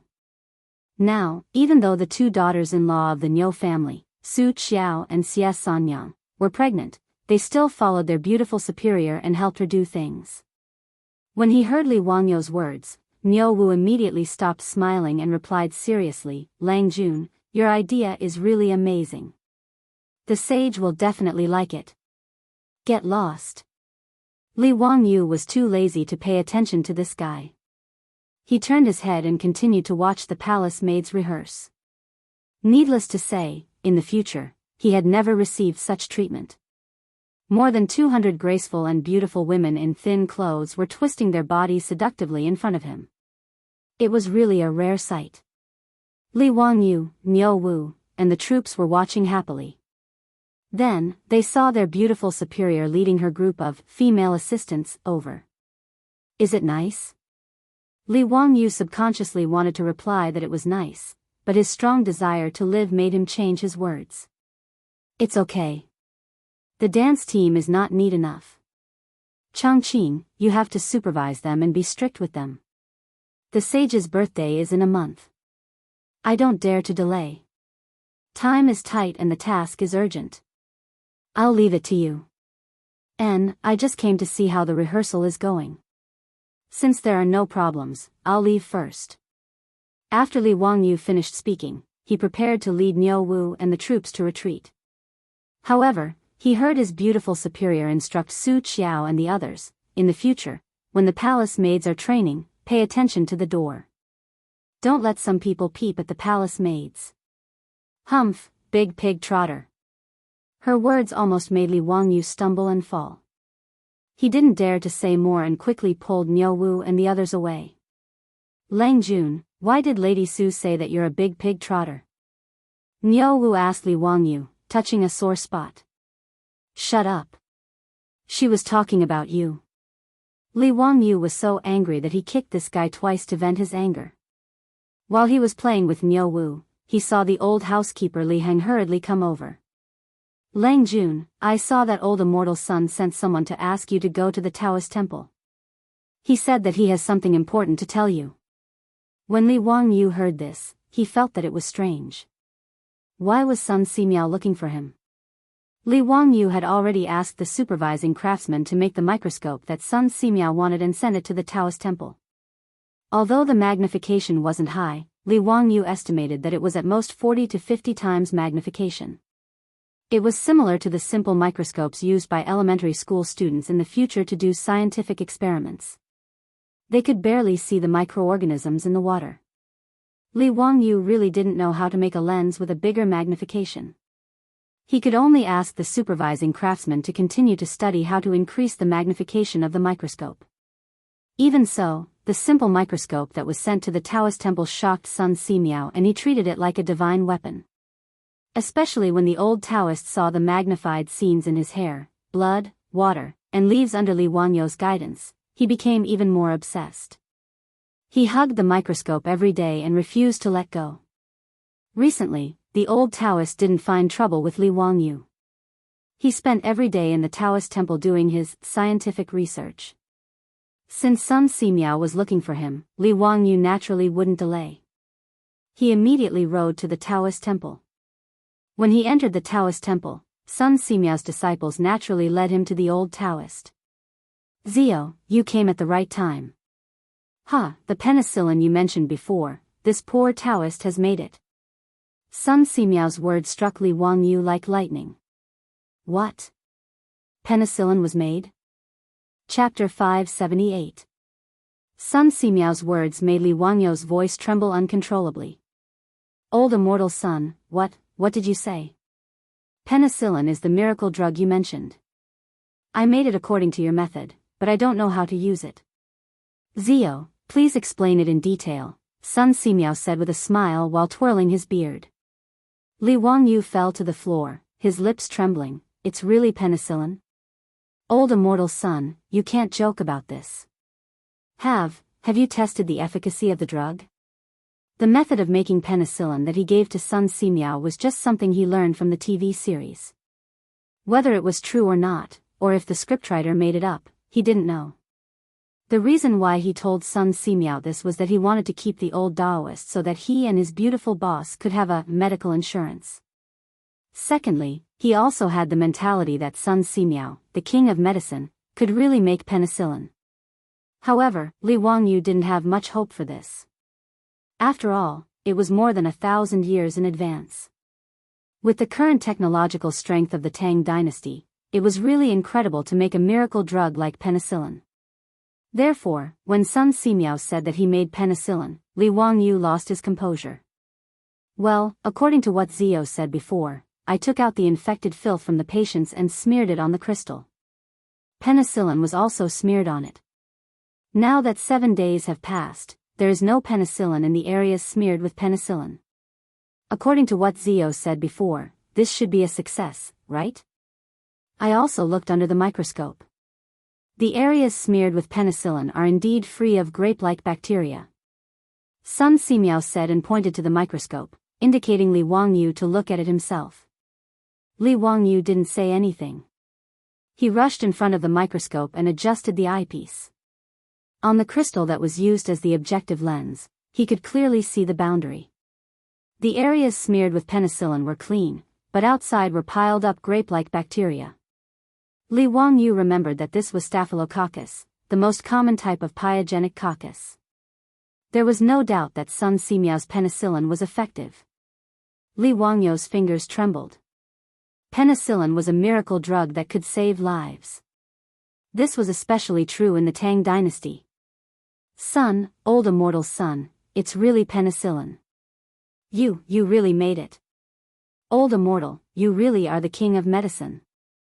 Li Wangyu was so excited that he even called out Sun Simiao's honorific title. Regarding this, Sun Simiao only twirled his beard and laughed heartily. Zio, you're exaggerating. I'm not some medicine king. Ziyu, please tell us how to use this penicillin. Injections. Li Wangyu answered matter-of-factly. Sun Simiao was puzzled. What is an injection? Li Wangyu was dumbfounded.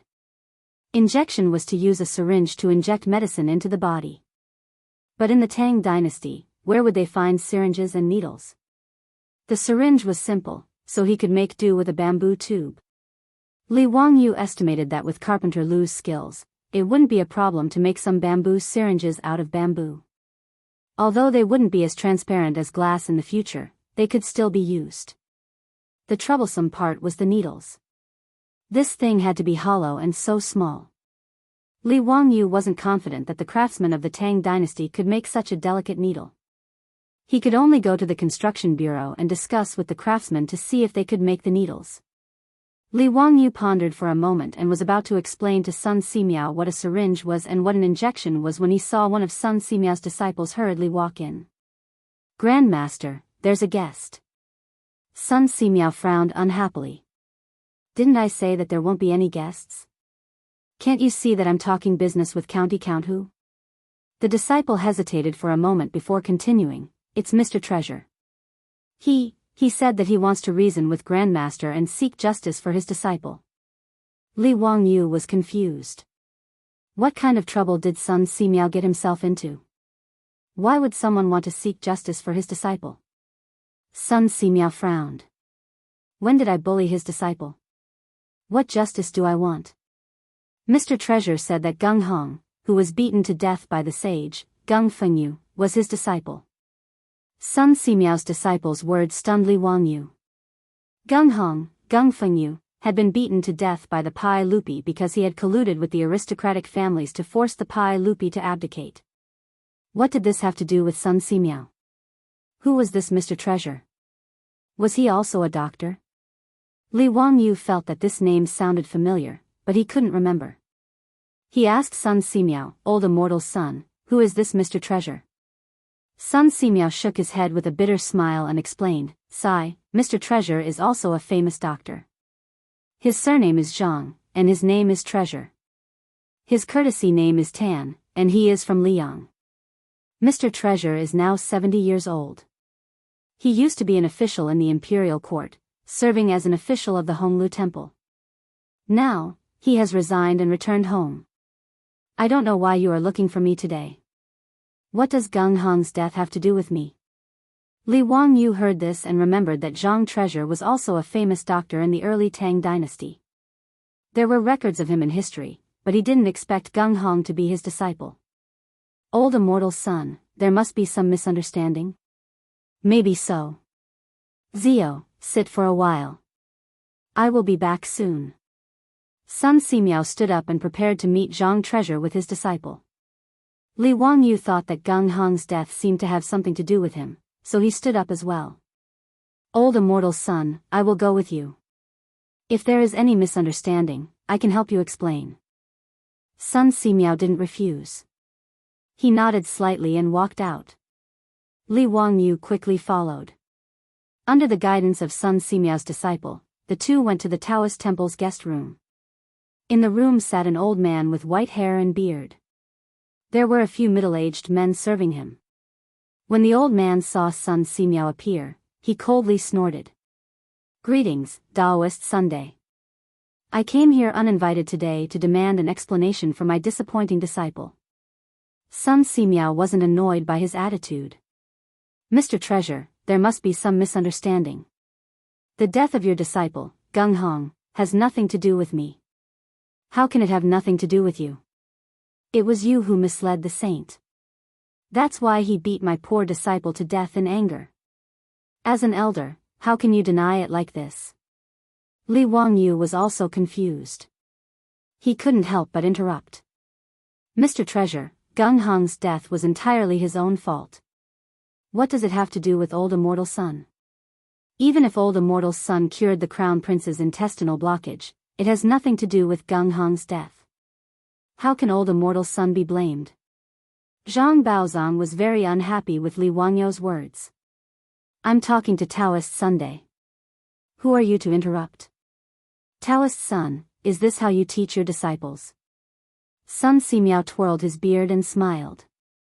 "Huh, I can't teach a disciple like County Count Hu." "Mr. Treasure, you have misunderstood. This is the founding County Count of County Count Hu, Li Wangyu." "Oh. You are Li Wangyu? That's great. I don't have to make another trip. Today, I want to talk to you."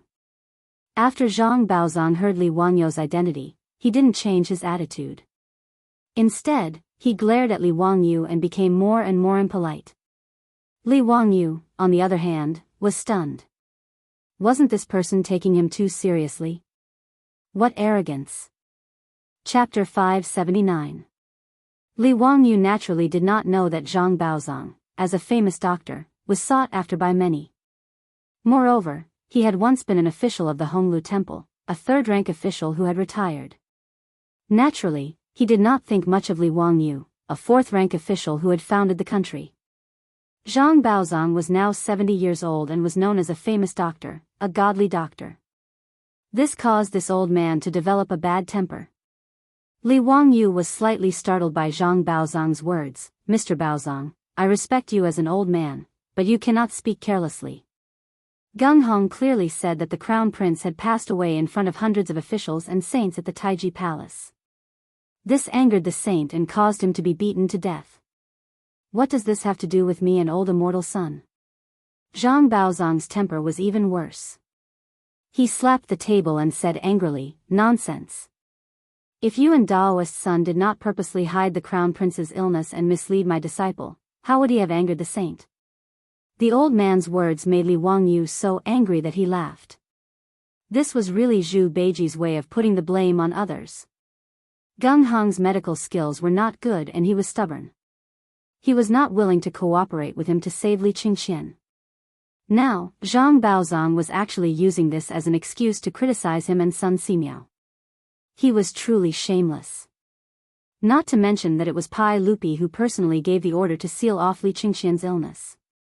Even if he purposely did not let Gung Hong know, so what? What obligation did he have to explain Li Qingxian's condition to Gung Hong, the imperial physician of the Shangyao Bureau? Who did this Zhang Baozong think his disciple was? Zhang Baozong was still unwilling to let it go. He pointed at Sun Simiao and impolitely criticized, "Daoist Sun, you only accidentally cured the Crown Prince's intestinal abscess. Why did you kill my disciple?" Sun Simiao was a monk and could not be bothered to argue with him. He only calmly cupped his hands and bowed. "Immeasurable deity, Mr. Baozong has misunderstood." "Misunderstood? What did I misunderstand?" "My disciple is the Daoist of the Medicine Bureau. It is his duty to treat the Crown Prince. Even if you have cured the Crown Prince, you should still inform him. Daoist Sun, do you dare to say that you didn't purposely conceal the method to cure the intestinal abscess and purposely seal the Crown Prince's illness so that my disciple, Gung Hong, would misjudge the Crown Prince's illness and ultimately cause my disciple's death?" Li Wangyu really didn't know what to say. Was this old man crazy? Should everyone in the world follow his wishes? Why didn't he just ascend to heaven? Li Wangyu wasn't going to be polite either. He flung his robe and stood up. "Since Mr. Treasure thinks so, then there's nothing more to say. If Mr. Treasure thinks that old immortal's son and I deliberately killed Gung Hong, you can go to the censorate to complain. You don't have to come here and show off your eloquence. Zhang Baozong was very old, and his temper was even worse. When he heard Li Wangyu's words, he was so angry that he stomped his feet. Young man, how could you not know how to respect your elders? Is this how you talk to this old man? Don't think that just because you're the founding uncle, you can be so unscrupulous. Li Wangyu ignored his clamor and turned to Sun Simiao. Old immortal's son, let's go. There's nothing to say to this kind of person. Sun Simiao nodded silently and turned to leave. Stop. This old man hasn't finished speaking. Zhang Baozong was even more angry and raised his voice. This old man must seek justice for my disciple. After you killed my disciple, everyone in Chang and city is saying that you, Daoist son, have better medical skills and are the best doctor in the world. And my Zhang family's medical skills are useless. This is simply outrageous. This old man wants to compete with you in medical skills, Daoist son, to prove my Zhang family's medical skills. Daoist son, do you dare to accept the challenge? When Li Wangyu heard his words, he somewhat understood in his heart. This Zhang Baozong didn't want to seek justice for his disciple, Gung Hong. He clearly felt that Gung Hong didn't cure Crown Prince Li Qingxian and was beaten to death, which made his Zhang family lose face. This was why he shamelessly ran back to Chang and city from his hometown, Liang City, to find trouble with Sun Simiao. In reality, he just wanted to make a name for himself. This Zhang Baozong was so old, but he still cared so much about fame. This made Li Wangyu a little surprised. However, Li Wangyu felt that he wanted to compete with Sun Simiao in medical skills. That was purely looking for trouble. Although Zhang Baozong was considered a famous doctor in the beginning of the Tang dynasty and had left his name in history, compared to the king of medicine, he was not just a little bit inferior. How could he compare? Li Wangyu couldn't help but laugh at Zhang Baozong's words. How can the light of a firefly compete with the brilliance of the sun and the moon? Old immortal son's medical skills are not something you, Mr. Baozong, can compare to. You're thinking well. If you lose, it's okay. If you win, you can spread the news everywhere. Make a name for your Zhang family. But what right does old immortal son have to compete with you in medical skills? Do you think it's honorable to win? You really don't know what you're talking about. Count who? You're also responsible for the death of my disciple, Gung Hong. This old man hasn't even argued with you. How dare you humiliate this old man like this? Humiliate? Ha! Li Wangyu was too lazy to say anything more. Sun Simiao naturally didn't want to say anything more. To him, a medical competition was extremely boring. If he had the time, he might as well experiment with the efficacy of penicillin. Immeasurable celestial venerable, Mr. Baozong, this is just a misunderstanding. Let's not talk about it anymore.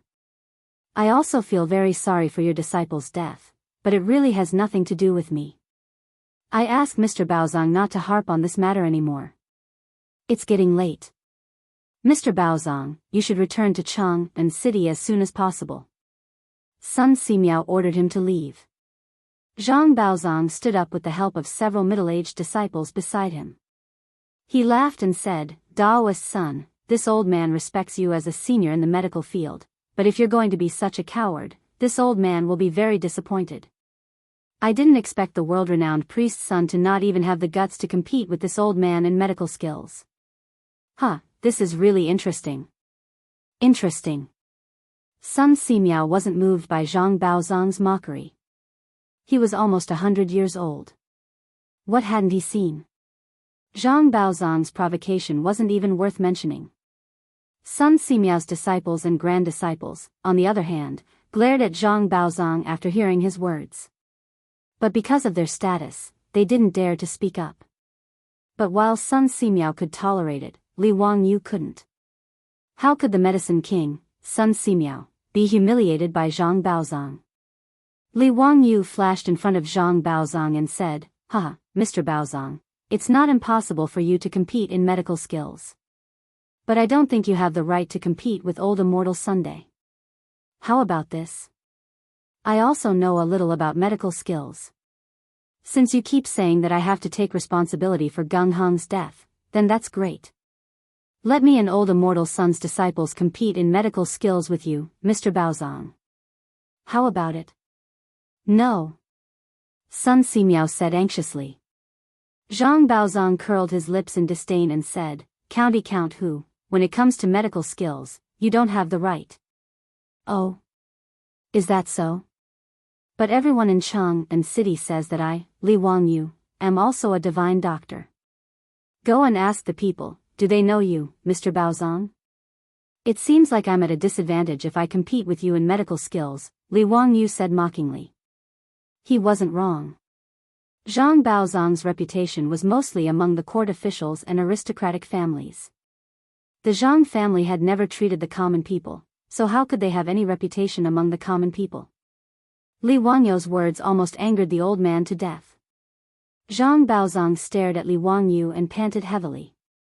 Chapter 580. Li Wangyu's words infuriated Zhang Baozong. Good, good. Since County Count Huxian says so, then this old man will compete with you first. I'll send someone to inform the patient. In 3 days, we'll take turns treating patients at the Imperial Physician Bureau. Whoever cures the most patients in 10 days wins. How about it? The Imperial Physician Bureau's Imperial Physician Medallion and Imperial Physician Deputy can bear witness. Li Wangyu naturally didn't object. He nodded with an expression that said, as long as you're happy. Sun Simiao became anxious and tried to dissuade him. Zio, why bother? This competition is meaningless. Don't fight with Mr. Baozong. Mr. Baozong, your disciple's death was a misunderstanding. It has nothing to do with me and Mr. Baozong. Let's just drop the matter of the competition. Zhang Baozong shook his head. No. Since Mr. Baozong wants to compete with me, how can I drop the matter? Li Wangyu also smiled and comforted Sun Simiao. Old immortal Sun, I'll accept this. There's no need to worry. Sun Simiao saw that the two sides were determined to compete and could only sigh. Zhang Baozong turned to Li Wangyu and said, since it's a competition of medical skills, there needs to be a prize. If I lose, I'll immediately scram back to Liang and never treat patients again. I wonder what prize Mr. Baozong will offer if you lose. Li Wangyu looked at him indifferently. Mr. Baozong, what do you want? Why don't you just say it? Mr. Baozong, if you lose, have Lu Xinwei resign from his position as Imperial Physician of the Shangyao Bureau and recommend my disciple for the position.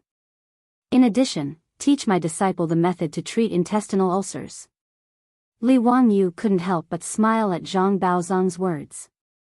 All right, no problem. However, since you want Brother Xinwei's position, I'll compete with Mr. Baozong with him. I'm sure Mr. Baozong won't mind, right? As you wish. Zhang Baozong didn't seem to mind. Zhang Baozong naturally knew about Sun Simiao's disciple, Lu Xinwei. Although his medical skills weren't bad, Zhang Baozong believed that he could crush him in the art of medicine. Chinese medicine was extensive and profound, and it relied on the accumulation of experience. Especially in the Tang dynasty, Chinese medicine did not have a strong theoretical system. Most of the time, doctors still relied on their own years of experience. This was also known as experimental medicine. Zhang Baozong was 70 years old this year. He had seen patients all his life, so his medical experience was naturally rich. Moreover, he was from a medical family.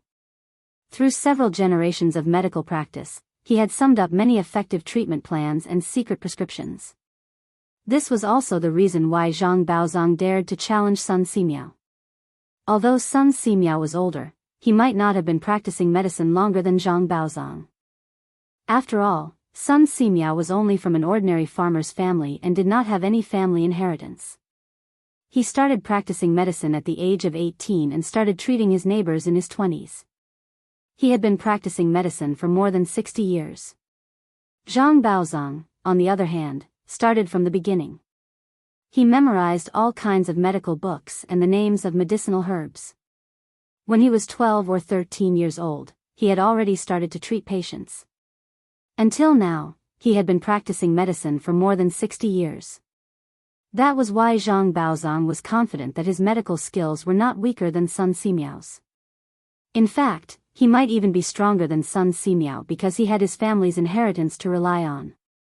As for Lu Shenwei, although he was the imperial physician of the medicine bureau, he was only in his 40s and had only been practicing medicine for less than 10 years. As for Li Wangyu, Zhang Baozong did not place him in his heart. Even if the rumors were amazing, and even if Li Wangyu started learning medicine in his mother's womb, Zhang Baozong did not feel that Li Wangyu had any profound medical skills. Actually, Zhang Baozong wasn't wrong about this. Li Wangyu naturally didn't know any medical skills. The reason why he dared to challenge Zhang Baozong was because he was relying on surgery, alcohol, and penicillin. If it wasn't for Sun Simiao coming up with penicillin, Li Wangyu would have no choice but to keep his mouth shut and ignore Zhang Baozong.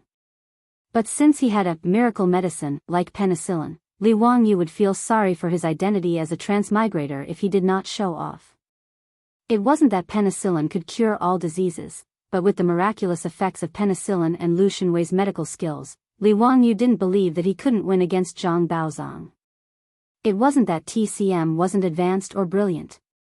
At least in this era, TCM was far more advanced than any other medicine in the world.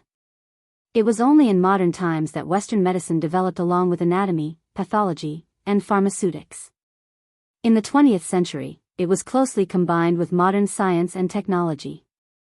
With the birth of systematic medicine, it developed into modern medicine. Even so, TCM didn't disappear. On the contrary, it continued to develop after introducing modern medical concepts. From this, one could see the greatness of Chinese civilization. As the saying went, TCM treated the root and Western medicine treated the symptoms. Naturally, TCM had its own unique points. But penicillin was a modern medicine that could directly destroy the cell walls of bacteria. Its effects weren't something that Tang dynasty medicine could compare to. After all, the Tang people didn't even know what bacteria were. It was unrealistic to expect TCM to be able to quickly kill bacteria and reduce inflammation. Li Wangyu's eyes darted around before he said, "But if that's all there is to this competition, then it's meaningless. Why don't we increase the stakes? If Brother Shenwei and I lose, I'll kowtow to Mr. Baozong in front of all the officials and give you 10,000 taels of gold as compensation. But if Mr. Baozong loses..." His conditions naturally made Zhang Baozong raise his eyebrows. Whether it was 10,000 taels of gold or Li Wangyu kowtowing in front of everyone, it was very tempting to him. Zhang Baozong subconsciously asked, "What if I lose?" "Hee, if Mr. Baozong loses, you'll kowtow to old Immortal's son and take him as your master. You'll serve old Immortal's son in the Xianwei temple. How about it? Mr. Baozong, do you dare to make a bet?" Li Wangyu's words made Zhang Baozong's teeth ache. He was already 70 years old and had countless disciples and grand disciples behind him. Asking him to take Sun Simiao as his master? He couldn't bring himself to do that. Seeing Zhang Baozong remain silent for a long time, Li Wangyu couldn't help but chuckle. What? Does Mr. Baozong not have the confidence to win against Brother Shenwei and me? If that's the case, then let's just forget about this medical competition. County Count Hu, you don't need to use words to provoke me. I've lived for more than 70 years and have walked more bridges than you have roads. It's not up to a junior like you to tell me what to do. Since County Count Hu insists on giving this old man tens of thousands of taels of gold, how could this old man not agree? All right, we'll do as County Count Hu says. If I lose, I'll take Daoist's son as my master. Seeing that Zhang Baozong had actually agreed to his conditions, Li Wangyu's smile grew even wider. That's good. Then let's write down the terms of the bet so that no one will regret it in the future. That's how it should be. County Count Hu, you should prepare the gold early. Zhang Baozong didn't back down. Under Sun Simiao's witness, both sides wrote down the terms of the bet, signed their signatures, and slapped their palms together to swear an oath. They agreed to compete in the Imperial Medical Department in Chang, and 3 days later. Chapter 581. After Zhang Baozong left, supported by several disciples, Sun Simiao couldn't help but frown as he looked at Li Wangyu.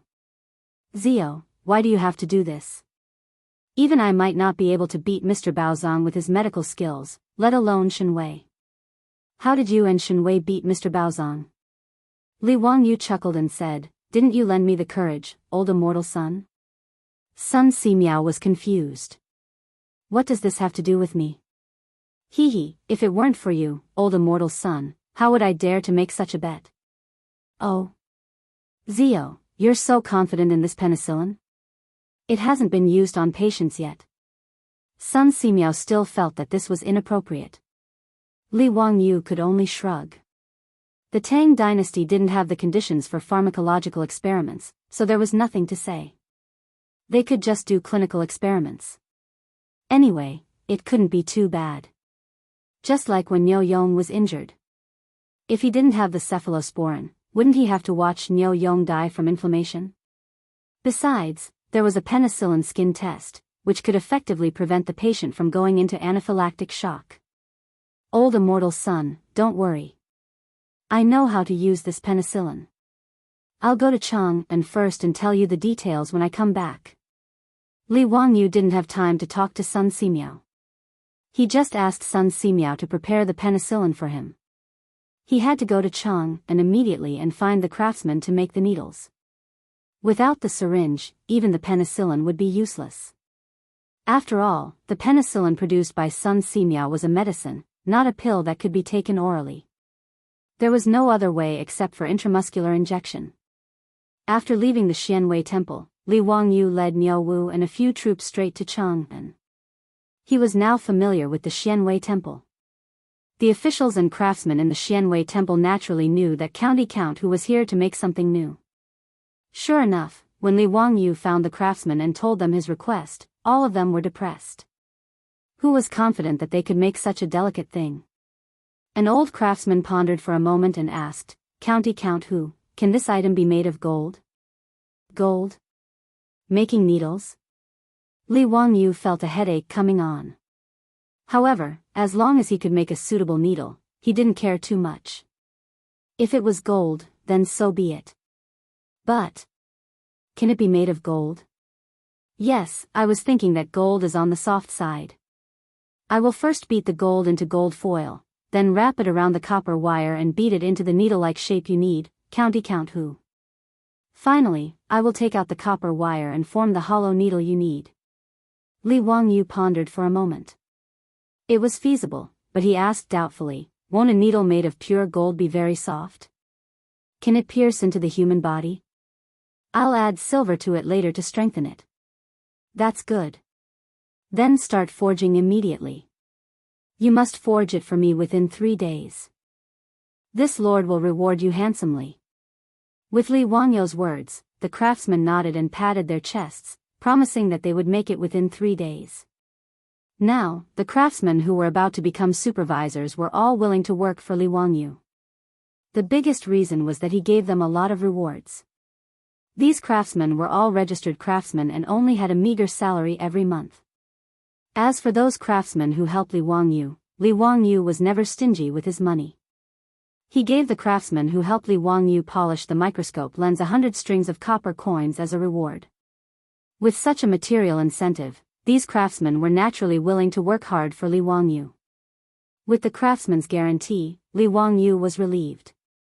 He ran to the Shangyao bureau and found Lu Shenwei, informing him of today's matter. When Lu Shenwei heard Zhang Baozong speak to his master in such a manner, he was so angry that he stomped his feet and scolded Zhang Baozong for being disrespectful. Zio, I will do my best in the competition with that old thief. I won't let my master be humiliated. Lu Shenwei said and then looked at Li Wangyu with some worry. However, Zio, you are still a bit rash. You shouldn't have made such a bet with that old thief. If you lose, it doesn't matter if I become the imperial physician of the Shangyao Bureau or not.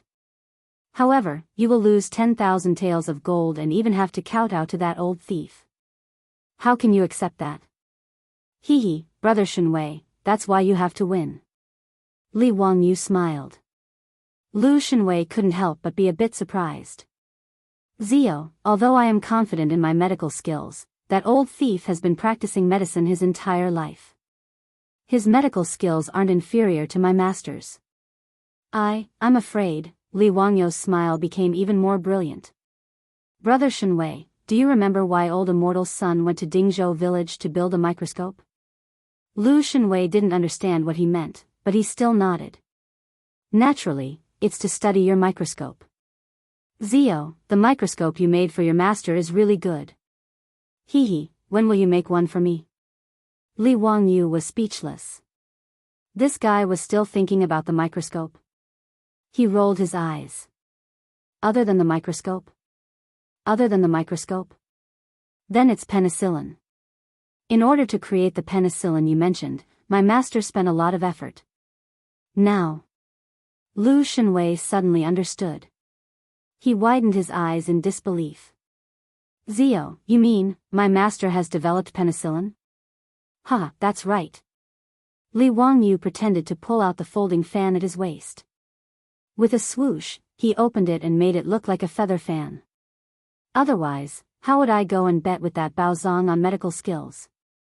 It's not like you don't know my skills. How would I know any medical skills? Hehe, however, with this penicillin and Brother Shenwei's medical skills, that Baozong will definitely suffer a great loss. Lu Shenwei nodded excitedly. If that penicillin really has the effect you mentioned, then that old thief, Zhang Baozong, will definitely suffer. He suddenly thought of something and looked at Li Wangyu in confusion. Zio, why do you want that old thief to become the master's disciple if he loses? Wouldn't that be letting that old thief off easy? Hehe, I have my own reasons for this. Anyway, it's not a bad thing. Moreover, although this Zhang Baozong is a little narrow-minded, his medical skills are quite good. If he becomes the master of old immortal's son, it won't be a disgrace to him. The reason why Li Wangyu proposed the condition of becoming Sun Simiao's disciple to Zhang Baozong was naturally not to humiliate him. Instead, it was because he had his eyes on Zhang Baozong's disciples. Every time Li Wangyu saw Niu Yang's single arm and the old soldiers in Dingzhou village who were crippled, he felt his heart ache. Since ancient times, the so-called military doctors in Wuxia were unreliable existences. More than half of the old soldiers' disabilities were caused by quacks. However, Li Wangyu knew that Pai Lupi would continue to send soldiers to the outside world in the future. He could not stop this, nor could he stop it. Therefore, he wanted to do something for the soldiers who were fighting for the Tang dynasty. Surgery, alcohol, and penicillin were all good medical skills and medicines that could save the lives of countless soldiers. However, no matter how good the medical skills and medicines were, they still needed people to carry them out. The Tang dynasty was not like the modern era where there were enough medical personnel. Therefore, besides thinking about Sun Simiao's disciples, Li Wangyu also thought about Zhang Baozong's disciples. As long as Zhang Baozong kowtowed and became his disciple, wouldn't his disciples and grand-disciples all be brought in by Li Wangyu? However, Li Wangyu naturally would not tell Lu Shenwei about this. Lu Shenwei did not think too much about it. After confirming that he would compete with Zhang Baozong 3 days later, he simply took a leave of absence from the Shanyao bureau and ran back to Dingzhou village with Li Wangyu to consult his master, Sun Simiao, and sharpen his spear before the battle. 3 days passed quickly, and the day of the duel had arrived. Chapter 582. The Imperial Medical Department of the Tang Dynasty was not only a hospital that treated the officials, but it was also the earliest and largest medical school in the history of the world. It had both medical treatment and teaching. During the Tang Dynasty, the Imperial Medical Department had more than 300 teachers and students. The head of the Imperial Medical Department was the Imperial Medical Officer, and the deputy was the Imperial Medical Assistant. Under them were the doctors, teaching assistants, teachers, and workers. The Imperial Medical Department had 2 departments, medicine and pharmacy. Under the medical department, there were 4 departments, medicine, acupuncture, massage, and curses. The medicine department naturally taught medical skills. Needless to say, acupuncture and massage were taught, and massage techniques were taught. What made Li Wangyu the most speechless was the curses department. Only a ghost would know what curses were used for. What was even more unexpected was that even the king of medicine, Sun Simiao, actually thought that the forbidden spell, the body of the forbidden spell, is mysterious, and it is unreasonable to talk about it in detail. Therefore, it cannot be deduced. But if it is executed according to the method, the effect will be shown. Well, who asked the medicine king Sun Simiao to be a Daoist? It was reasonable for him to believe in these supernatural things. However, Li Wangyu swore that if he ever got sick in the future, and anyone tried to cure him with some bullshit curse, he would definitely throw that person out. After the Imperial Medical Department's Imperial Medical Officer received Zhang Baozong's notice, he was ecstatic and immediately expressed his full cooperation. His only request was to allow the medical department's teachers and students to watch the competition between Zhang Baozong, Li Wangyu, and Lu Shenwei. Zhang Baozong naturally nodded in agreement. He originally wanted to come to Chang'an City to rebuild the Zhang family's medical reputation and eliminate the negative influence brought by his disciple, Gung Hong. As for Li Wangyu and Lu Shenwei, they naturally did not have any reason to refuse. On the day of the competition, the close to 200 teachers and students of the Imperial Physician Department had already left the Imperial Physician Department early to welcome the arrival of Zhang Baozong, Li Wangyu, and Lu Shenwei. Li Wangyu and Lu Shenwei led Niu Wu and a group of troops to the Taichung Temple's Imperial Physician Bureau. When they saw this scene, Li Wangyu couldn't help but be stunned.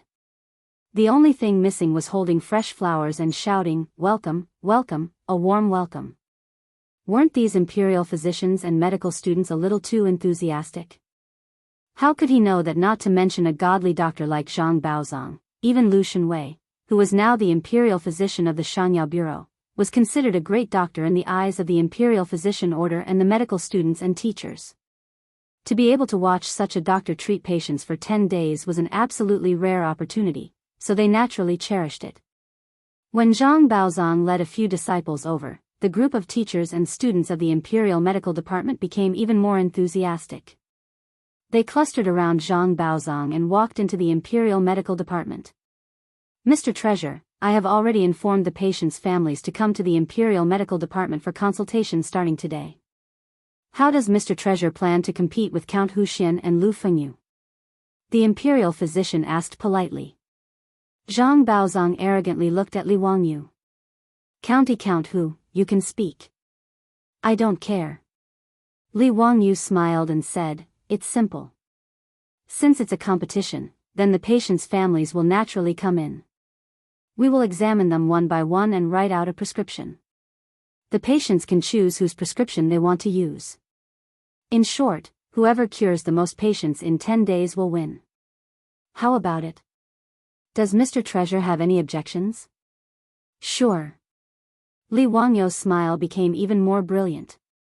"Since it's like this, then let's begin. Mr. Treasure is the elder. As the saying goes, the elder goes first, and the younger comes later. Mr. Treasure will examine the patients first, and Brother Shenwei and I will examine them later." Zhang Baozong naturally had no objections.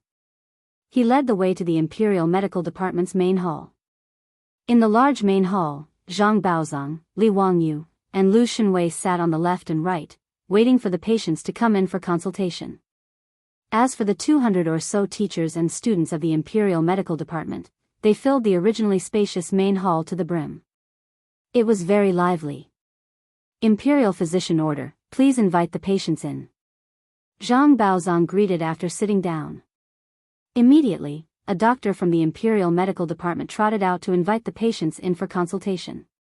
Li Wangyu found it very interesting that the medical students of the Imperial Medical Department were called doctors. These patients were all notified in advance by the Imperial Medical Department to come for consultation today. Most of them were patients who came to the Imperial Medical Department to seek treatment and medicine, but the Imperial Medical Department was helpless to treat them. The Imperial Medical Department was not open to the citizens of Chang'an City. Those who could come for consultation were the officials of the Imperial Court and their relatives, the generals of the Imperial Army, and the officials of the Yamen. The first patient was invited in by a doctor from the Imperial Medical Department. It was a lieutenant of the Right Imperial Army. The lieutenant's face was ashen. After bowing to Zhang Baozong, he sat in front of a few tables. Zhang Baozong extended 2 fingers and placed them on the lieutenant's pulse. However, his brows quickly furrowed. He asked about the lieutenant's condition and shook his head helplessly in the end. Sigh, this is a dirty disease. There's no medicine that can cure this disease. This old man wants to help, but there's nothing I can do. Zhang Baozong's words made the surrounding teachers and students of the Imperial Medical Department shake their heads. Seeking prostitutes was the synonym for visiting prostitutes in ancient times. Sexually transmitted diseases in ancient times were also collectively known as prostitutes. It was rumored that Hua Tuo could cure this disease. It was even rumored that Hua Tuo could revive those who have fallen off. This was impossible. Unless Hua Tuo was a doctor from the future and used cloning technology to achieve this. In short, other than the legendary Hua Tuo who could cure prostitutes, there was no medicine that could cure this disease in ancient times. In fact, the lieutenant had already sought out various doctors. Whether it was the Imperial Medical Department or the Luyin medical workers in the streets, he had received the same answer. Today, he had also heard that Zhang Baozong was coming to the Imperial Medical Department to treat patients. Thus, he came to give it a try with a sliver of hope. Hearing Zhang Baozong's words, the lieutenant's face became even more ashen. He stood up silently, bowed to Zhang Baozong, and prepared to leave. Wait, Lieutenant, why don't you come to Lu Fengyu for treatment? When Li Wangyu saw that the lieutenant was about to leave, he hurriedly called out to him. When the lieutenant heard this, he couldn't help but reveal a pleasantly surprised expression. May I ask if Lu Fengyu can cure this disease? Before Li Wangyu and Lu Shenwei could speak, Zhang Baozong couldn't help but sneer. This old man has practiced medicine for more than 60 years, but I've never heard of this disease being cured. County Count, why do you have to be so stubborn and let this patient's family have hope and then be disappointed? This isn't something the School of Medicine does. Zhang Baozong's words made the Imperial Medical Department's Imperial Physician Order, as well as the teachers and students, nod inwardly. They felt that he was right. As the School of Medicine, a wise man once said, as long as one is a doctor, one must be gentle and elegant by nature, humble and courteous by action, gentle by action, not arrogant and not pretentious. Since they knew that this disease couldn't be cured, they naturally shouldn't let the patient's family have hope and then be disappointed. This was truly immoral. However, Li Wangyu chuckled and said, Sir Baozong, if you can't cure it, how do you know that Lu Fengyu can't? Don't make a fool of yourself because the disease is small, and don't shrink back because the disease is serious. When Sir Baozong heard that it was a disease of the School of Medicine, he shook his head and sighed. This isn't something the School of Medicine does either. His words left Zhang Baozong speechless. He could only coldly snort. County Count Hu, you have a sharp tongue. This old man wants to see how you and Lu Fengyu will cure this disease of the School of Medicine. Chapter 583. In response to Zhang Baozong's words, Li Wangyu was too lazy to even lift his eyelids. He waved his hand at the military officer. The military officer held on to a trace of hope as he walked towards Li Wangyu and Lu Shenwei. He bowed and said, Lu Fengyu, please diagnose me.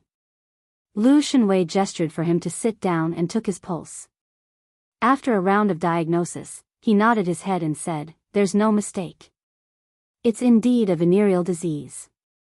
Lu Shenwei's words made the military officer's face turn even uglier. He silently stood up and cupped his hands towards the two of them before preparing to leave. Li Wangyu asked curiously, where are you going? Are you not going to treat this disease? What? County Count Hu, what did you just say? The military officer, who was just about to leave, was stunned by Li Wangyu's words. He turned his head in disbelief and asked, My disease can still be treated? Yes. Li Wangyu nodded his head with certainty. Wasn't it just venereal disease? There was no syphilis in China in this era. It was probably gonorrhea, and penicillin was the cure. Li Wangyu was even secretly delighted. What a coincidence. He had encountered such a good start. Venereal disease was an incurable disease in ancient times, but an antibiotic like penicillin was the cure for it. Even Lu Xunwei was taken aback by his words. He moved closer to Li Wangyou's ear and whispered, "Zio, you're not joking? Can penicillin really cure venereal disease?" "Brother Xunwei, don't worry. Naturally, it can. I guarantee it." When Lu Xunwei heard this, his face also lit up with joy. However, Li Wangyou's words had caused an uproar in the Imperial Physician Department's hall. Over 200 teachers and students of the Imperial Physician Department were all whispering to each other as they discussed spiritedly. "Doctor, may I ask if there's any precedent for what County Count who said about curing venereal disease?" "Sigh, apart from the rumors of divine physician Hua Tuo's medical skills, I've never heard of anyone curing venereal disease." County Count Hu's words. The doctor didn't continue speaking, but he kept shaking his head to show his attitude. He clearly didn't believe Li Wangyou. "That's right. We've also read many medical books, but have we ever heard of this flower being able to cure anything? I'm afraid that County Count Hu's words aren't true. Even Mr. Treasure said that flower willow could not be cured. Could it be that Lu Fengyu's medical skills are better than Mr. Treasure's? It's hard to say. Could it be that Lu Fengyu has the 15 lost secret prescriptions of Hua Tuo? Lu Fengyu's teacher is Sun Simiao, Sun Daoist. But it's not impossible." The words of the Imperial Medical Department's teachers and students naturally entered the ears of the lieutenant, causing the pleasant surprise that had just appeared on his face to suddenly freeze. Zhang Baozong was so agitated by Li Wangyou's words that he stood up abruptly. Ridiculous. It was ridiculous. How could such a disease be cured? County Count Hu, how dare you speak such nonsense? His words caused the lieutenant to lose his soul. He turned around and was about to leave. Li Wangyou completely ignored the questioning voices of the crowd. He pretended that he hadn't heard Zhang Baozong's words. He smiled at the lieutenant, revealing 8 spotlessly white teeth. "If this lord says it can be cured, then it can be cured. Do you believe what they say and prepare to go back and wait for death, or do you prepare to have Lu Fengyu treat you? Choose for yourself." The lieutenant naturally didn't believe Li Wangyou's words. But who would be willing to wait for death? Even if there was only a 1% chance, he still hoped that his illness could be cured. The lieutenant directly knelt down in front of Lu Xunwei and Li Wangyou. I'll treat it. Lu Fengyu, please treat me." Li Wangyou laughed loudly. "No need to be so courteous. Get up. Lu Fengyu can treat you right now." Yes. "Lu Fengyu, please give me medicine and write a prescription for me." Li Wangyou waved his hand. "There's no need to take medicine. A few injections will be enough." The lieutenant and everyone in the Imperial Medical Department were dumbfounded. A few injections? What did that mean? Could it be acupuncture? Could this be used to treat a willow disease? Zhang Baozong's face was filled with disdain. Preposterous. Acupuncture can treat a willow disease? That's nonsense. Imperial Medical Officer, you're also a medical student. Have you heard of this before? The Imperial Medical Officer slowly shook his head. This kind of thing, even in ancient books and legends, had never been heard of. It was rumored that Hua Tuo could treat a willow disease. He had 15 secret prescriptions, but it wasn't something that could be cured with acupuncture. Under everyone's astonished gaze, they saw Lu Xunwei take out a bamboo tube and put a golden needle on it. "Come, let's do a skin test first. Let's see if you can get an injection."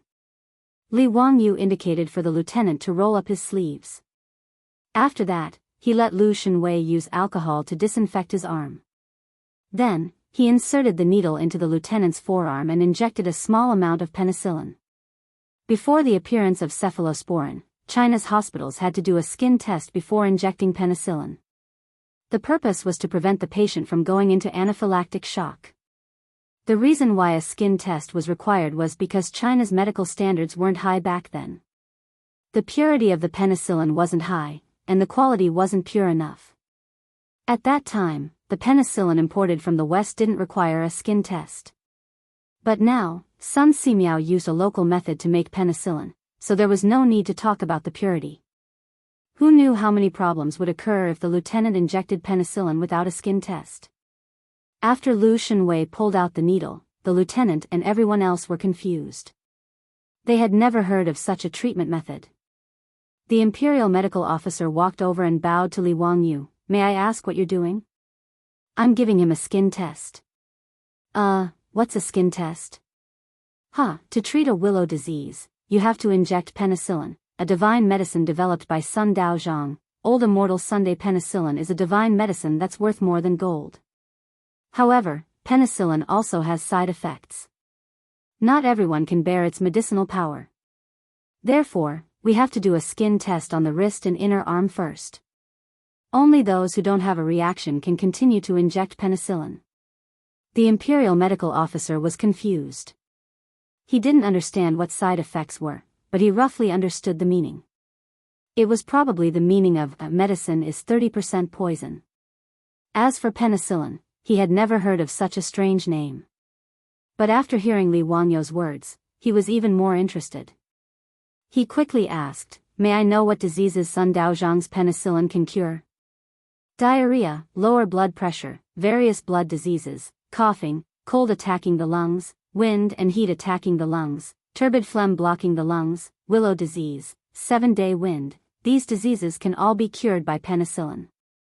Li Wangyu recited a lot of diseases, which made the imperial medical officer and everyone else dumbfounded. The diseases he mentioned were pneumonia, septicemia, and the like in the Tang dynasty. In order to know the names of these diseases, he asked Lu Shenwei for a long time before he finally understood the names of the diseases in the Tang dynasty. As for why he knew that these diseases could be cured, wasn't it because of the box of cephalosporin that was already eaten by his beautiful superior? Although the cephalosporin was eaten, he didn't throw away the packaging and instructions. The effects of penicillin and cephalosporin were roughly the same. He confirmed the diseases that penicillin could cure according to the instructions of cephalosporin. Li Wangyu's words made more than 200 teachers and students of the Imperial Medical Department look at each other in dismay. They didn't know what to say. If penicillin could cure so many diseases, it was really a divine medicine. It should be worth more than gold. But could such a medicine really exist? Could this be a miraculous elixir bestowed by the gods? Chapter 584. Actually, in the Tang dynasty, giving patients a skin test was also a risky thing to do.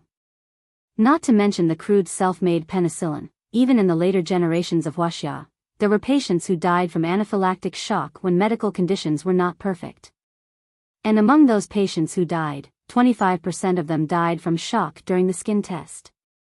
Of course, compared to the patients saved by penicillin, this side effect was negligible.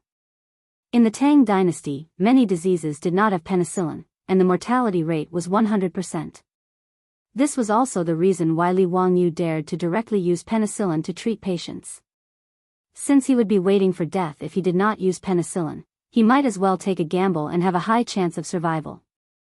After giving the lieutenant the skin test, Li Wangyu was also a bit nervous. This was the first time penicillin was used, and no one knew what would happen. Although anaphylactic shock or even death were rare, it was a small probability event. But if it really happened, there was nothing they could do, and they could only watch the lieutenant die. After all, if the patient in the later generations went into anaphylactic shock, they could be injected with epinephrine for emergency treatment. But in the Tang dynasty, there was no such thing as epinephrine. If something really happened, there was nothing they could do, and they could only watch. Fortunately, after a quarter of an hour, there was no reaction at the inner part of the lieutenant's arm where the skin test was carried out. This meant that the skin test was negative, and the injection could be carried out. If there was a bulge, red flush, or lump, it was a positive reaction, and the injection of penicillin could not be carried out. Li Wangyu carefully looked at the lieutenant's arm and nodded to Lu Shenwei. "Brother Shenwei, it's negative, and the injection can be carried out." He had already taught Lu Shenwei the common knowledge of injecting penicillin. Lu Shenwei nodded and took out the bamboo syringe again, preparing to inject the drug. Come here, take off your pants, reveal your buttocks, and sit sideways on this stool. Lu Shenwei's words made the lieutenant dumbfounded. Was he really treating a patient? He even thought that there were some homosexual men in the military. Although he was not a homosexual, he had a rough idea. Hearing Lu Shenwei's words, the lieutenant not only did he not untie his pants, he even tightened his grip on his pants and looked at Lu Shenwei with vigilance. Lu Fengyu, I have to take off my pants to treat a patient? Not only the lieutenant, but also the 200 teachers and students of the Imperial Medical Department in the hall were dumbfounded, and Zhang Baozong was also confused. To treat a patient to take off his pants? Who had seen such a thing? But even if Lu Fengyu was gay, he wouldn't go so far as to display it in front of these 200 people, right? Lu Shenwei still hadn't realized what the captain and everyone else's gazes meant. Seeing the captain dilly-dallying, he impatiently shouted, "Hurry up, what are you dawdling for? Do you still want to treat the patient?" Lu Shenwei, Lu, Shenwei, to Shenwei, Lu, Shenwei, Lu, Shenwei, Lu, Shenwei. Lu Shenwei, Lu, Shenwei,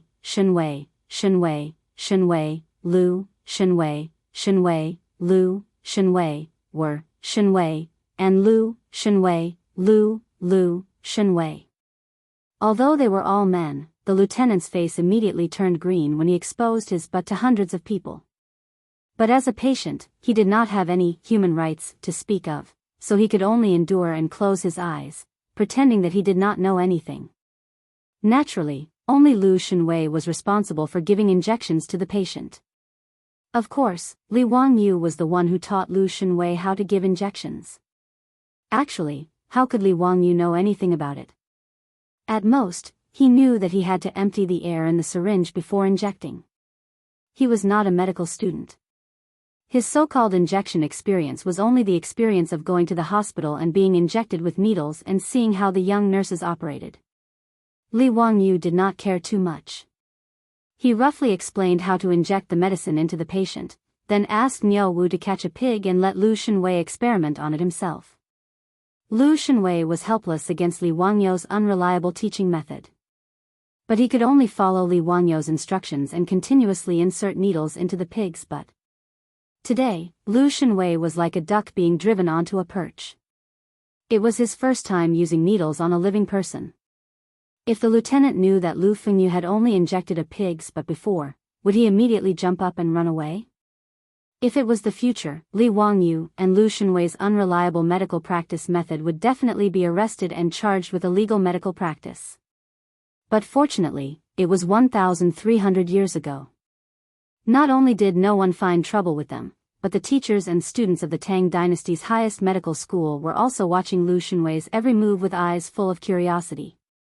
Lu Shenwei wiped the lieutenant's butt with alcohol and did not hesitate to insert the syringe into the lieutenant's body. He crudely pressed the syringe and injected the medicine into the lieutenant's body. Even though the lieutenant was a man who had been through a mountain of swords and a sea of blood and didn't even frown when he was stabbed, he still cried out in pain. Beads of sweat immediately dripped down from his forehead. Li Wangyu watched Lu Shenwei's operation from the side and also broke out in cold sweat. If I get sick in the future, I will definitely not let this guy give me injections. It's really too scary. In the future, the nurses were very gentle when giving injections. Even the skilled nurses did not feel anything when giving injections. But Lu Shenwei's actions were so fierce that it was as if he had killed the lieutenant's father. It was too scary. Inside the bamboo syringe, Lu Shenwei pushed the medicine all the way to the bottom. Then, he heroically pulled out the golden needle. Li Wangyu dared to swear that the lieutenant's butt was bleeding from the place where the needle had been inserted. Lu Shenwei followed Li Wangyu's instructions and took out the golden needle. He then threw it into alcohol to soak and disinfect it. There was no other way. In 3 days, the supervising craftsman had only made 3 golden needles. Moreover, this was made of gold. It was impossible to use it as a one-time use, right? He could only use it repeatedly after disinfecting it. As for the bamboo syringe, this thing was not rare. Lu Shenwei casually threw it to the side. All right, come back tomorrow at this time. Inject penicillin for a few days and your flower will be fine. But remember, before you recover, you are not allowed to sleep together. Also, don't go to those brothels in the future. Lu Shenwei bluntly lectured him. The lieutenant naturally nodded. After thanking Li Wangyu and Lu Shenwei again and again, he limped out of the door. He had no choice but to limp. His butt was really too painful. After the lieutenant left, the group of students from the Imperial Medical Department immediately turned on their curious baby mode and continuously threw out all kinds of questions. Lu Fengyu, that's it? He doesn't need to take medicine anymore? Is this penicillin so magical? It can cure a flower in just a few days? Lu Fengyu, may I ask what this bamboo syringe is? Lu Fengyu, facing this situation, Zhang Baozong's face was as calm as water. He only coldly snorted, "Humph, you don't know what you're talking about. You actually believe such nonsense?" This old man doesn't believe that penicillin has such an effect. That injection is even more inexplicable. When did such a treatment method appear in the medical records? Li Wangyu was too lazy to refute. Whether it was useful or not, they would know in a few days. After a long time, Zhang Baozong was finally dissatisfied and ordered the Imperial Medical Department to invite the next patient in for examination. Chapter 585. The next person to enter was an old man. Li Wangyu didn't recognize him, but from his robes, he could tell that he was a 6th-rank official from the Tang dynasty. Zhang Baozong checked the old man's pulse and confirmed that he had a disharmony in his spleen and stomach. It was dysentery. Zhang Baozong twirled his beard and smiled. Your illness is dysentery, but it's not hard to treat. You just need to take the milk decoction and you'll be fine. The old man thanked him again and again, but dysentery was not easy to treat. At the very least, many of the doctors in the Imperial Physician Bureau were unable to treat this illness. That was why he hurried over when he heard that Zhang Baozong and Lu Fengyu were in the Imperial Physician Bureau. Seeing that Zhang Baozong could treat it, he was overjoyed and asked Zhang Baozong to write a prescription for him. Zhang Baozong was not in a hurry. He twirled his beard and smiled. There's no rush. Today, I'm competing with Lu Fengyu and Count Huxian. You should ask Lu Fengyu to treat you again. The old man could only listen to Zhang Baozong and ask Lu Shenwei to treat him again. Dysentery was not something that could be cured by penicillin. However, Lu Shenwei was not a quack. As Sun Simiao's eldest disciple, dysentery was not a problem for him. However, as mentioned before, there was only one patient. It was up to the patient to decide who would treat him. The old man hesitated for a moment before bowing apologetically to Lu Shenwei and Li Wangyu. He still asked Zhang Baozong to write down a prescription for him. It wasn't that he didn't trust Lu Shenwei, but that he trusted Zhang Baozong more. Although Lu Shenwei was a doctor of the Imperial Physician Bureau, Zhang Baozong was famous for being a divine doctor. His disciple, Gung Hong, was also a doctor of the Imperial Physician Bureau. Secondly, in the profession of doctors, especially traditional Chinese medicine, the older they were, the more popular they were. Even in the future, patients were still more willing to find an old Chinese doctor to treat them. In response, Li Wangyu could only shrug his shoulders helplessly and decline to comment. After sending off the grateful old man, Zhang Baozong twirled his beard in satisfaction. The teachers and students of the Imperial Physician Bureau were all busy writing down Zhang Baozong's prescription. What Li Wangyu didn't expect was that the following day would be the same. All of the patients chose to have Zhang Baozong examine them. This caused Zhang Baozong's expression to become even more complacent, while Lu Shenwei could do nothing about it. Zio, your idea is not reliable.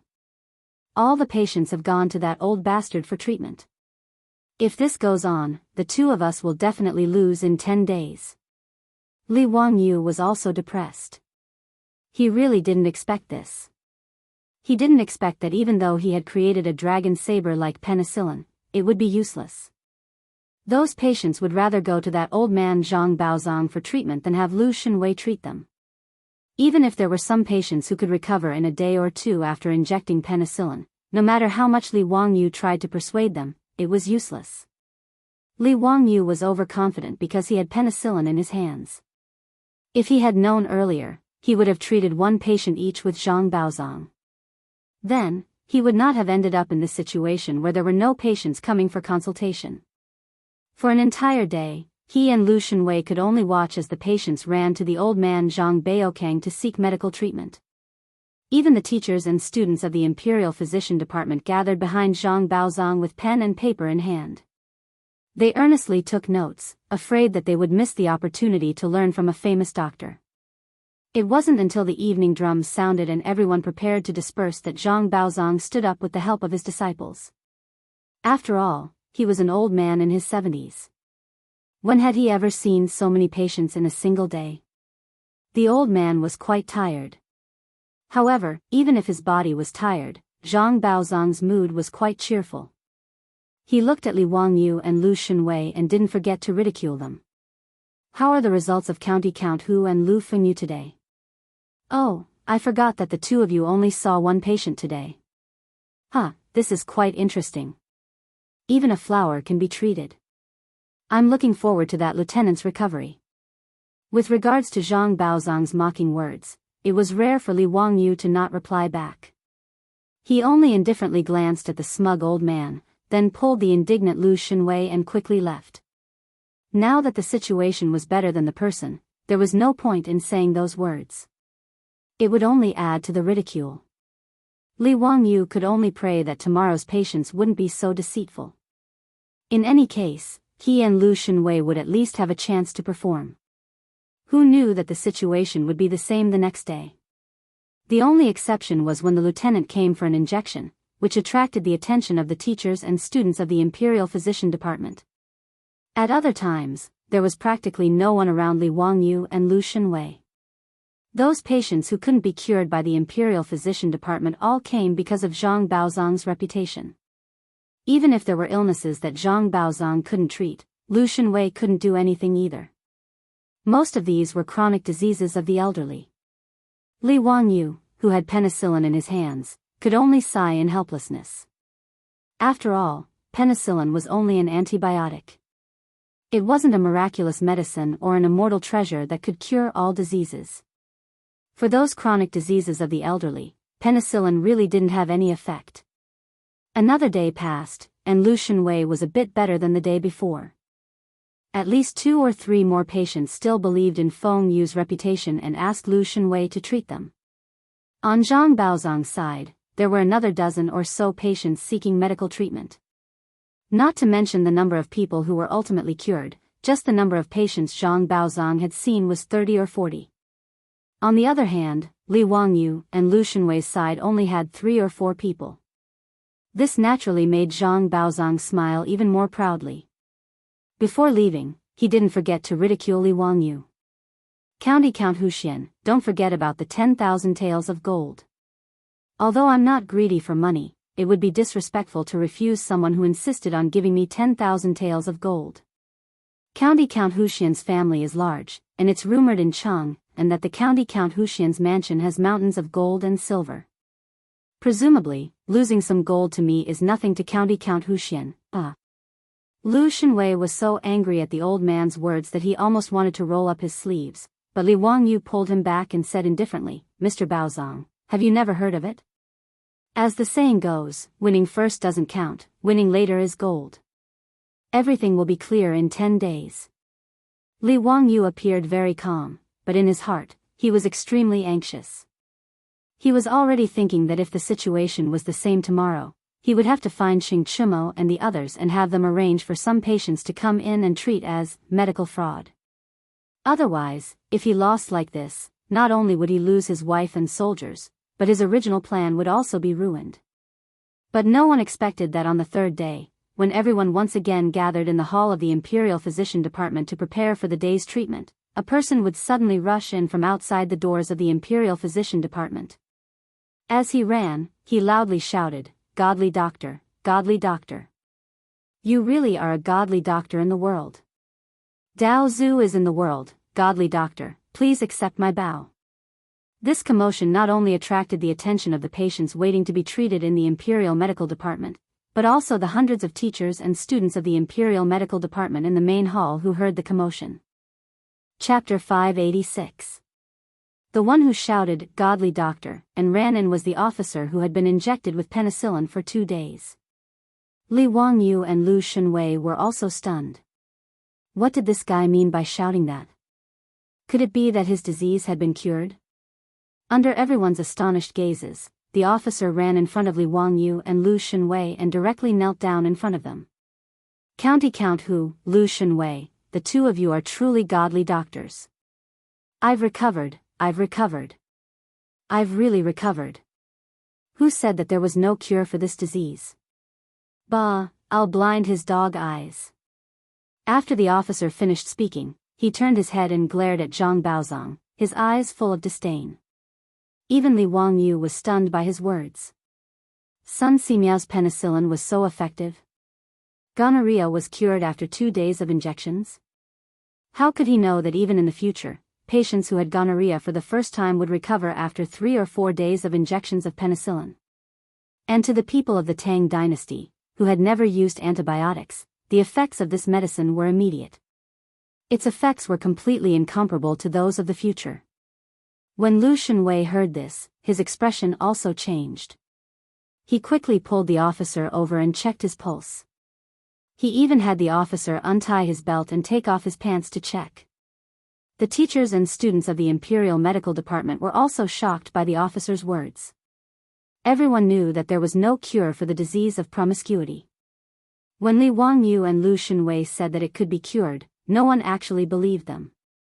Even though they had seen Lu Shunwei inject the officer twice, they still didn't believe that there was such a thing. As for Li Wangyu's penicillin, they were even more skeptical and felt that it was an exaggeration. The teachers and students of the Imperial Medical Department couldn't be blamed for thinking this way. If a doctor in the future claimed that he had a godly medicine that could cure cancer and that he only needed a few injections, no one would believe him either. Not mocking him like Zhang Baozong was already showing respect to Li Wangyu, the founding uncle of the nation, and to Lu Shunwei, the Minister of Medicine. More than 200 people once again gathered around, surrounding the lieutenant so tightly that not even a drop of water could trickle through. Pairs of burning gazes, as if they were studying a rare treasure, were all directed towards the lieutenant's lower body. This time, the lieutenant didn't feel embarrassed. Instead, he acted like a valiant soldier showing off his meritorious service.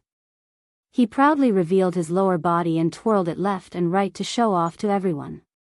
Li Wangyu was speechless. He couldn't bear to look anymore and quickly turned his head away. However, everyone, including Lu Shunwei and the group of teachers and students from the Imperial Physician Department, was watching very carefully, afraid that they would miss a single detail. Tisk, there's no swelling, it's eroded. The eroded area has already scabbed off and new flesh has grown out. This flower is really cured. Unbelievable. Unbelievable. Doctor, how do you explain this? Isn't Hua Lu incurable? Perhaps it was a misdiagnosis? This person doesn't have Hua Lu's disease. The doctor from the Imperial Physician Department didn't know how to answer. Impossible. Mr. Baozong and Lu Fengyu both confirmed without a doubt that this person's lower body was red and swollen 2 days ago. If it wasn't Hua Lu's disease, then what was it? Could it be that Mr. Baozong made a misdiagnosis? Mr. Baozong said Hua Lu incurable. This lieutenant only had 2 days, so how did he recover from Hua Lu's disease? This. Everyone couldn't come up with an answer. They all turned their heads to look at Zhang Baozong. They wanted to see how Zhang Baozong, who had said with certainty that Hua Lu was incurable, would answer. When the lieutenant rushed in, Zhang Baozong naturally heard his words. His heart couldn't help but thump as he felt that things weren't going well. At this moment, he couldn't care less. With the help of his disciples, he stood up, separated the crowd, and squeezed his way to the lieutenant's side. The old man couldn't care about anything else. He pulled the lieutenant's hand over and checked his pulse. After a while, he squatted down and carefully sized up the lieutenant's lower body. How is it? Zhang Baozong, 3 days ago, you kept saying that I was incurable. What else do you have to say now? Bah, quack. The lieutenant's saliva was about to spray onto Zhang Baozong's face. However, although his words were unpleasant, Zhang Baozong had no words to refute. 3 days ago, he was indeed the one who said Hua Lu incurable. He even mocked Li Wangyu and Lu Shenwei. If this lieutenant was serious and really beat Zhang Baozong up, others wouldn't be able to say anything. After all, it was fine if you couldn't treat the illness and couldn't cure it, but you even advised the patient to go to other people for treatment. You even mocked and ridiculed him. This was asking for a beating. If it was an ordinary doctor, this lieutenant might really beat him up. It was only because Zhang Baozong was old and was once a minister of the Honglu Temple, a major third-rank official, that he didn't beat him up. Zhang Baozong had nothing to say in the face of this iron-like fact. He still couldn't understand why Hua Lu's disease could be cured. He didn't say anything about the lieutenant's ridicule. He walked back to his seat with the help of his disciples. The teachers and students of the Imperial Physician Bureau were originally skeptical about penicillin, but now that the facts were in front of them, who wouldn't believe it? The lieutenant who had been sentenced to death by Zhang Baozong had miraculously recovered after just 2 injections. The mental impact of this was no less than an atomic bomb explosion. The lieutenant put on his clothes again and repeatedly thanked Li Wangyu and Lu Shenwei before walking out of the Imperial Physician Bureau's main hall with his head held high. Everyone, don't believe that old swindler Zhang Baozong. Bah, he's a quack. I accidentally contracted Hua Lu, and that old swindler actually said that I was incurable. In the end, Lu Fengyu and the Count of Huxian gave me 2 injections. In just 2 days, I was completely healed. Lu Fengyu is the divine doctor. Everyone, if you want to go in for treatment, you must open your eyes wide. Don't be fooled by those quacks. The lieutenant shouted at the crowd of patients waiting in the Imperial Physician Bureau, causing the patients and their family members to cry out in alarm. Lang Jun, are you serious? Nonsense, several hundred people in the Imperial Physician Bureau said it with their own eyes. How could it be false? If you don't believe me, you can ask the doctors, workers, and doctors of the Imperial Physician Bureau to see if I'm lying. If I'm lying, let the heavens strike me with 5 bolts of lightning and I'll die a horrible death. Hearing him swear like this, a patient's family immediately asked the doctors and doctors they were familiar with in the Imperial Physician Bureau. The people in the Imperial Physician Bureau naturally replied truthfully. 3 days ago, when this lieutenant had come for treatment, Zhang Baozong and Lu Shenwei had diagnosed him as Hua Lu. Zhang Baozong's claim that he was incurable was also not wrong. As for his complete recovery today, it was even more true. After receiving the testimonies of the doctors and doctors of the Imperial Physician Bureau, the patients waiting for treatment couldn't help but look at each other in dismay. This matter was actually true. Wasn't that Zhang Baozong a famous doctor? Was he also just someone who stole from the world? The lieutenant's words angered Zhang Baozong's disciples to the point that they almost wanted to charge out and fight him to the death. He had repeatedly reprimanded their teacher as an old swindler and a quack. How could they endure this? Zhang Baozong's face was also deathly pale, but he still had a bit of reason left. He firmly held on to his disciples, not allowing them to go out and cause more trouble. This time, he had truly made a mistake. He had never expected that Li Wangyu and Lu Shenwei would be able to cure an illness that no one in the world could. Was that penicillin really a divine medicine? Chapter 587.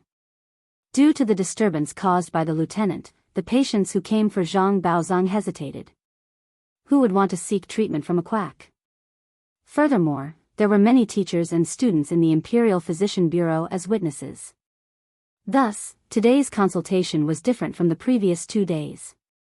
Although there were still many patients who trusted Zhang Baozong's medical skills, there were more and more patients who turned to Zhang Baozong for consultation under the influence of the lieutenant. They were basically on par with Zhang Baozong. However, these patients were all suffering from ordinary illnesses and didn't need the precious antibiotic penicillin. This made Li Wangyu feel regretful. He couldn't wait to see a few patients on the verge of death so that everyone could witness the miraculous effects of penicillin. However, Li Wangyu could only think about it. How could he choose patients when he was in the consultation room? Naturally, he would treat any patient that came. Even if he was anxious, there was nothing he could do. Just before the drum of dusk sounded, the last patient who came late was carefully helped into the lobby by the doctors of the Imperial Medical Department. When Li Wangyu and the others saw this person, they immediately stood up and greeted him. Even Zhang Baozong, who was in his 70s, quickly stood up and greeted him. The person who came was the honorable physician, Duke Song, Xiaoyu. Xiaoyu was also a legendary figure in the Tang dynasty. He was the seventh son of Xiao Chua, Emperor Liang of the Southern Dynasty, and the younger brother of Empress Xiao of the Sui Dynasty. Xiaoyu was upright and outspoken. After Pai Lupi ascended the throne, he served as the prime minister 6 times and was removed from office 6 times. He was even demoted from his title by the Pai Lupi and exiled from Chang'an City. He was also one of the 24 meritorious officials in the Lingyan Pavilion. Li Wangyu naturally knew such a big shot. When he saw that the old man came to see him, he naturally treated him with respect. At this moment, Xiaoyu was removed from office once again. He had no official position, but everyone still respected him. Speaking of which, Xiaoyu's career was bumpy. In the first year of Zhongguan, Xiaoyu served as the left servant of the minister for the 2nd time and served as the prime minister for the 2nd time. In the end, Xiaoyu was impeached after only 5 months as the prime minister. The reason was that he asked Tang Jian, who was on a diplomatic mission to the Turkic Empire, to bring a letter to his sister, Empress Xiao, who was taking refuge in the Turkic Empire. In the end, this matter was exposed. It was said that Xiaoyu was secretly communicating with the former empress. As a result, the strict and upright Xiaoyu, who refused to tolerate the shortcomings of others, was once again removed from his position by Pai Lupi. Li Wangyu knew that Xiaoyu would soon be revived by Pai Lupi and become the prime minister for the 3rd time. Master Xiao, where are you feeling unwell today? Zhang Baozong went over to greet him politely. Thank you for your trouble, Duke Zhang. This old man has been coughing for the past few days and has symptoms of fever. When I cough, my lungs hurt. Coughing less sputum with traces of blood in the sputum and sore throat. I've been ill for some time now, and I can't recover from it. The doctors from the Medicine Bureau and the Imperial Physician Bureau have already taken a look at me. I've drunk a lot of medicine, but I don't see any improvement. I'll have to trouble Mr. Zhang to treat this old man, Xiaoyu said weakly with an ugly expression. As Xiaoyu explained his condition to Zhang Baozong, he coughed violently. Li Wangyu was afraid that he would cough out his lungs. Zhang Baozong invited Xiaoyu to sit down and carefully checked his pulse. After a while, he slowly said, Master Xiao, this cough of yours is caused by an evil wind entering your body, causing your lungs' qi to go up in reverse. It's an illness caused by wind and heat attacking your lungs.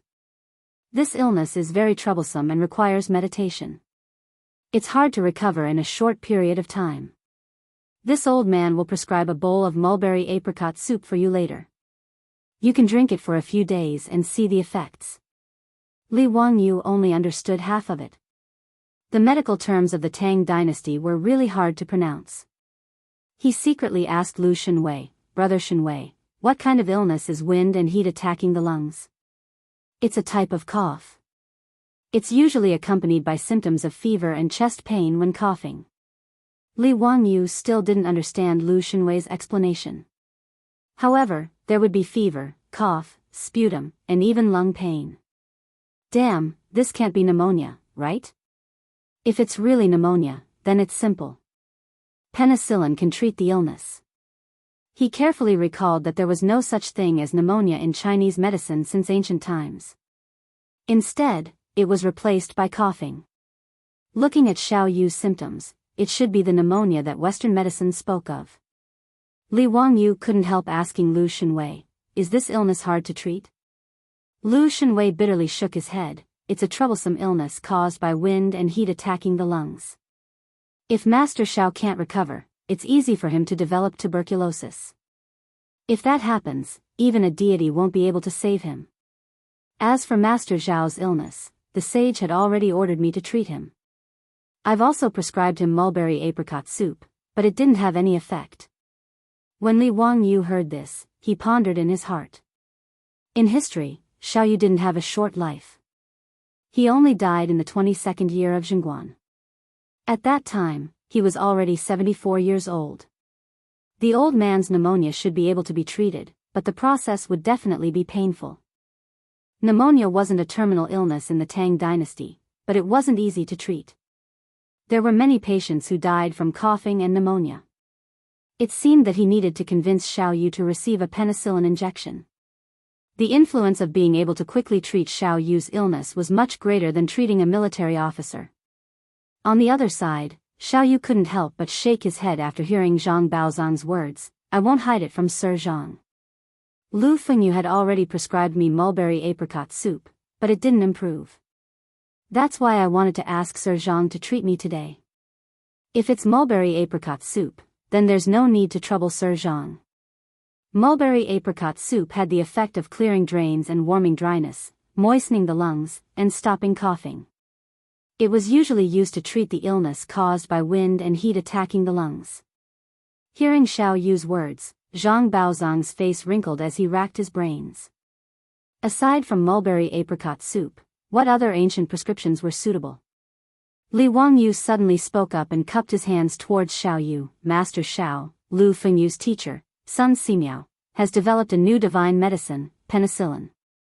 It has a miraculous effect on treating the illness caused by wind and heat attacking the lungs." "Oh. Is what County Count who said true?" When Lu Fengyu examined me, he didn't mention this matter. Xiaoyu was naturally interested when he heard Li Wangyu's words. This medicine was developed by old immortal Sun a few days ago." "Oh. That's interesting." Xiaoyu didn't think much of it. Even though he wasn't a doctor, he knew that this medicine had been passed down from his predecessors. After countless attempts and refinements by countless doctors, the prescription had finally been passed down to this day. Although Sun Simiao was known as a divine doctor, Xiaoyu didn't have much confidence in this so-called new medicine that had just been developed. He also didn't want to become a lab rat himself. Seeing Xiaoyu's disinterest, Li Wangyu hurriedly continued, "Does Master Xiao not believe in the medicine's effects? 3 days ago, there was a military officer who was infected with a venereal disease. This was an incurable disease. There is no cure, but he only had to inject penicillin for 2 days to recover. This is the miraculous effect of penicillin. If Master Xiao doesn't believe me, you can ask the Imperial Physician Medallion and the various doctors to see if I, Li Wangyu, am lying." His words moved Xiaoyu somewhat. He had naturally heard of the incurable disease and knew that it couldn't be cured. If penicillin could even cure an incurable disease, then it wouldn't be impossible for it to cure his lung disease. Thinking of this, Xiaoyu wanted to nod and try the new medicine. However, Zhang Baozong suddenly said, "Wait." Chapter 588. "Wait, County Count who, Old Master Zhao's status is different. How many people have you used this penicillin on? How dare you use it on Old Master Xiao? If something goes wrong, can you bear the responsibility, County Count who? Lu Fengyu, let me ask you, are there any precedents for the illnesses that County Count who says can be cured by penicillin? How many patients have you cured?" Zhang Baozong's question was not wrong. Although Xiaoyu had been removed from his position as Prime Minister by Pai Lupi, he was not an ordinary person. Given his status, he could not be treated lightly. Zhang Baozong's words made Lu Shenwei's face turn red. He opened his mouth, but no words came out. Although he was not happy with Zhang Baozong, he was a kind and honest person, so he could not lie. For Lu Shenwei to go against his conscience and say that penicillin had saved countless lives, he couldn't say such nonsense. Zhang Baozong was old and experienced. When he saw Lu Shenwei's stammering appearance, how could he not understand? Perhaps this penicillin had never been used on a patient before. Even if it was used to cure that military officer, it might be the first time it was used. His guess was right. It was the first time that penicillin had been used on a patient to treat the lieutenant. Although the effects were surprisingly good, how could he say that penicillin could cure the illnesses that Li Wangyu claimed it could? Li Wangyu felt a bit of a headache when he heard Zhang Baozong's question. If it was a normal patient, he would have dared to pat his chest and say that he could cure them. However, Xiao Yu's status was honorable. How could he make such a promise? There was no proof. However, this was not a problem for Li Wangyu. He was determined to use penicillin to treat Xiao Yu's illness. Mr. Baozong is indeed experienced and prudent. Your words are not wrong. However, just as Mr. Baozong said, this penicillin has not been used on patients with wind heat disease. However, Li Wangyu purposely paused here. His words caused Xiao Yu, who was full of anticipation, to turn cold. Naturally, he wouldn't be willing to test this new medicine and become a guinea pig. However, when he heard Li Wangyu say, "But," a glimmer of hope appeared in his heart. He hurriedly asked, Count who, but what? But it's not hard to prove. Li Wangyu smiled and said, in Chang'an, there are naturally many patients who suffer from wind heat disease. As long as we find some patients who are willing to be treated by Lu Fengyu and inject penicillin, Master Xiao will be able to see the effect in a few days. At that time, won't Master Xiao be at ease and allow Lu Fengyu to boldly drug him? Li Wangyu's words made Xiao Yu's eyes light up. He nodded repeatedly. Count who, if that's the case, I'm naturally willing. Zhang Baozong's face darkened. That was not what he meant. If he followed Li Wangyu's plan and found those patients to be cured by penicillin, wouldn't he be looking for trouble? He and Li Wangyu were betting on who could cure more patients in 10 days. Now, most of the patients came to him for treatment. How could he be willing to give Li Wangyu such an opportunity to add more battle results? However, before Zhang Baozong could think of a reason to stop him, he heard the imperial physician clap his hands and cheer. Good, this is good. Let's leave this matter to the imperial physician department. Everyone, please wait for a moment. I'll have the doctors go to those houses to find patients with wind heat disease and bring them to Lu Fengyu for treatment. In the imperial physician department, there were more than 100 doctors in the medical department. In the Tang dynasty, it was not easy to become a doctor recognized by the imperial court. After the basic courses such as Su Wen and Shen Nong's Herbal Classic, they had to study specialized courses. According to the Tang dynasty's 6 classics, it took 7 years for physical treatment, 5 years for minor ailments, and 2 years for ear, mouth, and teeth diseases. In other words, these doctors had to study in the imperial physician department for 2 to 7 years according to the subject. Moreover, the imperial physician department had strict requirements. There were examinations every month, every quarter, and every year.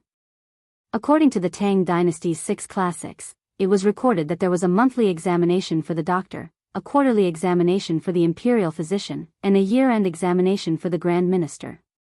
If one's skills were too good, he would be replaced by an official. If one did not succeed after 9 years of study, he would be forced to retire. If one did not succeed after 9 years, he would be expelled. This was much stricter than the university in the future. Studying medicine was not just about studying. One had to have enough clinical experience. However, what kind of place was the imperial physician department? It was for treating the families of officials. How could they let these doctors who were still studying treat the patients' families? Therefore, the doctors of the imperial physician department were arranged to treat patients in the various medicine shops in Chang'an City. Although the doctors of the imperial physician department were medical students, they had received formal medical education and training. Their standards were much better than those of Lu Yan's medical workers. These doctors of the imperial physician department were naturally loved by the people of Chang'an City when they went to practice in the medicine shops. They were also very clear about which patients were in the various medicine shops in Chang'an City. As soon as the imperial physician said this, a few doctors of the imperial physician department immediately stood up and bowed. Replying to the imperial physician department, Mr. Xiao, the Count of Huxian, and Lu Fengyu, I know of a patient with wind heat disease in his lungs. His family is poor and has no money to treat him. If Lu Fengyu is willing to treat him, he will definitely be willing. I also know of a patient with wind heat disease in his lungs. The words of the doctors made Xiao Yu overjoyed. He looked at Li Wangyu expectantly. Li Wangyu naturally would not refuse. He smiled and nodded. Then I'll have to trouble you to quickly invite the patients' families over. We can test the medicine today. If it's fast, we will see the results in 2 or 3 days. The Imperial Physician Department immediately nodded and arranged carriages for the doctors. He asked them to bring the patients' families to the Imperial Physician Department. The doctors immediately took the order and ran out. Not long after, the carriages arranged by the Imperial Physician Department came back and brought back 4 or 5 patients. These patients were all ordinary people of Chang'an City. They suffered from wind-heat disease in their lungs and had no money to treat it. They were basically waiting for death. They heard that Fengyu of the Shangyao Medical Department was willing to treat them for free. There was no reason for them to refuse. As for what medicine was used and whether it was a new medicine, they did not care at all. Since they were waiting for death if they did not treat it, they were naturally willing to give it a try. Zhang Baozong's face was gloomy. He checked the patient's pulse one by one and confirmed that their symptoms were similar to Xiao Yu's. They were all wind-heat disease in their lungs. Lu Shenwei also checked the patient's symptoms and nodded to Li Wangyu. Zio, these people all have the same symptoms. They are the same as Mr. Zhao's. Okay, then let's give them a skin test first. Li Wangyu did not hesitate. Although it seemed a little immoral to experiment on ordinary people, in fact, with the medical conditions of the Tang dynasty, his willingness to treat these dying people was already a bodhisattva's kindness. Even if there was an accident during the treatment, the patients' families could not say anything except kowtowing to them and thanking them. Medical trouble? There was no need to think about this kind of thing. It would never happen in the Tang dynasty. Under Xiao Yu's eager gaze, Lu Shenwei once again gave the patients a skin test of penicillin in front of everyone. However, an accident happened this time. Chapter 589. The few patients who underwent the skin test were all negative and could receive penicillin injections. However, there was a middle-aged man who was coughing non-stop and had a red hue on his arm. This was a positive reaction to penicillin. Naturally, he could not continue injecting penicillin or he would die. Li Wangyu shook his head regretfully. Patient, please go back. This penicillin is not suitable for your treatment. Hearing that he could not receive Li Wangyu's treatment, the middle-aged man fell to his knees in front of Li Wangyu. He coughed non-stop and kowtowed repeatedly. Please have mercy, please have mercy. Please save me. Cough, cough. I'm willing to take the medicine regardless of the consequences. Please don't let me go back and wait for death. Cough, cough, cough, I'd rather take the medicine. Even if I die because of it, I won't say a word. Li Wangyu continued to shake his head. Since the penicillin skin test was positive, he could not continue injecting penicillin. Otherwise, he would not be saving people, but harming people. Anaphylactic shock could really kill people. Li Wangyu remembered that when he was young, his mother had a colleague who passed away from anaphylactic shock due to penicillin injection. His mother had been talking about this matter from time to time many years later. It was a pity. Although it was an accident with a small probability, since the skin test showed a positive reaction, he could not continue injecting penicillin. But no matter how Li Wangyu refused, the middle-aged man only begged bitterly and kowtowed with his head banging loudly on the ground in a very sorrowful manner. Lu Shenwei looked at the pitiful man from the side and understood his feelings. If it were not for a wealthy family like Xiao Yu, who had doctors from the Imperial Physician Bureau and the Shangyao Bureau to treat him and take all kinds of medicine, the wind-heat disease would be fatal. As for these ordinary people, they would only be treated by Lu Yan's doctors from the pharmacy. Not to mention their medical skills, just the cost of seeing a doctor and getting medicine was unbearable. It was not an exaggeration to say that pneumonia in the Tang dynasty was not an incurable disease, but it was not much different from a terminal illness. It was just waiting for death. Zio, are you sure it's positive? Didn't you tell me that there's another type of false positive reaction in the skin test? Lu Shenwei asked in a low voice. Li Wangyu was stunned by his question. He had indeed told Lu Shenwei that the results of the skin test were mostly negative, positive, and false positive. In fact, there were not many people who were allergic to penicillin. He seemed to remember that in his previous life, only about 10% of the people showed a positive reaction in skin test, and most of them were false positives. The proportion of people who were really allergic to penicillin was only about 1%.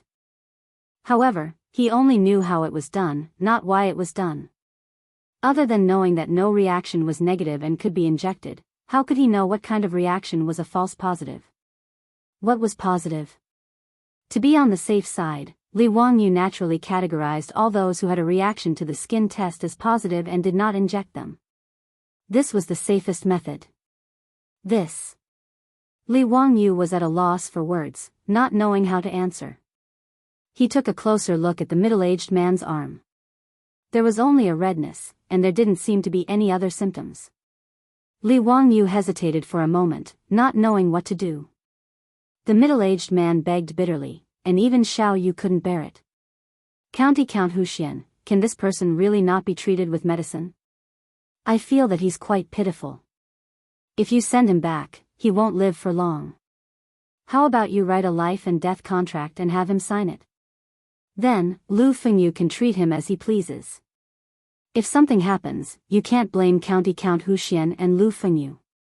When the middle-aged man heard Xiao Yu's words, he quickly replied, this lowly one is willing. Cough, cough, willing. Cough, cough, cough. As long as esteemed one is willing to treat me, even if I can't be cured and something happens, I won't complain. At this point, Li Wangyu simply made up his mind, gritted his teeth, and nodded in agreement. That's good.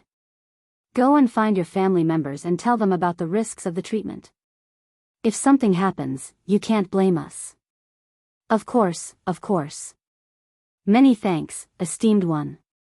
When the middle-aged man heard that Li Wangyu had relented, he quickly got up from the ground and ran to the Imperial Physician Department's main hall to call for his family. Soon, a woman followed the middle-aged man into the main hall. She hadn't even wiped away the tears on her face when she knelt in front of Li Wangyu and the others. Esteemed one, please treat my husband. Regardless of life or death, if anything happens, this lowly woman will not complain. This was clearly the middle-aged man's wife. In response to her words, Li Wangyu could only shake his head and sigh. Now that things had come to this, he could only brace himself and try to see if the middle-aged man's life was tough or not. If it was a false positive reaction, then there would be no problem. If it was a positive reaction, then it would be difficult for even a deity to save him.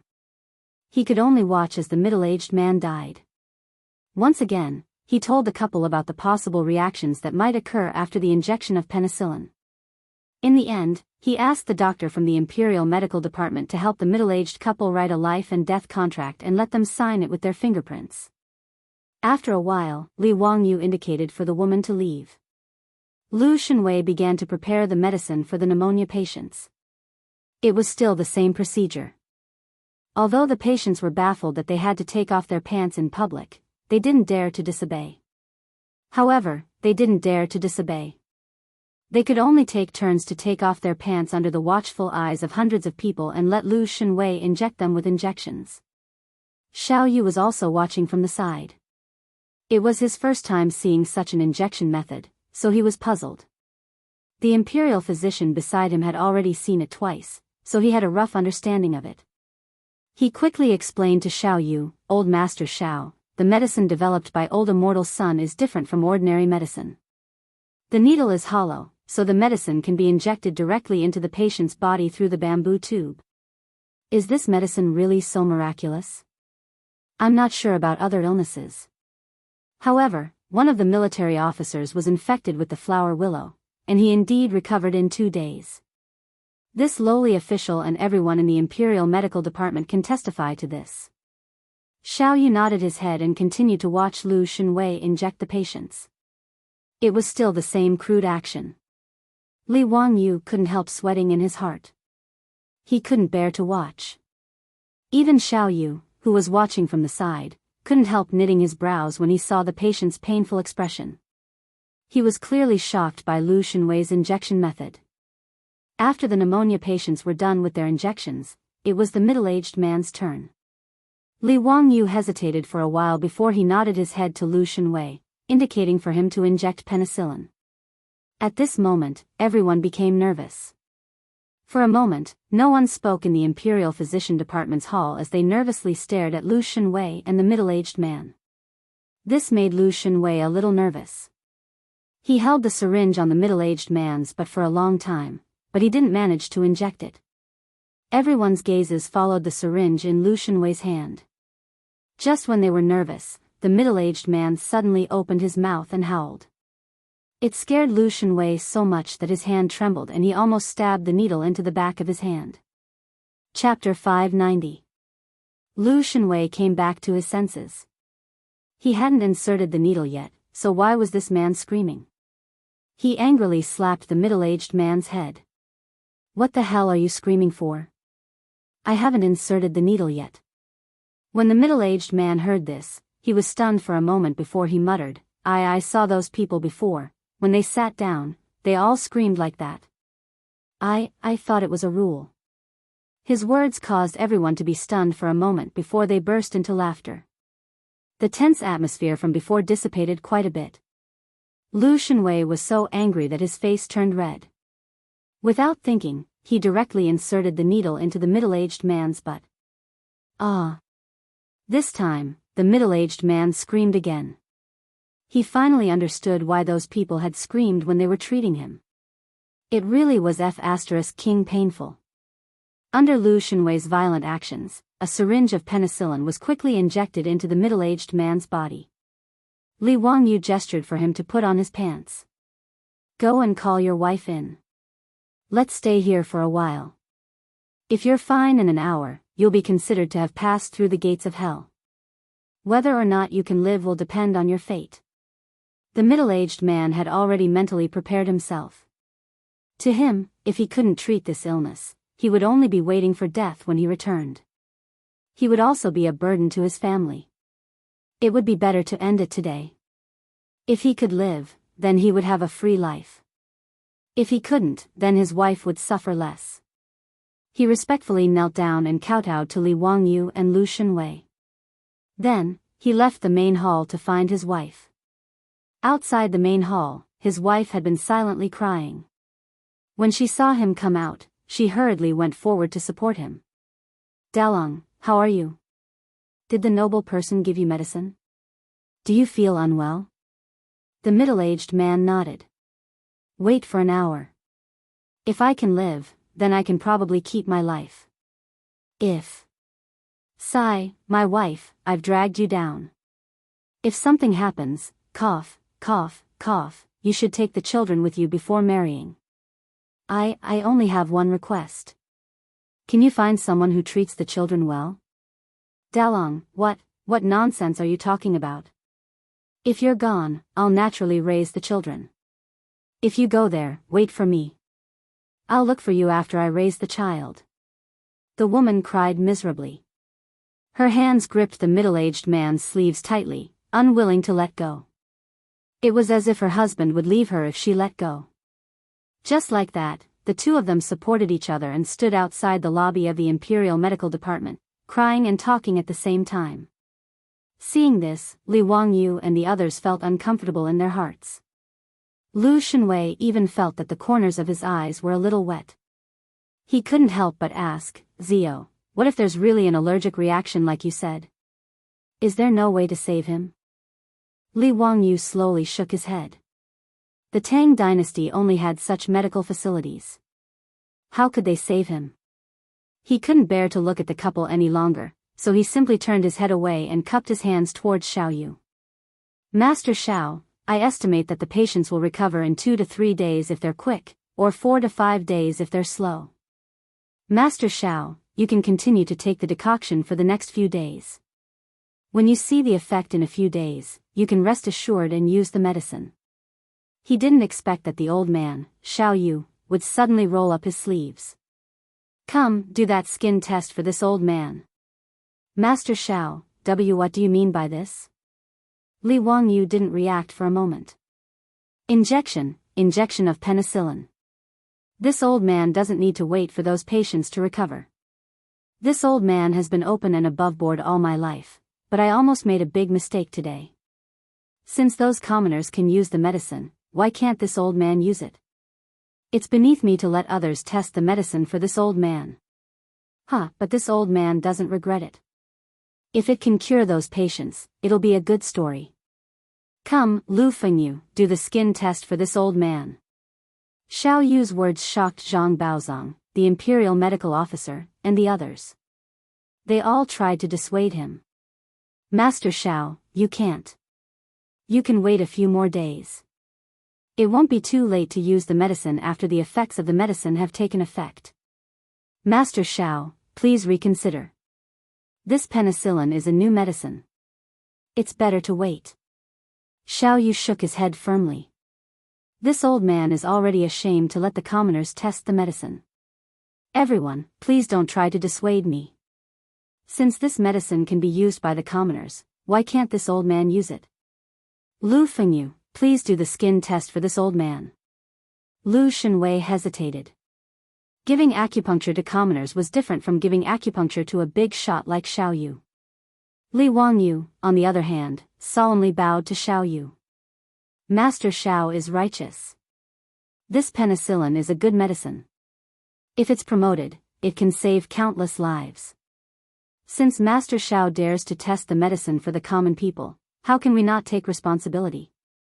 He turned his head to look at Lu Shenwei. Brother Shenwei, please do the skin test for Master Xiao. If there's any accident, I'll go and ask for forgiveness from the saints. Li Wangyou's words made Lu Shenwei's eyes turn red. Zio, what are you saying? I'm the one who used this medicine. Naturally, I'll take responsibility for it. What does it have to do with you?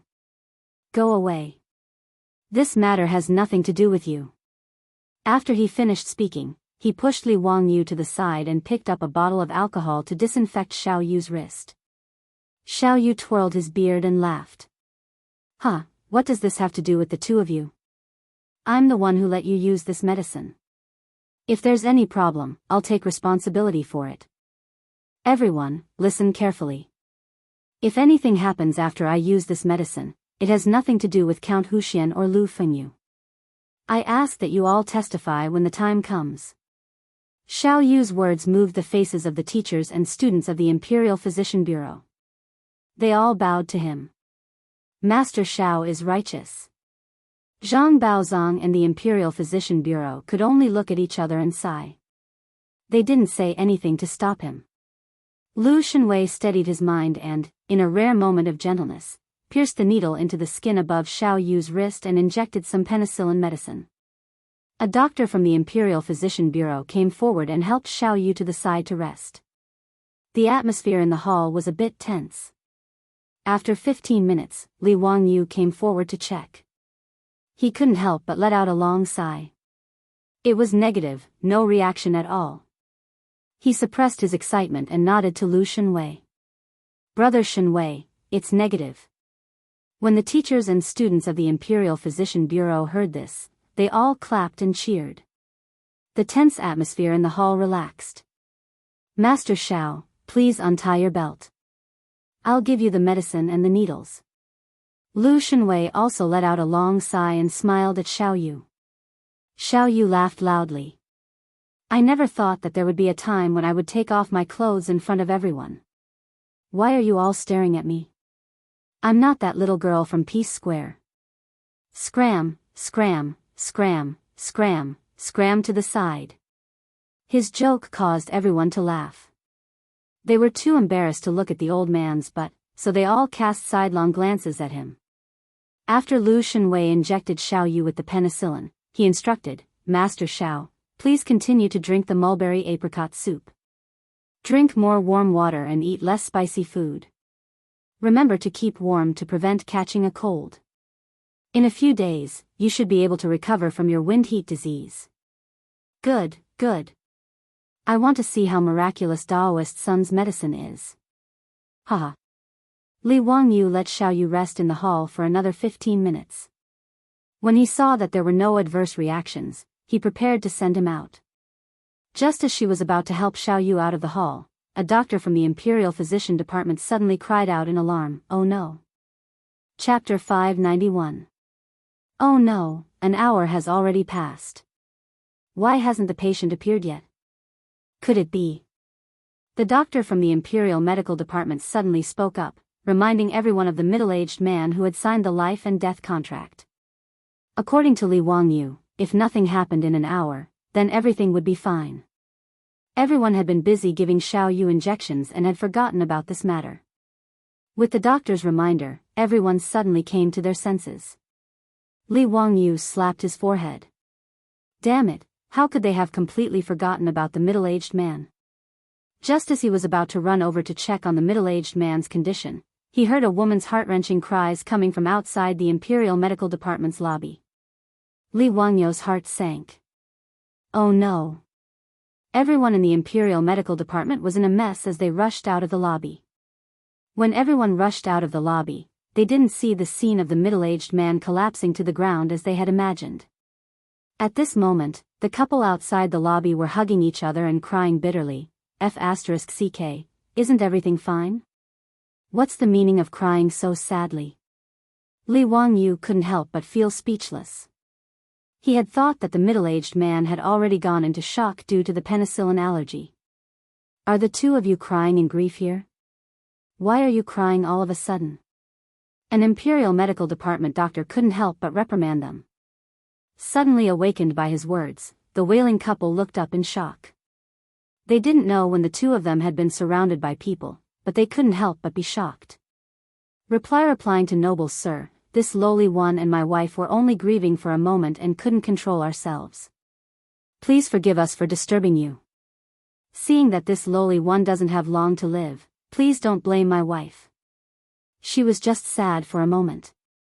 Li Wangyu was so angry that he laughed. Get lost, get lost. What do you mean you don't have long to live? Didn't I say it before? You'll be fine in an hour and your illness will be cured. What are you yelling for? Go back. Remember to come back tomorrow at this time to continue the injection. In a few days, your lung disease will be cured. What? Noble lady, please don't lie to this lowly one. Will this lowly one really not die? The middle-aged man could not help but tremble as he spoke. His wife grabbed his sleeve tightly. Not only did she not stop crying, she cried even louder. Dalong, did you hear what Guiran said? You won't die, you won't die. Li Wangyu rolled his eyes speechlessly. This middle-aged man really had a false positive penicillin skin test. He only decided to take the risk because he saw that there was only a red flush on her wrist and no hard lumps. Now that the middle-aged man was fine, his pneumonia would naturally be cured. The couple wailed for a long time before finally venting the misery in their hearts that had been pent up for many days. The two of them knelt down again and kowtowed respectfully to the crowd. Only then did they support each other and leave. Li Wangyu looked at their backs and could not help but shake his head and sigh. Everything about the Tang dynasty was good, but the medical conditions were really speechless. It was just pneumonia, but in the Tang dynasty, it was enough to destroy a family. As for penicillin, although Sun Simiao had developed it, there was no way to mass-produce it. Not only was the effect of the artificial small-scale production unstable, but it was also difficult to popularize. Li Wangyu could foresee that penicillin would only be used by the rich and powerful for a long time in the future. As for the common people, it was impossible to even think about it. Li Wangyu had never thought about how to make penicillin. It was not that he was reluctant, but that he did not dare. It was very difficult to extract penicillin, and the effect of artificially extracted penicillin was also unstable. If he had not observed that the staphylococci were really killed under the microscope, he would not have dared to use penicillin on the patient. Even so, it was still a great risk. If he had rashly spread the extraction method of penicillin, he really did not know how many people would have died. There were not many doctors in the Tang dynasty who could be relied on. While Li Wangyu was sighing, Xiao Yu twirled his beard and smiled. County Count Hu, Lu Fengyu, you have saved this couple. It is also a great merit. Lord Xiao is too kind. Speaking of which, it is also Lord Zhao's credit. This old man is ashamed to accept such praise. It was just a moment of selfishness, but this old man is also gratified to have such a good result. Everyone chatted and sighed before dispersing. However, just as Li Wangyu returned to his residence in Kaihua Square, he was summoned to the Taiji Palace by a servant sent by Pai Lupi. Naturally, the 100 Cavalry Department had already reported to Pai Lupi about the bet between him and Zhang Baozong in the Imperial Medical Department. Pai Lupi originally thought that Li Wangyu had gone crazy when he dragged Lu Shenwei to compete with Zhang Baozong. However, when Pai Lupi found out that Li Wangyu had used the miracle drug penicillin on the patient's family, he could not help but be shocked. Early on, when Li Wangyu had performed an appendectomy to cure Li Qingxian, he had already reported to Pai Lupi about the miracle drug penicillin.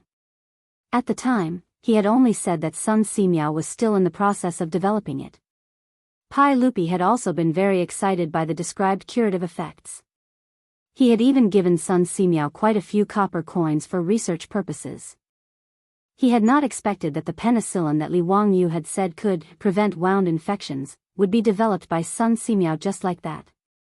Pai Lupi had originally planned to wait and see what the effects of the penicillin were. However, he had not expected that the penicillin that he had only thought of as preventing wound infections would actually be able to cure a flower willow disease. He immediately ordered people to summon that military officer into the palace and have the doctors of the Shangyao Bureau examine him again. After confirming that he had truly recovered, Pai Lupi's opinion of penicillin increased by several degrees. When the 100 Horsemen Department came to inform him that the Count of Huxian wanted to use penicillin to cure Xiao Yu's wind heat disease, Pai Lupi could no longer sit still. He did not care that the evening drum had already been sounded in Chang'an. He ordered Mitua to send people to summon Li Wangyu into the palace. In the Taiji Palace's Yinyang Hall, Li Wangyu respectfully bowed to Pai Lupi. He smiled and asked, "Uncle, for you to summon me into the palace in such a hurry, is there a reason?" "Humph, you scoundrel. If penicillin is so important, why didn't you inform me?" Li Wangyu laughed awkwardly and said, "Hee, uncle, this penicillin has just been developed by old Immortal's son and its effects have not been confirmed. How could I rashly report it to uncle? I originally wanted to wait until I finished my competition with Zhang Baozong and saw the actual effects of penicillin before reporting to uncle." "That's enough. Hurry up and tell me clearly. What are the effects of penicillin? You scoundrel, you have some guts. You actually dared to use a newly developed medicine on Master Xiao. If something bad happened to him, I'd like to see how you'll explain it to Uncle Xiao." Pai Lupi glared at him unhappily. Li Wangyu rubbed his nose and said, "Uncle, wasn't that because Master Xiao was righteous and could not bear to see the commoners test medicine on him?" He saw that Pai Lupi was about to blow his beard and glare again, so he quickly changed the topic. "Uncle, this penicillin is a rare and good thing.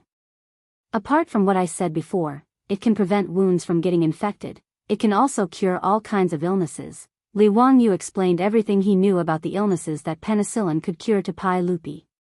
After listening, Pai Lupi was flabbergasted. This penicillin is truly a miracle medicine.